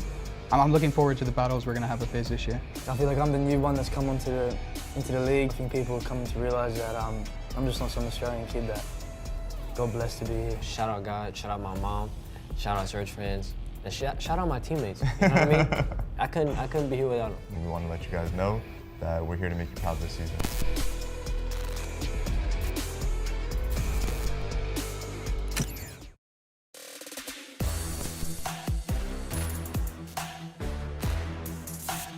The Kickoff Classic, I'd say, is more just like a little confidence boost and a bit of an insight on how the game's played in like a tournament environment, and we'll just, you know, a bit of practice going into the actual majors. I'm a very competitive person, so no matter what I do, I always want to be the best at it. Ever since we came back to Toronto, because obviously being back in Europe, it was strictly business hours since then, and we've been just straight at it. Literally no days off, just trying to lock ourselves in for that tournament, you know, getting ready for the year to start. Yeah, if we can be like we were last year and build on that this year, we'll definitely be a force to be reckoned with. Now we've fully experienced the highs and lows of a team, I think we've got all the experience we need to obviously take us through.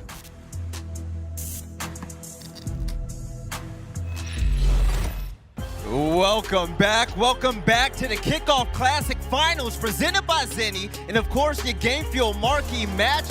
12 teams walked into Arlington, Texas, looking to take that main stage and walk away with the prize. But right now, we only have 2 teams remaining, and it was not what we expected at all. The Seattle Surge facing off against the Toronto Ultra. But right here on the CDL Analyst Desk, I'm running the ship. I'm your boy Belly, breaking things down with Slack, Alley Cat, and Nameless. This is where Seattle can really make some noise. Yeah, I mean, there's some crazy storylines in this one. Toronto in their last 2 finals, they've lost. They are part of the Minnesota Miracle where they got reverse swept in that one. So, you know, in finals, like, they want to get this W so bad. And then for Pred and Simp, how many rookies make it to the finals in their first pro tournament? Yeah. It doesn't happen too often. This is going to be lit. It's crazy. Slack, man.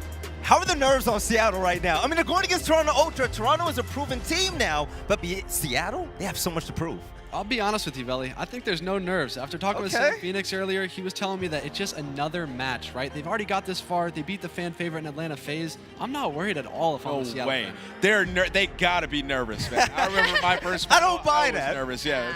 They have to be. When you're a young rookie player coming in, going up against a team that was dominating last year, I think that there's a little bit of nerves, but it could channel it in a good way. All right, now when it comes to the game fuel keys to victory, aLLeY, clean on the desk. Go ahead and lay it on down for us. I mean, I guess for Seattle Surge, I got to open with the obvious one, right? Keep winning control. This falls into the next one as well, as they are so good at S&D Valley. They're so good at it, and control, obviously. So take the map one early. Take the first hard point. Take control of the series, and beyond that, they could easily have a 3-0 here. And then, you know, Mac continued to be a playmaker and a nuisance in S&D. Mac really stepped it up in that last series. So as long as he continues that momentum, he really started shining to make big plays, and they can run away with it. No, big time. Nameless, talking about them being 9-0 in control, that's absolutely insane, but there's something that a player like Pred does where he just gets loose and people just can't seem to catch him. Yeah, people really haven't figured them out yet when it comes to control. He gets up close and personal. He plays these awkward spots. We were watching him on Gavutu, and he's so good at finessing like bottom tower. He gets into your spawn top cliff. Like, the guy is just annoying on the map. He plays sort of like Bance did last year,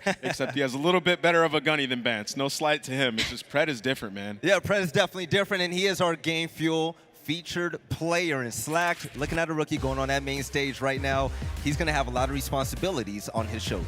Yeah, and like I was saying, when I talked to Sam Phoenix earlier, he just kept saying, I'm not going to let it get to his head, right? He's been getting a lot of gas this weekend, and it's well-deserved, but, you know, we're going to see what he can do like against the likes of Toronto. This is a really good team. They've been together a long time, and he needs to continue this dominant performance that he's been providing for us all weekend. And back at you, man. Now, when it comes to Toronto, we're going to flip the script just a little bit. If they want to come back and beat this surging team, they are absolutely insane. What are going to be the Toronto game fuel keys to victory? So for Toronto, in my personal opinion, I think they just need to take the hot seat, right? I've competed in a lot of tournaments in my day, and whenever you get to play on that stage, the match before finals Valley, and then you hop right back on that main stage, there's no better momentum. I promise you, it is super important for them to just come out hot and take that map one, and that leads right into it. With Seattle's strength and control, they need to take one of these first two maps. Like I was saying, when you play back-to-back matchups, you must come out strong. Seattle's been sitting in the back. They have no one to scrim against. They must come out with guns all blazing, and then obviously the last one, lean on your finals experience. Like what Nameless was saying, they've been to 3 straight appearances dating back to the last major 5, but they haven't won any of them. I'm looking to them to come out hot and hopefully take this one home. All right, so let's go ahead and start off with predictions. Usually we start off with you, Slack. Nameless, we're going to start at the end right now. Who do you have winning the finals? I got Toronto, man. They're so resilient. Like, they were getting ready to lose that hard point, and then they ended up rotating and clutching up and winning that. Like, these guys are disgusting, dude. They have so much composure, so much teamwork, and they haven't even had that much practice. They're going to come in, they're going to take this 3-2. aLLeY, hearing the way you talk about both of these teams, I mean, you love them, right? You love what Seattle's doing. You love what Toronto did last year. This is going to be a hard one for you. You remember that history lesson I gave you earlier? Yes. This is a storyline on the stage right now. Coach Sam Phoenix is going against a team that he helped get to the main stage in the first place in Insight and Kleenex. So that's a little bit of a storyline there. So maybe a little fire under all of them. But man, Seattle's just looking too good for me. And Kleenex and Cammy, I thought they were unbeatable, right? And now in that LA Thieves match, clearly they can get somebody to rival up against them. So I think Seattle will take this. All right, Slacked. It's all on you. Who you rocking with, baby? I think I got to go Toronto Ultra here. I think Marky D's been sitting in the back. I think he's been doing his research. I think we're going to see some different maps in this series, hopefully. I got Toronto Ultra winning this 3-1. There's no way they're losing another finals. All right, I got 2 friends that are sitting upstairs. One of them have a beautiful accent. His name is going to be Miles, and he's rocking with my man Chance, one of the smartest people in Call of Duty. Now, when it comes to predictions for both of you guys as well, Chance, starting with you, man. You seem to know it all, and you're good at it. Who do you think is going to walk away with the big dub? Dude, I've been watching Toronto. They have been elite since Stage 2 last year. On the flip side, Seattle, they've been elite this weekend. So I've seen way more positive Toronto. I got to stick with Ultra. Yo, you just broke aLLeY's heart, man. Miles, you're going to be the one that fixes that, or are you going to agree with Chance? I've always been more of a Loki than a Thor. I'm going to have to stick it out and go with Ultra, baby. I've been riding that train since against Stage 2. They're a very well put together team, but it's not to discount the current form that the boys of Seattle are in. They nasty. All right, fellas, thank you so much. And let's bring it back to the desk. So, final thoughts right now. Nameless, for the people at home that are looking forward to this match, and even the newer viewers out there, how would you describe it?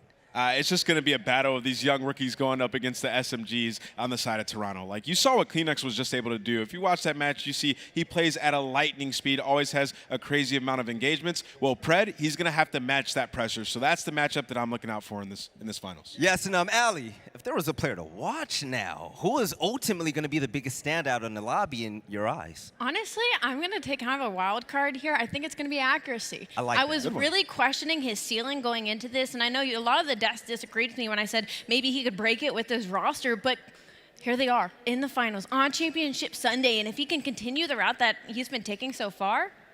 You know what, it's too damn quiet in this building. Ladies and gentlemen, if you guys are ready for the finals right now, I'm gonna need you to liven it up a little bit. Go ahead and make some noise.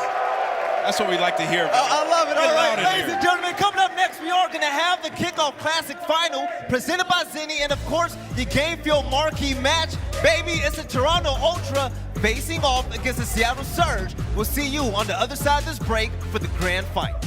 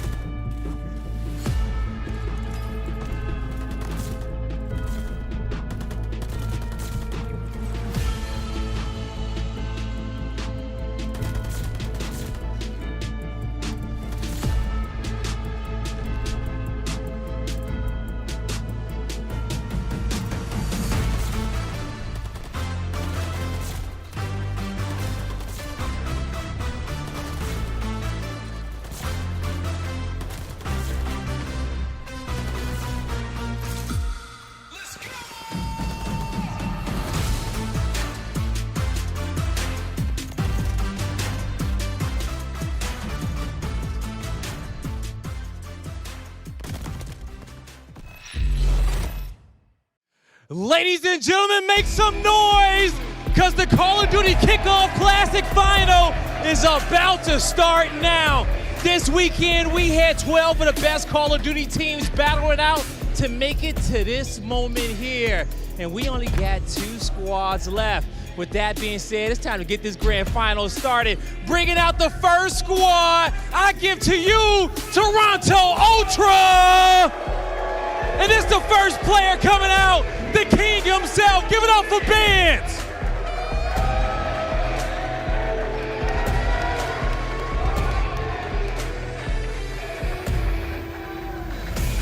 Coming out next, he is so ultra. Give it up for Cammy Clutch.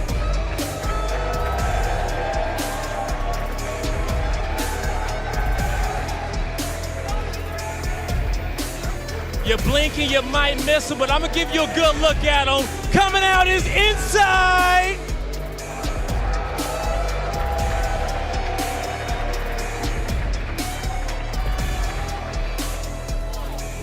And looking to wipe the competition, last but not least, make some noise for Kleenex!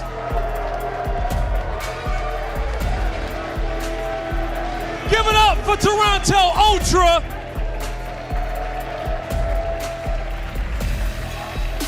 And there goes your boys from Toronto and aLLeY. Looking at Banston, man, looks dialed in. He's about to have a big game right here. Absolutely. I've been saying this all weekend. It is all business on that stage. And Cammy there, he looked calm. He looked comfortable, ready to rock and roll. Yeah, Blaze, this team is full of all that great chemistry, but there's some individuals that they should be definitely worried about. Yeah, they should be worried about this next squad because they have survived every storm thus far. And they got one more team to drown out. Make some noise for the Seattle Surge! Coming out first is Pretty Boy Brett!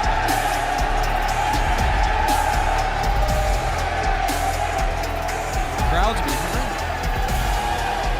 Yeah. He always got your back. Make some noise, because it's Mac!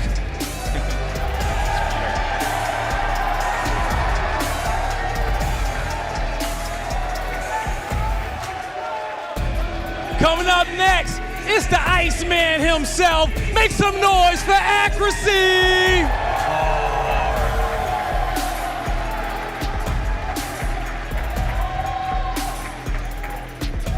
And coming out final, this man is ready for any challenge. Make some noise for Simp!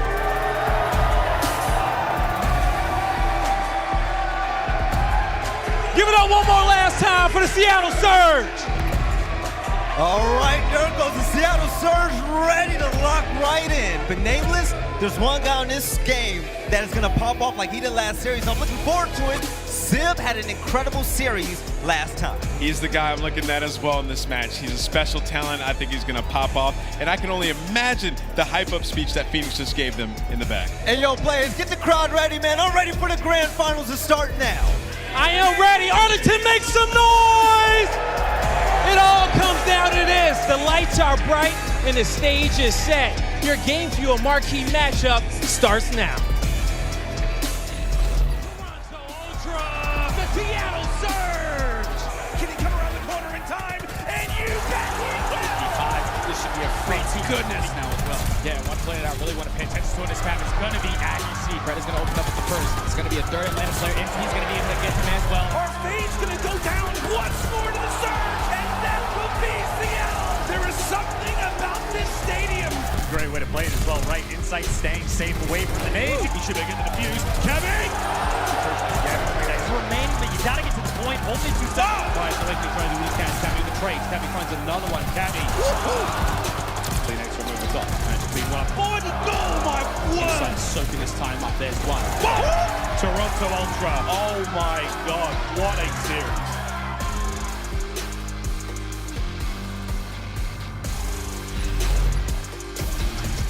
And here we go! It is finally time to get this underway, our grand finals. Toronto Ultra, Seattle Surge, for not only our Game Fuel marquee match, but our grand finals here of the Kickoff Classic, thanks to our lovely friends at Zenni. Chance, what the hell have we seen this weekend? I have no idea. This is the most interesting way to start the year. We have Seattle, who made not only their first appearance basically on a Sunday to the grand finals with a brand new roster with 2 rookies, and Lamar Accuracy, he's the only real vet on the team. Mac Melts is fairly fresh as well, so they have an interesting dynamic. And of course, on the flip side for the Canadians, I mean, how many grand finals? This is 3 in a row for these guys. They have been elite. It is going to be such a fun time, and what a way to kick off Vanguard. It's an incredible way to kick off Vanguard. I actually have a crazy stat as well, which a dear friend of mine sent, of course, shout out to Chaos Knight. He sent the craziest stat. This is the 3rd time in CDL history that these teams have met up. First time was launch weekend back in MW, Stage 5 Week 2 in Cold War, and now here at Kickoff Classic. Insane. We're going to see them go at each other for the 3rd time, and what a time it's going to be, mate. Can't wait to get this one underway. Maps and modes now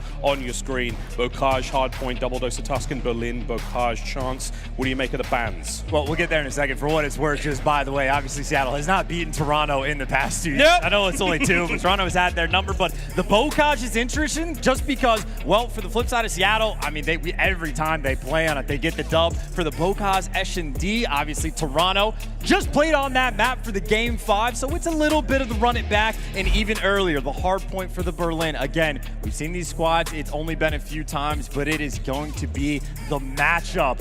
And you got to imagine it as well, right? The only map Seattle have been losing, it's been the game number 1. Slack mentioned it on the death. Toronto just played their match. You can easily carry that hot hand into the fresh series. In my mind, Ultra, this is a must-win map 1. You need to come out strong. Come out strong indeed. We'll find out. For Surge, what an incredible weekend this has been for them, the Kickoff Classic. They have gone through every possible sort of permutation of situation a Call of Duty team can go through. They've been down, they've managed to make comebacks, they've found themselves now in a grand final. What a fantastic way to start their season off, win, lose, or whatever. But let's get into this one. Map 1, we're going back to Bocage for the hard point, and we're going to start things off with a big old nade from inside.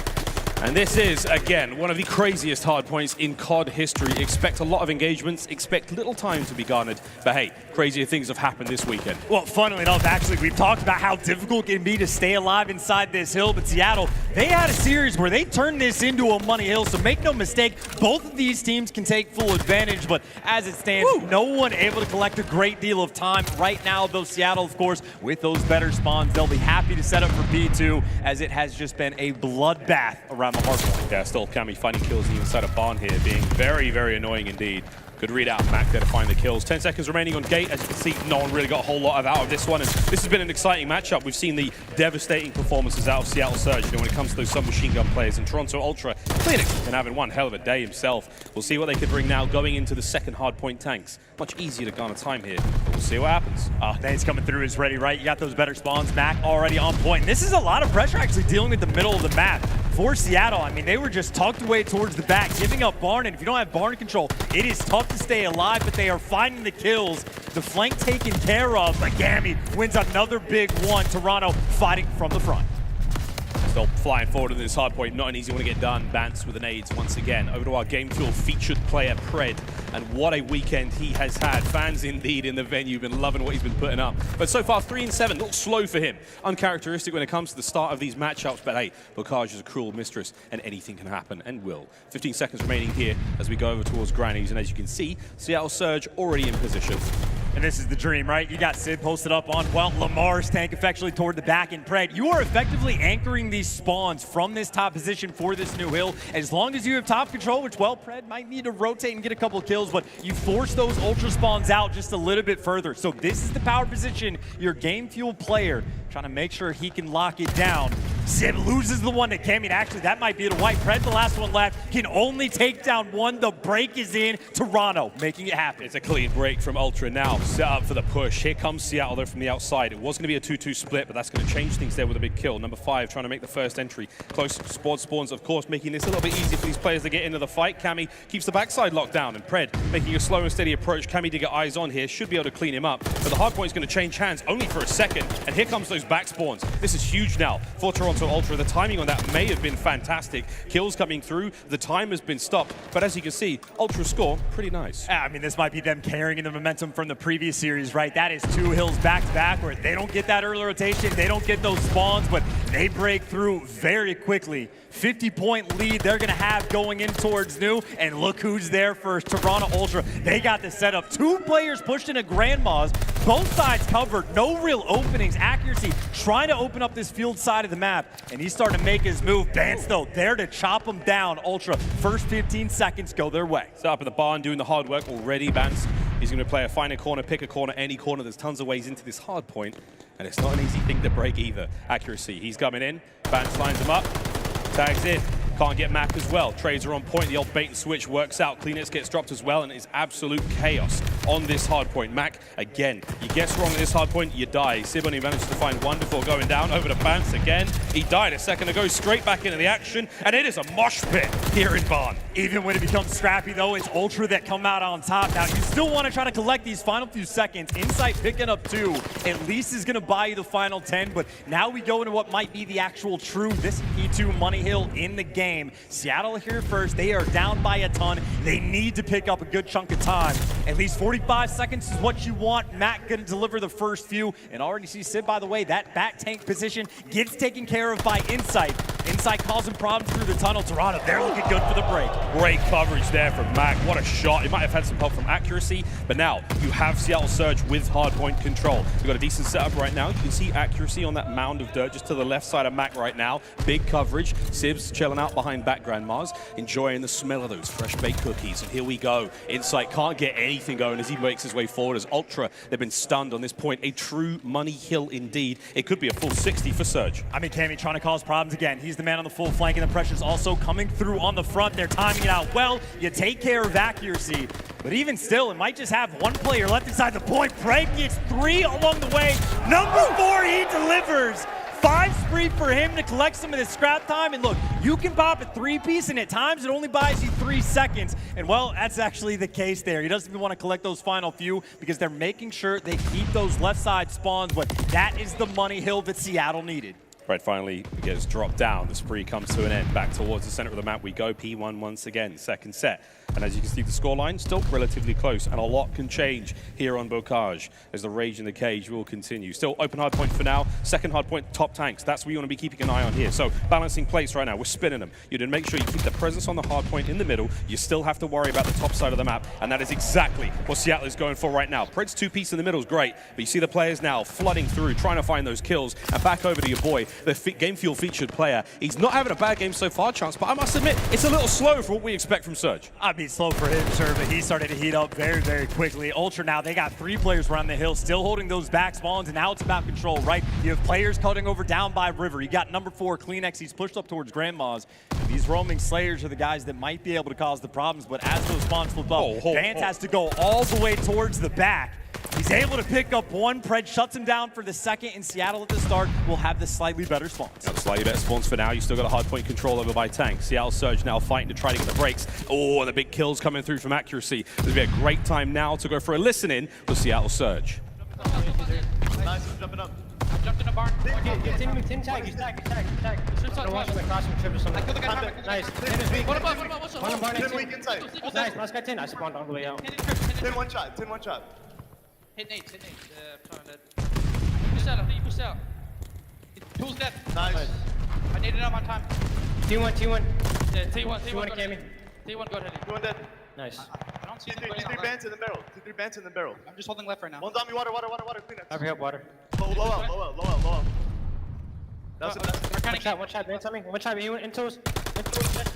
No, one more into us. One's front out. Heard you. Who next? He's top gate. He's going in front door. He's tool side time. Tools, one shot. Nice. I'm getting a raid. One could be wrong. I'll left tools. I need a plat. I'll left tools for a second. I'll get tools. I'm ready. I'm at front door. He could be top on me. I hear tools. Just aim top from time. Back door, dude. One's top, I think, bro. I'm looking top. He could be back window. Top stairs, on the stairs. Oh, he's One shot. He's on the stairs, one shot. He ran away. He ran up. Back on top window. Window. He's back window. No, they spawn. Flip. Also, I'll hang you. Tower. Back window, guys, back window. Vance was hitting front. Nice. Camo to low tool. I got one. Close dead. Nice. Push off. Push out the lobby. No, they spawned out. Okay. Go. I'll bump down. Going top. Front door, gate. Gate tag and one top barn. Back next week. Weak, edge corner. Tools. Back door. Edge corner. I went through barn. I feel like you tools, maybe. Got one back barn. I'm running around 10. I'm going to L. Subdued comms chance, but a decent hold indeed. The lead is still looking a bit mixy though, even with Mac finding kills like that. Mac trying to pick it up though just a little bit, right? Nice little three spree from him, but I think at least specific to the comms, that's just what Bocage is going to sound like from time to time. And even still over towards barn, it's just always someone from either team causing problems. Seattle, a bit of clearance. They are working at a 50-point deficit to try to get back in this game. The team kill is not going to help. They're winning the gunfights down low. Sib finding his second on this life. Players trying to get up top. Shot. Sib is there. Insight, the next one to make a move. Is he going to be able to find this timing? Sid just around this corner. This is a lot of barn time right now that Seattle's been able to get. He's almost given it up, but again, CleanX and Co, they're trying to play this one for next. Like, the kills here are important, but trying to play for that time indeed. Back over to Pred, Game Fuel featured player, looking to find something here towards the backside as, again, Barn coming to a close in 10 seconds. Looking to deal some damage and get a bit of time here in Pred. I mean, he's all over the place. He's spread too thin right now, and Ultra, this is a seasoned team. They've been together for almost, over a year now. Surge, they don't have the same kind of experience, and it is showing now in the score. This is the hold on. This is where Seattle started to get back in. You got accuracy on a 4, you get the setup, and you got Sib watching over them. This is where Seattle can get right back in this game. And for Ultra, if they get this break, will be in a much better spot. 3 players right now from Riverside, and they win the gunfights straight away. Sib got cleared out. Accuracy fell. The break is in. Breaks in. Cammy trying to hold it down. Pred, tip of the spear, flying forward now, looking to find anything here. Bans the second, and he is moving across the map like rolling thunder. 30 seconds remaining on this point. Sib's got mid-map covered, and that was a big win. Ultra have been wiped off the map. Decent time going the way of Surge now, and drip by drip, they're making this one work. Still, less than 20 now to be had here by River. We go back to the gate. This might be a play though, Bance. There's actually 2 people here for Seattle, but he's trying to make a play for this scrap time. Takes out one, ready for the second, can't get it done, so only able to strip away 2 more seconds. And of course now Mac on the flip side, he's found every single player he gets dealt with. Toronto making sure no one able to slip through. But now this is a 2-part game for Seattle, right? You have a little bit of pressure towards the middle map and accuracy. If he can get it, he wants to try to flip these spawns. He hasn't done it yet. He needs to win a couple more. There's the first. Toronto, though, those squad spawns, man, will be super tight. But Seattle, they're about to tie this game. About to tie the game up. And don't forget to keep an eye on that in-game clock as well. When someone's in the hard point contesting it, or outside of the hard point, if it's completely empty, that game clock will tick down. Symptomatic here of Bocage. We see some games go to the wire. Simp on a 2-spree right now, 38 kills to his name. They're going to find another. Big 3-spree now for him. In behind Ultra, he's just mopping them up. Cleanex now going to go toe-to-toe with Simp. Good tags, manages to get away with his life, and it's now 200 points for Ultra. 15 remaining on gate chance, and with those kills, you should see Ultra have to battle towards the top side of the map again. This is it for Seattle, though. They at least have those spawns for P2, one of the money hills of the game, effectively a tied-up game, as close as it could be going to do. And you see Simp, roaming Slayer, looking for the kills. There's the next one, 42 kills he has in the first map of his grand finals. Seattle have the lead in P2, and they've got all the cuts. We go over towards tanks. 210 and climbing. We're in the business end of this game. There is 45 seconds left on the in-game clock. Insight can't find the entry. Cammy's trying to get it done as well. Open hardpoint for now. Game clock resumes. To Pred now. Game fuel featured player trying to cut down the spawners. Over towards the hardpoint, he's looking as well, but he's balancing these guys back. No reinforcements for Ultra are really able to get forward. Cleanex goes down as well with a team kill. So you've still got the hardpoint in the hands of Surge. Toronto's got to fight for this time, right? Vance is coming in through Barn, trying to make something happen. Mac, he's getting shot at by 3 different people. Nate's coming through as well, but so far he's alive. Pred has the cuts in Seattle, ran it up on this P2 hill, and they have such a good lead. They're going to be all of 5 seconds away from game number 1 on this new hill. Toronto, though, they are there first. Here comes Pred still. Hipfire works out. Can he get any more? Yeah, he can. It's 5. As he is rolling through, there it is. Late game heroics from the Thunder from down under. And that's how you start a grand finals.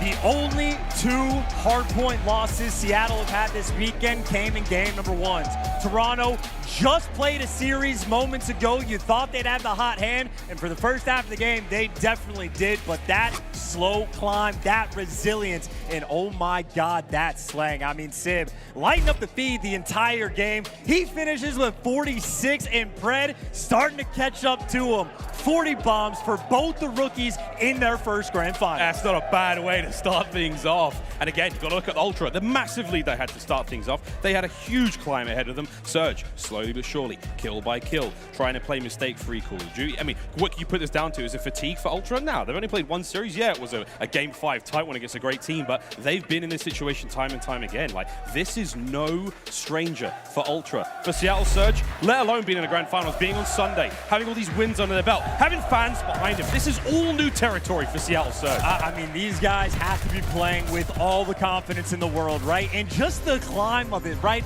Day 1, take care of business. Great job they came to play. Day 2, Atlanta FaZe taking down the best in the game. Well, maybe Seattle is now the best this year. And of course, after that, taking down some GOATs in the final boss in the grand finals. I mean, again, you got 2 rooks on the team. It's their first one, and it is 40 bombs for the pair. They have to have all the confidence in the world. And honestly, no reason not to. Like, Pred, he has an experience loss. He's coming from dominating the APAC region. He doesn't know what it is to take an L, and Civ, honestly, not too far from the truth either. He's one of those guys running NA challengers. These guys simply, I mean, it has not been proven that they can be stopped. They know no fear. They know not pain. All they know is how to bring it. And so far, so good. These highlights, it was a good run. We saw accuracy with some fine kills, that tight little angle to work with. And Pred, he's your game fuel featured player for a reason. He's been playing so hot. And these were the final few seconds. See that in-game clock? I mean, he is running bottom grandmas, and he is on a spree. Like, he was up out in his seat before the match was even over. And there we go. First map done. Tuscan now. To Search and Destroy we go. A little slower, a little more subdued, a little bit of a, maybe a nicer part of the world, you know? Tuscan is a lovely place. We're going to stay there for a little bit with Control coming up after that. That Tuscan S&D, though, I'm thinking about this from Seattle's perspective, right? They played against Atlanta FaZe. It went all the way to a round 11, and they clutched up. They go down in the Bocage. They clutch up. They have the ice. They have the composure, and that's where the credit to, I think, accuracy has to come through. We're watching this man just chew on his gum, hanging out, having a grand old time in the grand finals. First land in 2 years he was talking about earlier. Now that he's back at home. I've seen a lot of tweets on the timeline, a lot of former pros coming into this saying like, hey man, actually pros, current pros saying, put some respect on accuracy's name. He's one of the greatest in-game leaders COD has had for a real long time. And now he is surrounded by this sublime talent. As long as the coaching staff and everyone else keeps pulling their weight, this team has got every single piece it needs to find that successful formula. We will see though again. It's as much fun as we're having in this grand final. It's a long season ahead of them. The last 2 matches again for these teams. Pred with a 1.18 in his debut against Atlanta FaZe. And you see Mac with that 1.34, that big one versus NYSL, gone up against his former team. Is it personal chance or is it strictly business? I mean, look at him on stage. This looks like strictly business to me. Shout out Fizz, may he rest in peace. And keep in mind, like, the slang has been ever present. Some of those stats are getting run up just off the back of the control where they have not dropped a single round. But I think when you're looking at it, even from Sib's perspective, I think he started out this tournament maybe with a slow map or two. Since then, he has been on fire. People call him a hot head. Well, maybe it's hot hands instead. Ripping it up on the sticks. And then, of course, Pred, I mean, has the guy had a bad map this entire weekend? It seems like every time we watch him, he is lighting up the feed. But back to Tuscan we go. We know Sib will occasionally pull out the sniper, always something to watch. We know they went to round 11 and took FaZe down. And even just looking at that round win percentage, 60%, that is absurdly high. It might not seem too crazy, but trust me, that is towards the very top of whatever year you'd see in Call of Duty. If you're at 60%, you are having a grand old time. Even a single elim tournament over a single weekend, I mean, keeping that win percentage high is not an easy thing. Here we go. First up, Seattle Surge on offense, bomb in hand, and they've already made it to B. They're there, man, and there is no one home. Ultra, they've let them in. The lethals are going to go out because, again, you have to worry about it. Here comes the fast rotate from the Ultra boys. Cleanex, check this angle out, kids. We'll see you in rank play soon. Doesn't land anything, but he's going to try to find something here. And still, the bomb gets planted real fast. Cammy with a rat finds that first blood. Pred gets caught, and now you actually have the flank to worry about. And the snipes as well. Hit marker on his chest, but now the flank got dealt with. Cleanex with the reads. It is now a 4v2. The read takes a rig. Cleanex finds the next insight there. They gave up that bomb plant for free, and you know why? Because they trust their retakes. That was done so quickly, so easily. They just handled everything as well. Shout out to Cleanex. I think he found at least 2 along the way. Ultra putting in work to bounce back from game number 1. A decisive round indeed. Proof that it doesn't really matter if the whole team's there. The retake was so on point, and I see Cammy with that snipe. Now, no chance you've been talking about this before, but there's a little bit of back and forth between who snipes in the Ultra Cam. This is one of those, well, yes, actually. I can't remember who it is. Cammy and Insight, they go back and forth. Cammy gets one map, Insight gets the rest. Cammy gets Tuscan, surely. Looks like he gets Tuscan. And this is a map, by the way, where you might have the sniper battle. He's going mid, but Simp is out there. Simp finds the pick. Cammy responds. Now go battle. Battle the kid on one side. Wait a minute. Creates his own trades. Pred there to shut him down. In the sniper battle, Sib has rotated towards mid. And he can't hear this bomb getting planted. It's going to go down 2 versus 2. The Rooks. Bang! Cammy finds another. Pred now on the 1v2. 35 on the clock. Playing this one slow. He has Deddy activated. Oh, you sneaky devil. They've put themselves in the corner. There's one. Oh my god! Pred with the snap of a Cammy. What a spot to be in. And I think that is either maybe a good read by Pred, but that looked like good comms to me. It said, hey, if he's in that corner, they're going to be in the other one. That's going to be the setup. So that was a fantastic attempt, but Mr. McGilligan, it's been a long time since you see that man with the sniper. You know when he has it, he is lethal. 3 kills he was able to collect in that round. Ultra up 2-0. Don't discount the rat as well. Pistols in this game, you're going to see some ish all year long, friends. Oh my god. Cammy with 3 in a row. Over to Mac now, and he is flying through mid. That's a fast plant if ever I've seen one. Ultra got no idea this is going down. They should be able to spot something soon, and they're going to spot that the bomb's been planted. Here we go. 4v4 retake, 40 seconds to get it done. No kills on either side. Cammy checking them corners, and here we go once again. Cameron McGilligan with that snipe. Going to find much. Cleanex gets a hit marker with his lethals. Mac finds the first. Sib gets another one. The defense holds. Whoa, baby! Flying through. Insight last play left up, and it is absolute chaos. That was fast. And that is perfect patience from Seattle, right? All what Cammy is waiting for at that moment is just for someone to peek from top broken, because that's where you have to check that bomb from. But you had a player towards the middle of the Mac, and Mac is just saying, they're not on it yet, they're not on it yet, no reason to peek. So everyone else gets forced to make that first move, and well, the trap was just set, the setup too clean. No one on Seattle that round making any sort of mistake, but go again.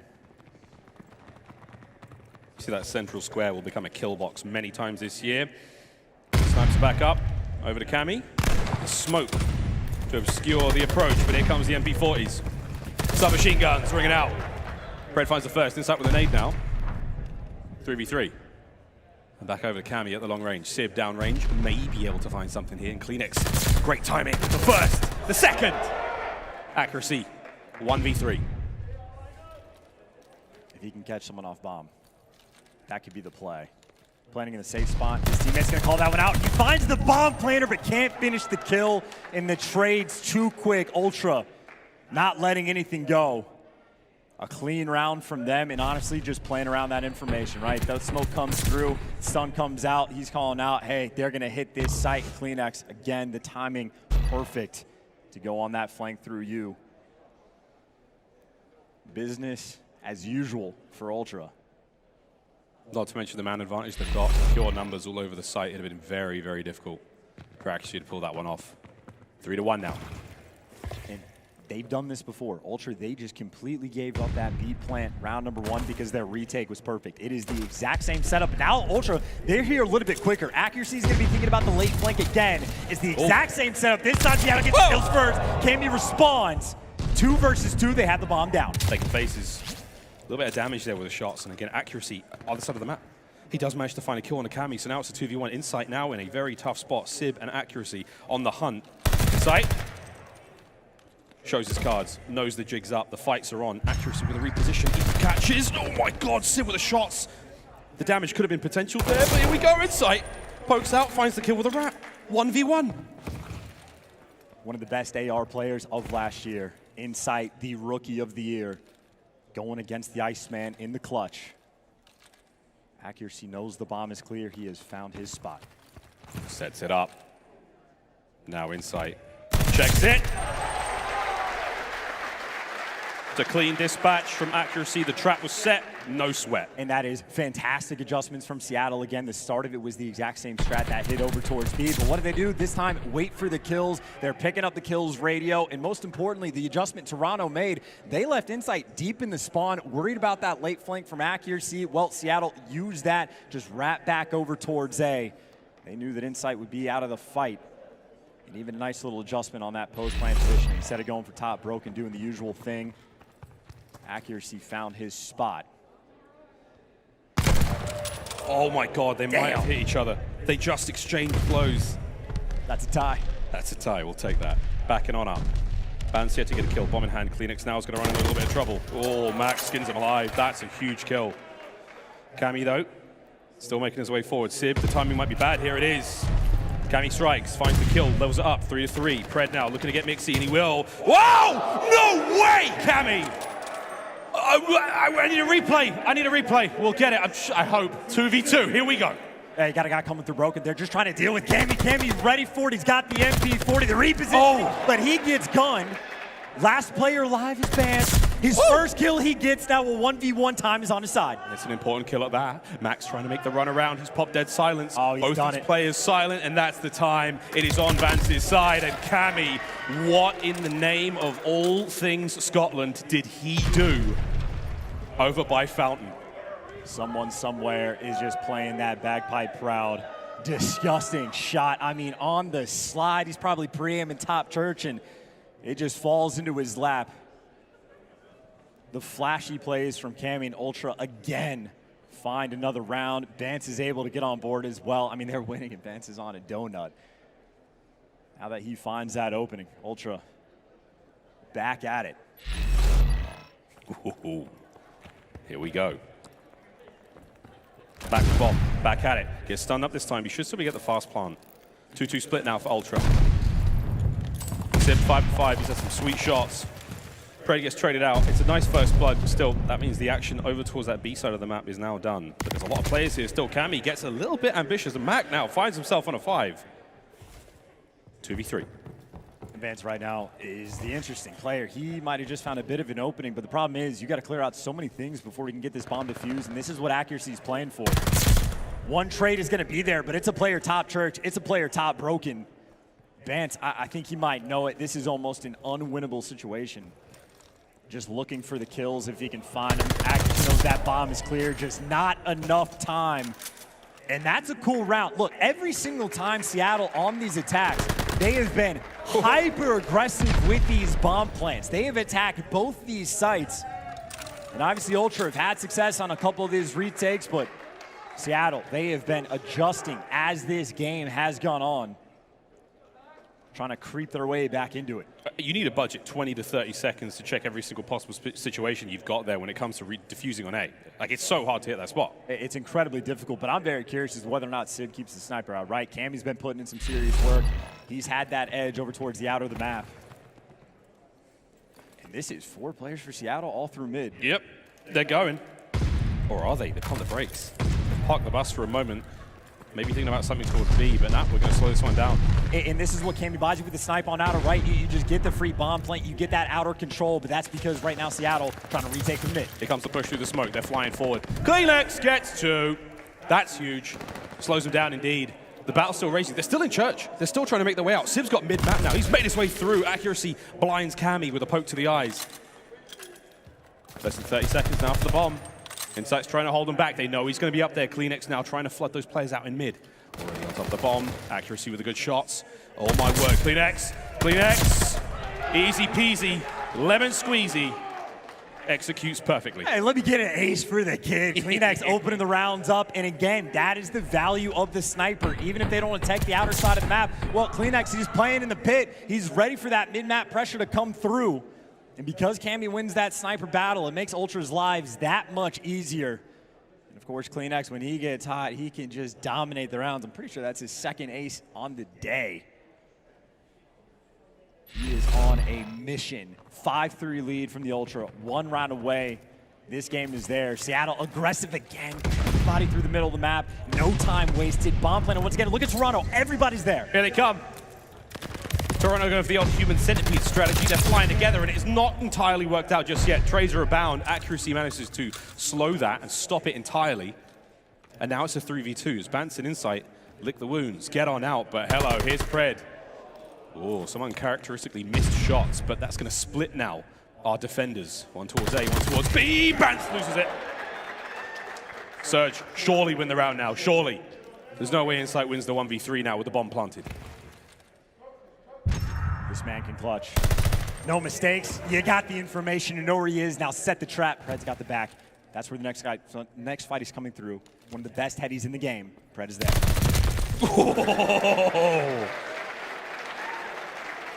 You have to hit what? 2 headshots, 3 headshots? I mean, it's so hard to kill that player. It's absurd. And Pred, by the way, the information he's able to get from the back tank feeds it to his teammates. Says, hey, Bance made it out towards that bomb site. Be ready for a gunfight.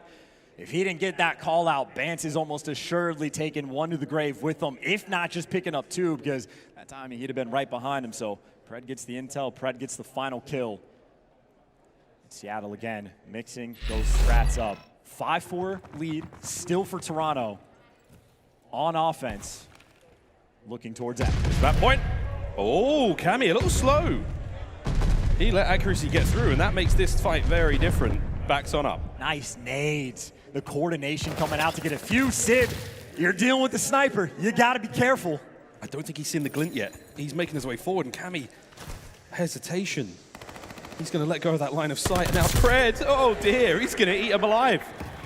We're looking at 5-5 unless something special happens. Cammy and Cleanix now looking to make it go. And Cleanix was shot. They know what it is, but Cammy, how does he do it? What?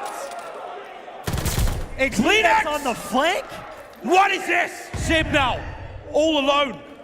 1v1. Cammy lost up. And he rat-a-tat-a-tat. Cammy with another sensational search and destroy performance. And we've given him snipes this year. That's bad news for a lot of teams. Cammy, the bailout with the sniper in all. I mean, 2 of those kills he had at different times. Yeah, saving around. Hell? And also, Cleanix, by the way, he was bottom church. He fired his gun and gave that intel away, but he's still able to get that flank off because of the aggression he plays with. Toronto bouncing back in game number 2, and Cammy, I mean, that's the best sniper performance we have seen all weekend long, and obviously Cleanix cleaning house. He gets an ace. He gets the final kills. He's got the clutches. Toronto Ultra, I mean, for what seems like every single search and destroy they play, when they need to clutch, they deliver. That's 1-1 in the series, and Oh, I'm crossing my fingers for the for the chance. There is a slight chance that we do have those Cammy snipes, but we'll find out. 10-7, 12-7 for those guys respectively. Brilliant stuff out of Cammy and Cleanix. The rest of the team, I mean, they pulled that one together. That was great search and destroy from both squads, though. Aside from the 2v4 in that final round there, I think Surge played that relatively well. I mean, making adjustments the entire time, but honestly, it is the sniper show, right? This is why you're forcing them to make the adjustments, finding a couple kills, finding a couple hit markers, but it is just fantastic work. He was able to get through. And again, even just that Cleanix Cammy combo along the way, playing off each other, giving that intel. I think it's the next round. I hope we have it, Miles. That's all. If we don't, it's okay. We'll just make it up in our heads. It was disgusting, but we did see some great shots out of Cammy. The Cammy Civ sort of rivaling those snipes. There were some really nice shots and brilliant timing either side from either player, and you can see how impactful a snipe can be. And these situations, man, as soon as you take care of that snipe player, it opens up the map in a huge way. And it's also the value of having the better sniper, right? Cammy just wins that battle early on versus the adjustment. And Cammy lives for it. Add that one to the resume. His is extensive, but there you go. Tied up series in the grand finals. And to that Tuscan where we are headed, Seattle Surge, they have not lost a round. Can Ultra be the team to maybe just take one off of them, let alone win the entire thing? I mean, taking a round is one thing, but yeah, keep your shoes on, friends. We're staying here on Tuscan Control coming up next. And yeah, that's been the story of the entire weekend, is the Seattle Surge have somehow managed to crack the code on Control so early on. They're playing it better than everyone in the league, bar none. Only team that even comes close is Toronto. And I will say Toronto, also one of the very few teams that's had a great deal of success over towards B on offense for Tuscan. So, you know, this is a team that will be wheeling and dealing, but there's some S&D stats, 3 first bloods, 10-7. And again, you lock it down with the sniper. That means your entire team is going to have a much easier go-around. Cammy, what a performance in map number 2 to get his team back in it. That'll be for a very exciting and electric season for this young man with that sniper in hand. We're going to throw to a very quick commercial break. When we come back, the grand finals continues here at the Kickoff Classic, brought to you by Zenni Gaming. Tuscan Control up next.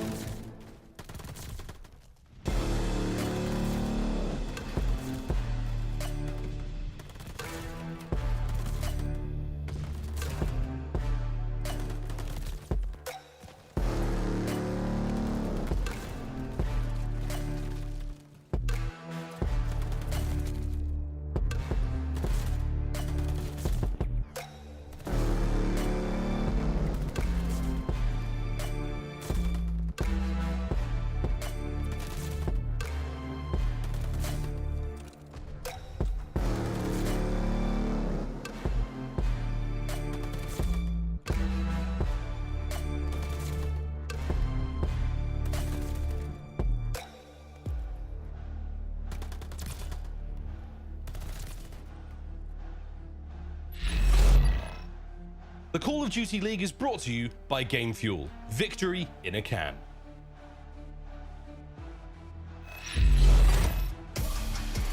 Again, we're almost ready to roll into this one, and Tuscan's going to be a lot of fun. We saw that Search and Destroy, snipes the bound, and you know what, mate? I'm waiting for a chance. Someone's going to do it. Someone's going to snipe at a respawn this year, and we're all going to have a great time. Ooh, that's actually a great question. I'm trying to think of a circumstance. Maybe on... Why not? No. Why not? The only way I see it is maybe on Tuscan Give in the like the same sort of situation. It's not like, I'm going to keep it honest, it's not likely. Like, No, give the people what I want. You can do it for the opening. Sniping is not that good in this game to what we're going to be doing in respawn. Not even remotely close. I really don't see it, but here we go. Tuscan Control Seattle. They have not dropped a single round. As defensive-sided as these maps seem, they've done the impossible. They've won every single offense, though. It is going to be Toronto on the attack first. Can they be the first team to show any sign of weakness for Seattle in this game mode? Here we go. Seattle with a perfect record coming into the map. And Insight throws a doozy. Finds two. First segment at A. Arrivederci. They're happy to double cap that as well. I was thinking maybe just try to waste a little bit of time. They're just trying to get this out of the way as quickly as possible. Gone. A's going to be capped. You got, what, 2 minutes, 22 seconds to work with? That's as much time as you'll ever have to capture B. Still a ton of lives on board in Toronto. Maybe Bance, he's the only guy. Bance is the guy. He's the guy. He's way in the back already. Max moves the fights up front. Benjamin Bance is already in your pants. And there he goes. Pred's having to make a run for it. Wait for reinforcements in the form of the spawners. But Bance is here still. He may have made a bit of a mistake, and I take it back. He's shredded. He's having a great time back here. Being trailed right now by accuracy, but Benny Bance, oh, so close. I mean, that's one of those plays that he is just trying to buy his teammates time, and because of that, Insight is actually posted up top radio. He doesn't know, but he's got players behind him, and that timing, well, he actually gets the kill. So big plays up top, you at least get the top side control in Ultra. You're able to force these guys back in their spawn. You get some sort of opening over towards the actual B point. They got one buddy on the hill, and Brett, he's looking for the kills from away. He gets taken down by his teammate. Uh-oh, that's a mistake. You've already got boys on that deep zone. A was gone so fast, and now Ultra getting set up in a sweet position to not only capture the point, but now start to really hit the life count. 20 for Ultra, 14 for Surge and Kleenex. Oh, he's got a sermon and he is singing right now. The man is preaching from top church, kills to his name. Cammy up close. Cammy with a little bit of help from his friends. Ultra, there is no hope here. Surge, you gotta go, boys. The perfect record's on the line. You may be able to find the kills here or there, but the B zone's getting captured. Here we go. They get Cammy off him for a moment. Kleenex up next. Kleenex finding these kills. Kleenex slayed his heart out. A little bit of a squiggly wiggly on top as well. I mean, he was having a little bit of fun towards the end. They don't actually get the point, but what they do have is, what, a 9-life lead in a minute and 20 seconds to make something happen. This is as good as it gets. That is just a clinical round on offense, but you still need to make sure that you convert it. You don't want to give away any clutches, honestly, with shots like that. I don't know if it's going to happen. Kleenex, he is a machine right now. There's the next one. 14v2. In all of this, for the first round, Seattle has lost Toronto. Getting it done. All of that starts from that play from Bance. He finds his way behind enemy lines. He buys enough time for guys like Insight to get top control, and as soon as you have that amount of map pressure, they deliver. They don't need to stack the point. You need to get the kills first. Toronto playing everything perfectly. And now we get to find out. Seattle, after they lose one round, can they handle that kind of adversity? Their turn to attack. 14 lives remaining. There is a tremendous difference right now in the life count. Here we go, though. Surge on offense. Shoes on the other foot now. They're like, all right, here we go. We're going to show you what we've got. The first round they lose in the entire competition, and it was a doozy, but far from over yet. First segment at A gone.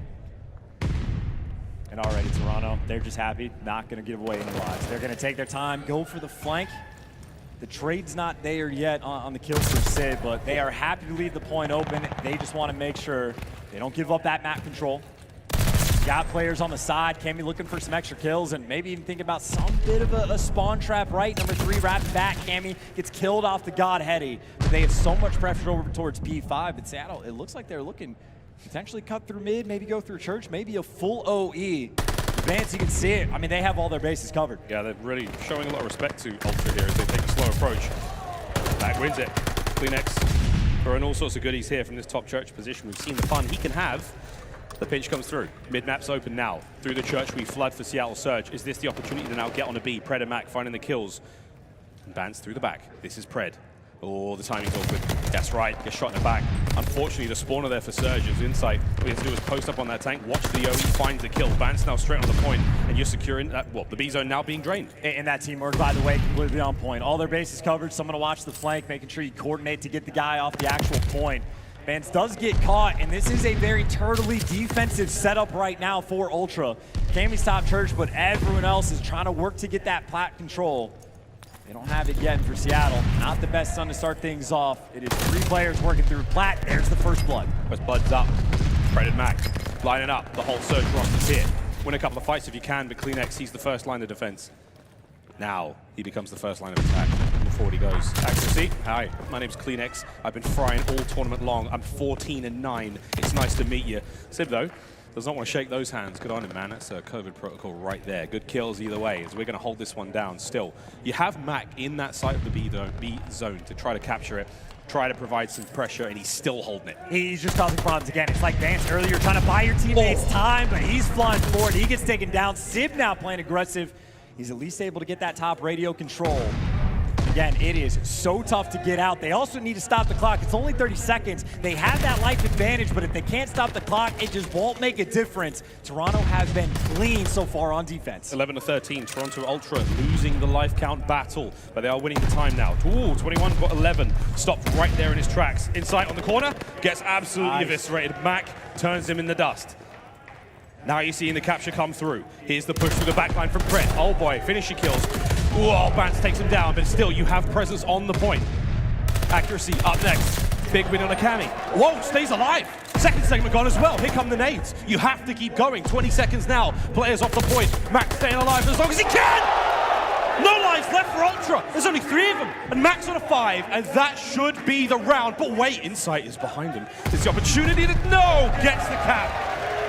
It was not quite over yet, but what the hell was that round? Number 8 on the minimap, by the way, is a maniac for just not stacking the point right there. I think he's up a little bit too far, but they did the job, at least on the kills front. By the way, I love the nade coordination coming out, right? Try to kill those players off of plat. That's the setup they're working through once they push out past P5. So they have the game plan. It took them 3 or 4 tries, but they executed and get their way over towards B. For Seattle, the only mistake they really made on their defensive round is letting Bance get in the back and start causing some problems. Late in this round, that's the thing they need to be looking out for, but as it stands, back towards A we go. Again, there's only been 2 rounds this tournament where a team has not been able to capture A. So Toronto, they're going here first. You just imagine it's a matter of time. CleanX is so aggressive. He is forward.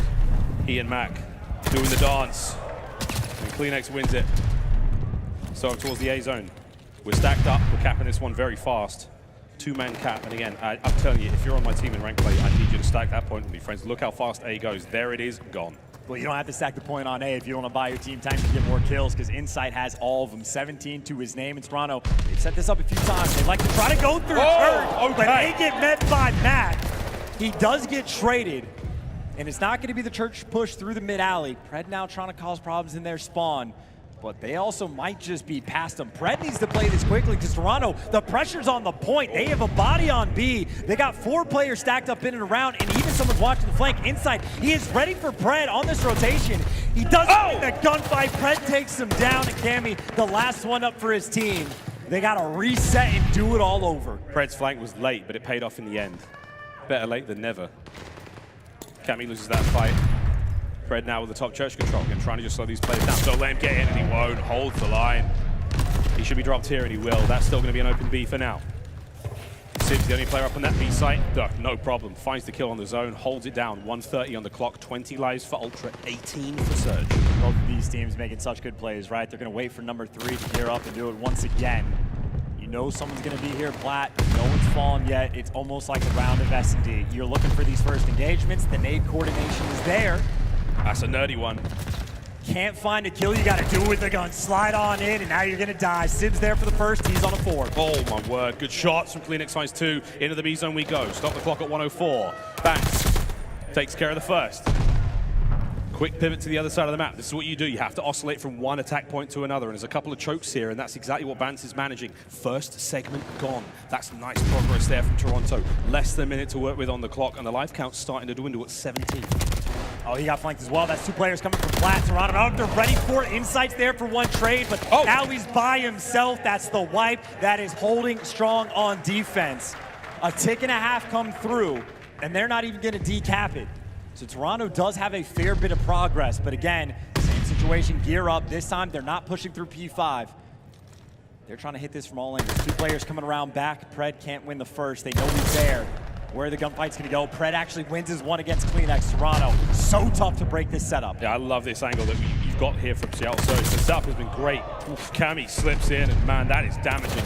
Less than 30 to play with now. Cammy can't win the fight. Smack takes him down. The clock's still ticking, flying through now. Still, they're very close to finishing that second segment of B before now you see a little bit of drainage. And this is the last setup for the play. Bance is going to wait. You got 15 seconds. His teammates need to get here ASAP. You don't even have time to coordinate these nades. You have to fly for this final push. Here we go, Bance flying on in. Stops the clock at 8.3. The 2-piece comes through. Accuracy now. He's going to have to make a run forward, and Bance may have the line of on him. He doesn't. There's the clock going once again. Oh, here come Ultra. They're flying forward, finding kill after kill, and they may be able to capture this. They've got players on the point. Mac flies through. He nails him with a nade, and he drains the point, and Mac Melt saves the day.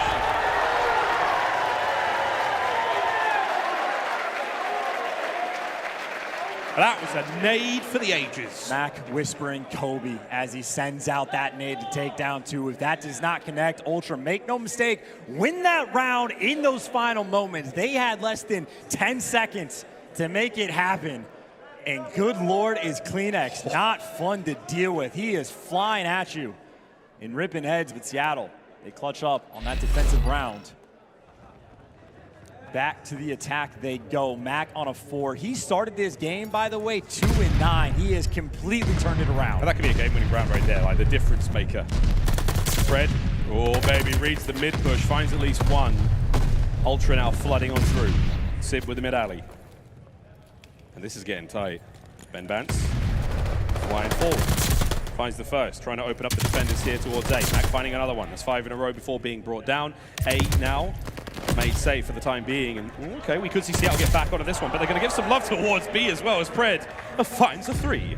He finds a 3. He's back to top church. You just get to be that roaming slayer again. You're just trying to make this live differential as much as you can. There's number 4. And Toronto, look, they're going for the full wrap just to deal with the number 3, by the way. Going for a flank towards A. He gets 1, he gets 2. Insight gets the kills. That's the 4-man wipe. And A has not been captured. What a play from Insight to be able to make that happen. And now you've got everything covered. They're going for the spawn trap. Toronto players are everywhere.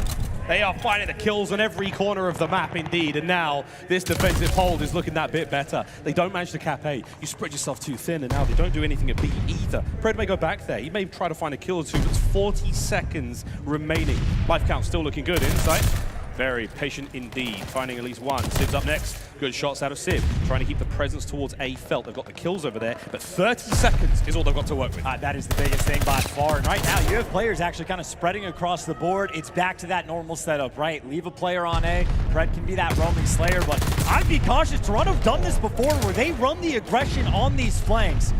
You already see number 4, CleanX. He's thinking about it. They're doubling up through you. They're going once again. He gets shot down. They were ready for it. A secured. But that is not a lot of time. 1 minute and 15. That only gives you 2 attempts, and right now it is a scattered push. Ultra players are everywhere. 10 lives remaining now for Surge as well, so whether the time or the life count, they have to play conservatively here. It's got to be clean. It's got to be perfect. 1 minute now. Here comes the push forward. Mac finding the first. Cammy's up next. Cammy, can't take care of Pred as well, but here's CleanX to the tight corner. Great position to be in. Will they check it? Here comes the tacticals, and that should be the kill. A clean dispatch now as Surge flies forwards. Gotta go fast. Insight, there's 2. The flank again from Insight. The 2-piece to take him down, but Sib, he's gotta go large. Seattle's in the open winning this game. He collects 2. CleanX is next. And Insight after that, but he can't get it done. Ultra still holding strong. What a battle it is. Insight on the 4-3 now. You do have players on the point, and that's going to be the cleanup, and that may be the round. 4 players left now for Surge. They've got 1 shot left at this and not enough time to really get across map. Here we go, though. Ultra, hold it, tie him up. Or will we see the capture come through? Mac will be first in. You still have time. You've still got an opportunity to make this happen. But it's going to have to be perfect. And oh, Insight is just, oh, cut down. Okay, the dream is still alive. Here we go. 10 seconds. Well, 11.6 stopped on the clock. Cammy from up high, trying to slow these players down from behind. Bance now gets in, and he may have dealt the damage. Clock's open. 10 seconds now ticking. Mac from up high, but get the kills. Ultra clutch up. We got around 5. 2 flanks in that round from Insight, both picking up 2 pieces were the dagger for Seattle. He did it once over towards A, that set up the spawn traps. That meant by the time they captured it, they only had 1 minute and 12 seconds on the clock to capture B. And when they're trying to go to B, well, Insight the double flank again through P5. I mean, this is the main AR. Insight is not known for his wicked speed, but he's got 30 kills. He is keeping up with CleanX. Here we go, final round. They give Ultra defense. Can't make too much of it straight away, as we are going to see Seattle Surge find a couple of kills and get themselves directly onto that A zone. So here comes the contest. Are they able to clean them all up? Get these players off it. Nice shots. Who is that? Still alive. Cammy, well done to him. But the contest is continuing. It's CleanX. He makes his way forward. Good shots from accuracy. Second segment gone. That zone is a thing of the past. You can have 2 minutes and 20 seconds to go to war on B. Infinitely better situation than Seattle just had in the previous round. 2 minutes and 20 seconds to work with. I mean, that is 4 or 5 pushes you get on offense. Right now, again, we saw it in the first offensive round. Trying to go through the top side of the map. Accuracy might send Mac into the thick of it. Takes down CleanX, a couple kills. The pressure's on the back, and Vance can feel it. He is repositioning. He's got his teammates spawning up. In Seattle, everybody is grouped. Ultra is so, they're prioritizing that back defense. Again, as we saw, Seattle Surge do exactly the same on their defensive rounds as well.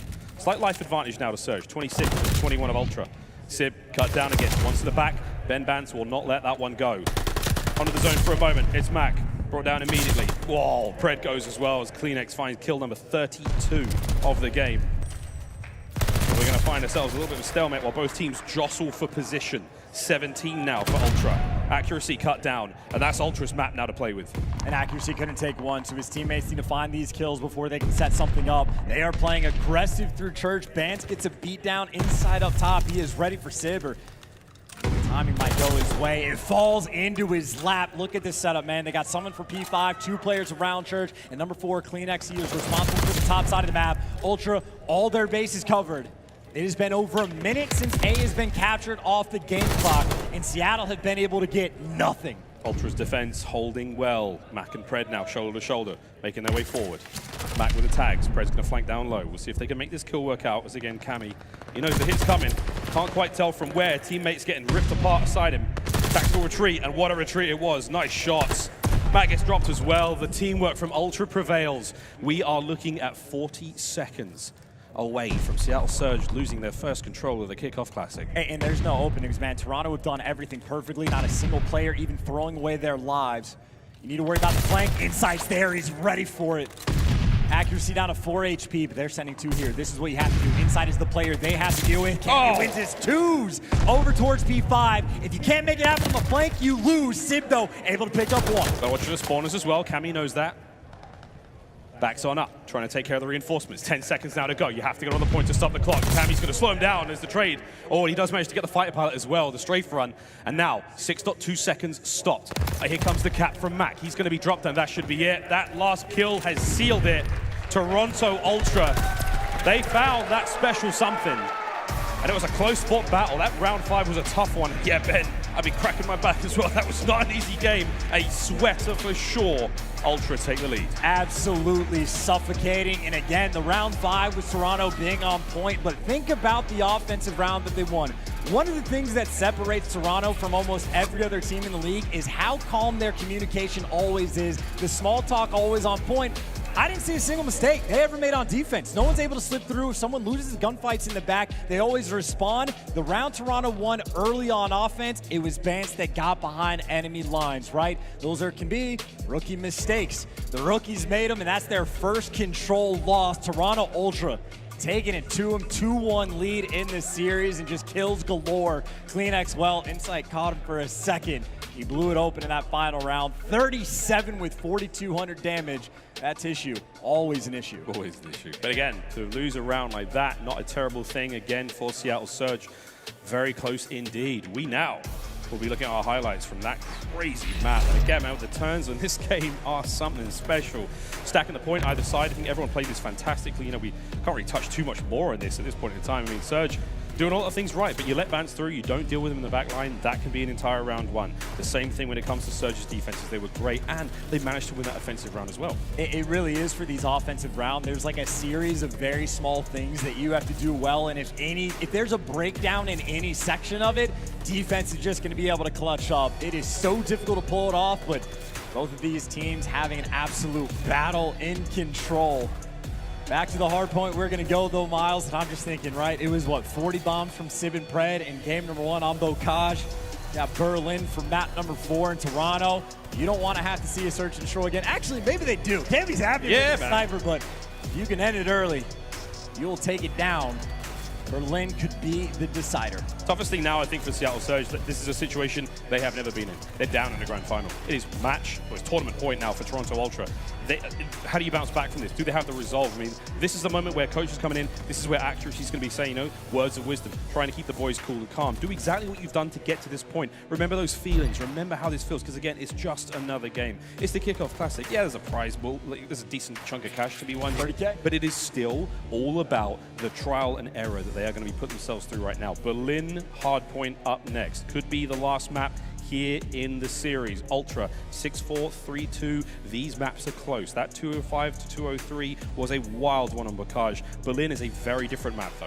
I mean, as different. I mean, they're all nothing compares to Bocage. That is the most radical switch up in maps I think you could ever see. But I really think what this tournament, it's the setup for the year. It is making that first statement, because Toronto, just to talk about their headspace coming in, not the most confident I have ever seen them. Hearing a little bit of chatter from the players being like, like we're okay, but we're not there yet.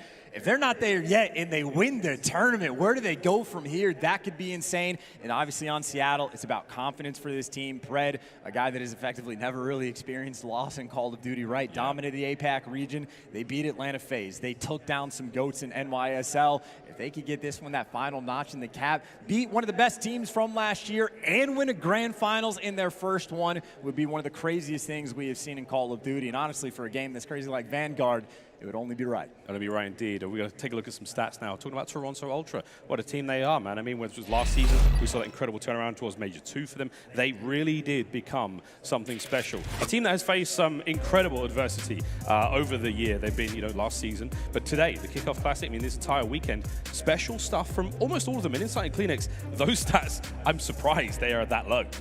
I'm actually trying to even remember where that would actually happen. Like, where have they been like faltering in the KD department? Honestly, this would be one of those moments where I bet their traded kills and like the more detailed strats for those guys probably absurd, but their gameplay has been clinical almost every single map. It's a well-oiled machine. Again, even just speaking on their communication that they have, one of the most, or maybe the most, or like least mistake-free teams like we have. There's never a moment where they err. There's never a moment where they don't understand the situation. An incredibly difficult team to beat. You really do have to be perfect. Got to be perfect indeed. Now, on the other side of the board, though, this is Seattle Surge Kickoff Classic stats so far. And these boys absolutely slaying average damage per life. The KDs, everyone over a 1. I mean, this is, it's been an insane run for them. And when you think about like the stats they've got here, think of the teams they had to play to get to this point as well. That's what makes this so impressive. Accuracy looks different. Actually, everyone but Pred looks a little bit different as well, but I think the main thing to just remember is the slaying power has been no joke. Simp, again, I think he's maybe had one slow game at the very start, and since then, lights out every single time. Pred has been undeniably one of the most impressive players so far in Vanguard. And even Mac, right? He had like a 2-9 start in the control. He picked things up and became the main slayer from the squad. He has fell into his zone in accuracy. I mean, just Mr. Consistent for the team, but Seattle, backs against the wall in the grand finals. Gotta clutch up on Berlin. Gotta go big. Here we go. On board with Pred, our game fuel featured player. And again, this is a must-win for Seattle Surge. Otherwise, we're all over here, friends. Pred now making his way into the hard point, and holy dooly, nearly takes care of Insight as well. Early time going the way of Toronto Ultra. But this first hard point chance, I mean, not like a Bocage in any way. You can lock this one down. You absolutely can. You can also set things up long-term from this hill in Toronto. That's what they're trying to do. Bance right now, the cutoff man, and this is not a good spot to be in. When Bance is the cutoff man, he does get taken care of. There are some trades, but I mean, this is about as good of a start as you could possibly have for Toronto. Going to be able to get more than 40 seconds on it unless Mac can go crazy. But he gets spotted out. The kills are there. That's as good as P1 is going to get. You need an instant response for Seattle. Good news for them, though. They had that early rotation. And Simp's finding sweet kills in mid-map, but the kills are already done now. Over towards the mailroom. Second hard point here on Berlin. Prez going to get cut down. Clemix flies on through. A couple of shots in from accuracy, but he's going to hold this down pretty well. And again, so many angles to work with here. So many nooks and crannies here in the mailroom to work around and play around, whether it's walls, doors, or windows. And the kills are still flowing through. Accuracy slow and steady wins the race. In he comes. Oh man, he made the perfect read there on that player, but Insight drops to stairs, finds the kills, and puts an end to that run from Seattle Surge. That was 5 seconds garnered. Not quite enough, to be totally frank. 30 seconds remaining here, and mailroom has been quite scarce for both teams. This has been clinical, scarce or not. I mean, this is Ultra. Again, you didn't have that early rotation, and you have Seattle that got all of 5 seconds on the hill. Insight on a 5. The 6 gets stolen from him, but either way, correcting the time. Their streak number 1, one more kill. He gets that damaging UAV. But either way, that's 2 hills in. Ultra, this is as good as it gets. And look at the roto. We're going into one of the most important money hills on the map. Ultra are there first. They do not make mistakes. Cleanex on 3. He's got 9 kills. Ultra are running the show, and Cleanex hunting players down. 10 and 4 for Cleanex, and right now it's starting to look a bit dangerous. So Toronto Ultra becoming final. Let's find out and go for a quick listen in with the team. Still be hit with an 8. Go fire, top door. This is a big time, boys. Top door. Yeah, one dub. Do it, me, Lamar. We got 3 2. Could be fire now. Could be fire, by the way. All front. Nice, all front. Someone can take a risk. He's already in fight. Absolutely. I'm re-pinch a bed. Pillar. Nice. One more front. Actually, one shot. Didn't hit him, bro. One shot. Really weak. Nice. Yeah. Not the same guy, by the way. One more fire. Yo, jump. One good. I have Top steps. Wait, top steps. He went front fire now. I have a fire. He's in fire. I have 4 streaks as well, Jim. Yeah, I've crossed it. Redman's in fire. Dave's in fire. We're put the fire tank. Lamar's picking up. He's on him. Lamar's right above. We get P5 control here, right? I can fucking fight a president. Yeah. Let's get a ticket then. I might take it. Yeah, take a stairs, Lamar. I'm streaking the hill now. I streaked the hill. Yeah, good play. I think I got it off. Don't know if I did. I got it off. No, hit me. One tower. I stunned the bar. That's Hour still. Yeah, this morning, Lamar's back right. This morning back right. Yeah. One more. Nice. Sip. I'll get her. Only fire might be tower. Deep dive, deep right. Challenge range, Cam. Two back and Tim. The gold standard of communication. Ultra taking them to task. Small talk on point. You got streaks. You got everything you want, handling every hill perfectly. I mean, this is guys, they've had that chemistry since stage 2 of last year. They have not lost a step. An absolute dominant performance on every single hill. That is literally the masterclass. If you want to be winning tournaments, you need to be playing like Ultra. Ultra with the first set as it comes to a near close. We're on the final hard point here. It has been sublime. They haven't quite got themselves over yet, but here we go. Forward we have it. And Cleanex, actually one of the first times we've seen this entire weekend, somebody managed to land a strafing run without killing a teammate. As the kills keep flying on through, accuracy and co. Can Seattle Surge show the mental resolve, the fortitude to pull themselves back out of a deficit like this? As Ultra, the form they're in, chance is going to be hard. I mean, for the first time in pretty much this entire game, they're able to get a decent set of kills. Keep in mind, Max, slow start last game. He absolutely turned things around, but it is another slow start, and they got a long way to go. Still have more score streaks to deal with. Cleanex still up top. You know he's finding the kills. And look at Ultra. Oh my God. It's the perfect setup for B1. Oh my God. Cleanex doing this over here. You get the kills. You get the rotations. You get everything. Ultra, this is perfect Vanguard gameplay. It cannot be understated. Insight, triple positive. You could not ask for anything more. It's really starting to get a little bit mean here. And this has been a disgusting run. Second set now starts up. And Cleanex, oh boy, is he a tough kill right now. Bans with the window coverage. Fred flying through. Oh, not a kill to be found as, oh my word, Toronto Ultra. They are skinning them alive right now. This is such a devastating performance. Cleanex 20 and 11. Woohoo! Nearly finds another one. 35 remaining on this point chance. Surge, it is never short. A wise man once said, as they desperately now get themselves onto the point. Can they find the chemistry and that special something that brought them here today? Man, it's disgusting. I mean, they're literally just draining the life out of Seattle. This is just utter domination for Toronto. Their statement game. Final 10 seconds, Seattle finally going to be able to get a bit of time, but right now they're trying to fight to make sure they don't get 100-point club. You're thinking about the rotation. Cammy's already in the back. Dox has been left wide open. This is what you have to watch if you want to hold on to the hill. It's not watch, which means players are going to fall one by one. Unless Simp can maybe go crazy. Him and Brent, they both pick up 2. You need to pop off like that and find those 2 pieces if you want to crawl back in this game. They're finding the kills, and this is good time for them right now. And again, you're looking at the rotation, or you're looking at next. Ultra have got that side of the map covered, but there's tons of time left still. You have to test this. You got to play for it, because Surge, they are going to get back into this game. It matters the kills and how disgusting the performances have been individually. This game's far from over. Fred trying to find something. Ultra's teamwork, clean him up. 25 seconds remaining on this point. All good right now. Cut the map in half. Ultra are in the lead. I mean, just welcome to the grand finals. Vance is picking up 2. Look at just the score line for the side of Ultra. Everybody near double positive. Insight's living inside the hill, and he's 22-9. You need to clean up kills. Vance has got him. That's a 5 spree for him.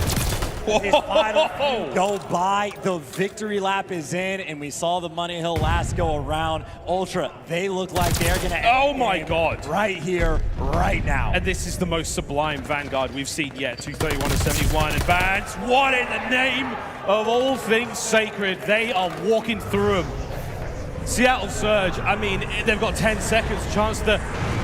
It's all come to a close. The bubble has burst. The fairy tale has ended. Welcome back to reality. What a devastating performance. Toronto Ultra. They are your Kickoff Classic champions. The most dominant hard point we have seen this year in the Kickoff Classic, and Ultra deliver it for the final map of the Kickoff. An absurd performance where they obviously did not run out of steam. Ultra absolutely have not lost a step from last year. The teamwork on point and a little bit of fun on the main stage, right? The old coach of Insight playing with them up top, but that is what a way to start the year. And what a series, man, right? Bocage was crazy, people dropping bombs all over the place. Cammy, the snipes in map 2 were sublime. And for Seattle, who hadn't lost a round of Control yet, well, Ultra, they found a way. A nail biter in the game 3, just for a showcase of a game number 4. Toronto Ultra getting it done. I mean, it was a really sensational performance towards the end there. I mean, the kills department. Insight went 22-9, Kleenex 22-17, 20-14 there from Cammy, and Benjamin Vance 27-11. It was truly disgusting. That is a plus 40 in the kill column for Toronto. Again, the most devastating map win we have seen, and that's just how they're ending things. And you know what the scariest thing is as well? I mean, just look at the confidence from Toronto Ultra. What do they say coming into this one? Like, we're saving some of our sort of secret strats going into the major. I mean, this was such a powerful reality check though for the guys of Seattle Surge. They made it here all the way. They played their hearts out. But the moment things got really tough, when they lost that tight control, composure was lost. Like, they fell out of the bed straight away. It was done, right? They were off the horse. That is the hardest thing for me to see. But I think in the long run, the greatest lesson that team can learn now at the start of the season is going to set them up for a good year. I mean, look, if we're talking about things from Seattle, that is far and away one of the best possible tournaments they could have had. By far. You beat the top dogs. You beat the best in the game, at least from last year in Atlanta FaZe. That's already enough that you could set yourself up for the year. They take down the GOATs in NYSL, and then they get the reminder of, hey, there is still room to grow. But I mean, Seattle, incredibly impressive performance. I'm impressed. This is the first time we've seen an Australian in the grand finals ever. So already impressive in that regard. You got 2 rookies making it to the grand finals. Seattle, I mean, they have been a spectacular team to watch.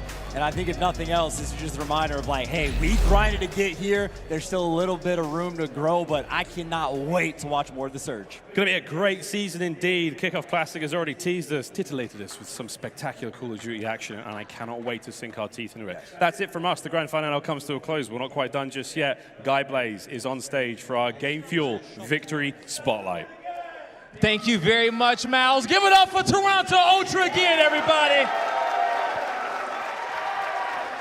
Yes, yes, it is the Kickoff Classic, and inside, you guys just came away with that first place victory. How are you feeling being back on top? Honestly, I wasn't expecting this, going into this tournament. Our practice wasn't the best, let's be honest. But, coming out with the win, I mean, on stage, in front of the fans, it's just amazing right now. It really is, and the fans have been great all throughout the weekend, and even in chat, giving y'all a lot of love. Pass the mic on over there towards Kleenex, because Kleenex, man, you've been filthy all weekend, okay? How does this win feel for you? I mean, it feels great, I mean, it's a Kickoff Classic, so, we're hoping to do it for the majors. That's about it. All right. Hey, well, you guys got off to a great start. And speaking of the rest of the season, pass the mic on over to Coach Marky B, okay? Because, Marky, how do you plan on keeping Toronto Ultra on top for the rest of the season? Well, the whole last season as well, we were a very hard-working team, so that's all it's going to come down to, really, is us putting in the effort and time that we've done over the last 2 weeks. Like, I really can't fault these guys over the last 2 weeks since we got back to Canada. I've been playing every single day and improving at a drastic pace, because honestly, about 3 weeks ago, we were getting destroyed by all the European teams when we were back in Europe for the whole of December. Yeah. We won our first scrim last week, so yeah, I don't know how we won, so.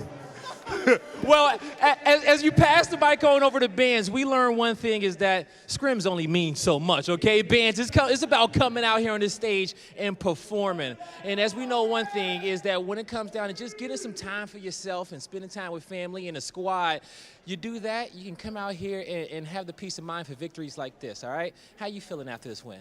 Yeah, it feels good. As Mark said, we had quite bad scrims, but we have the talent, we have like the teamwork and everything to do well. So I'm not really surprised we made it this far and won, to be honest. Our S&D was looking a bit shaky, but we have some unreal S&D players like Cam and Jamie constantly clutching. Toby's piecing up, like entry and everything. So it feels good. Yeah, I know it feels good. Now pass the mic on over to Cammy Clutch, okay? I gotta talk to you, Cammy. You've been playing out of your mind this entire grand finals. How are you feeling after getting this victory, and how do you feel about your teammates?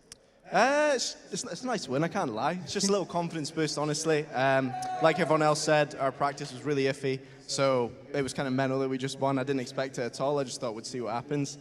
And yeah, I'm looking forward to the rest of the season. All right, well, you guys came out and you started this season off right, and that's what you wanted to do, okay? Give it up for Toronto Ultra one more time. Show the fans some love. They are your champions of the kickoff.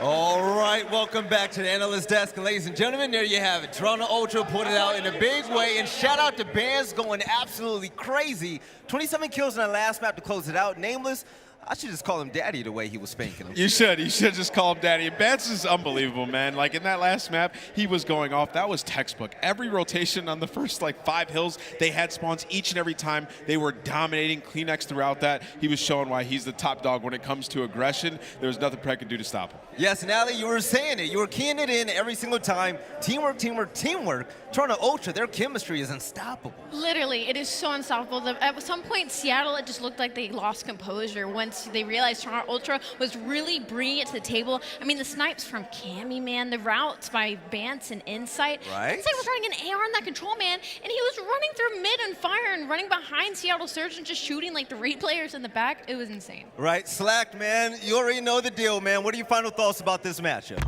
I'm just proud of Toronto Ultra, guys. Like I said, for they said on stage, like their practice wasn't going well. They weren't really doing what they expected them to do. I was just super excited to see them come out here. Obviously, like their S&D wasn't looking good to start the weekend, but to close it out, it was amazing.